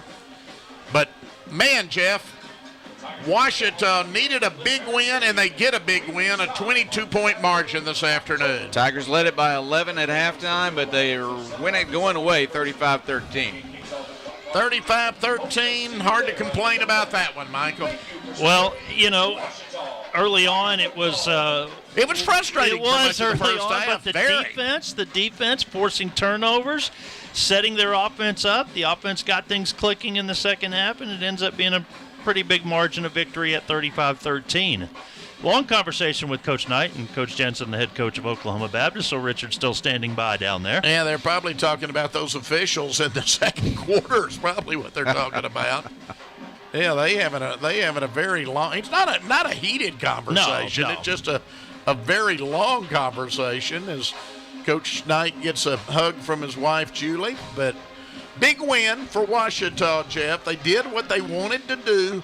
And you could kind of feel this coming last week because they played a lot better against number 2 in the nation, Harding, than a lot of people were expecting. Well, and I think you have to look at the fact that we were really frustrated with the run defense in the first half, but in the end, they only gave up 13 points. Yeah, absolutely. And again, they continued to bend some in the second half, but again, he's going to talk to his team first again here, Rex. Okay, so we will go to the post-game show. We will pause. That's our final score, 35-13, but a lot coming up. Washita football 20-25 continues with the Southern Bancorp Tiger Recap here on the Washita Football Network. Coming your way in 2 minutes.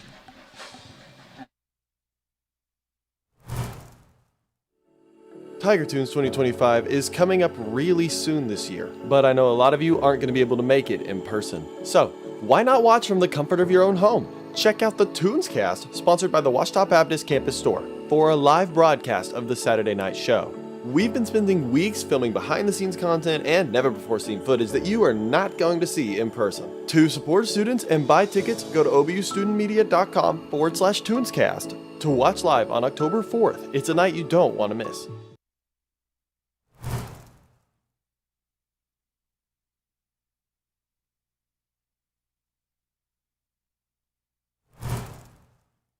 Victory doesn't just happen on game day. It's earned in the sweat, the silence, the prep. No crowd, no lights, just focus. Because when something unexpected happens like an accident, you need a team that's ready. I've been fighting for clients for over 30 years. There's a reason we're still in the game. And at Taylor King Law, we don't just show up. We win. On your side, by your side. The winning side.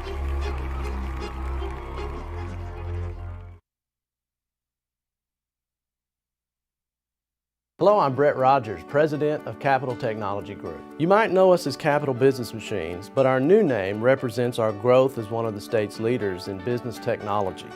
When you've been around for 80 years like we have, you learn a thing or two about change. But what will never change is our commitment to our clients. We're still the same reliable team here to meet all your technology needs. Capital Technology Group is bigger and better than ever before. Learn more at captg.com.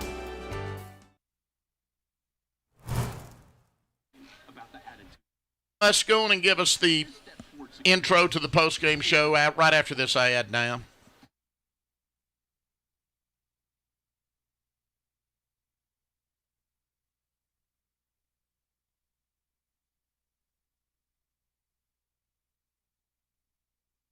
How long that's going to take.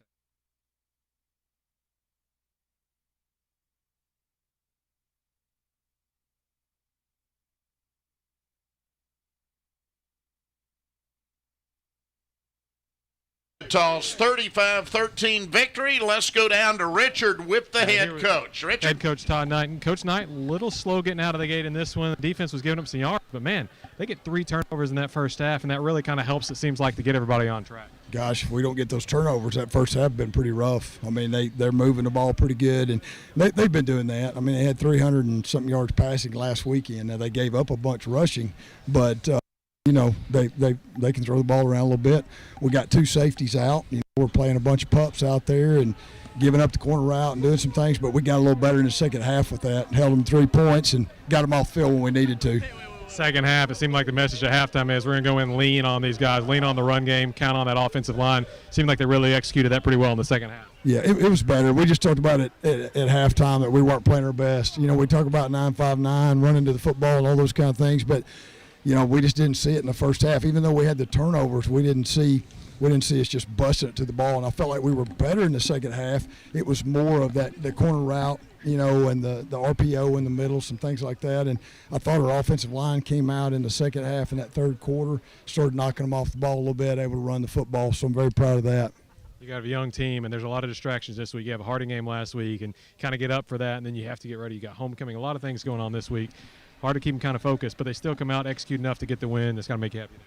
You bet. I mean, 35 points. We could have scored again at the end. Didn't do that and held them to 13. And I thought all three phases we did some good things, but we still have some things we got to improve. You know, and I guess you'd always say that no matter what the score was, you'd say you need to improve. But man, there's just so much more out there for this football team that we can get. And you know, the excuse of being young, those kind of things. I don't know if that's an excuse. It's the truth, but still. Those guys have played a little bit now, so our expectations are to keep getting better.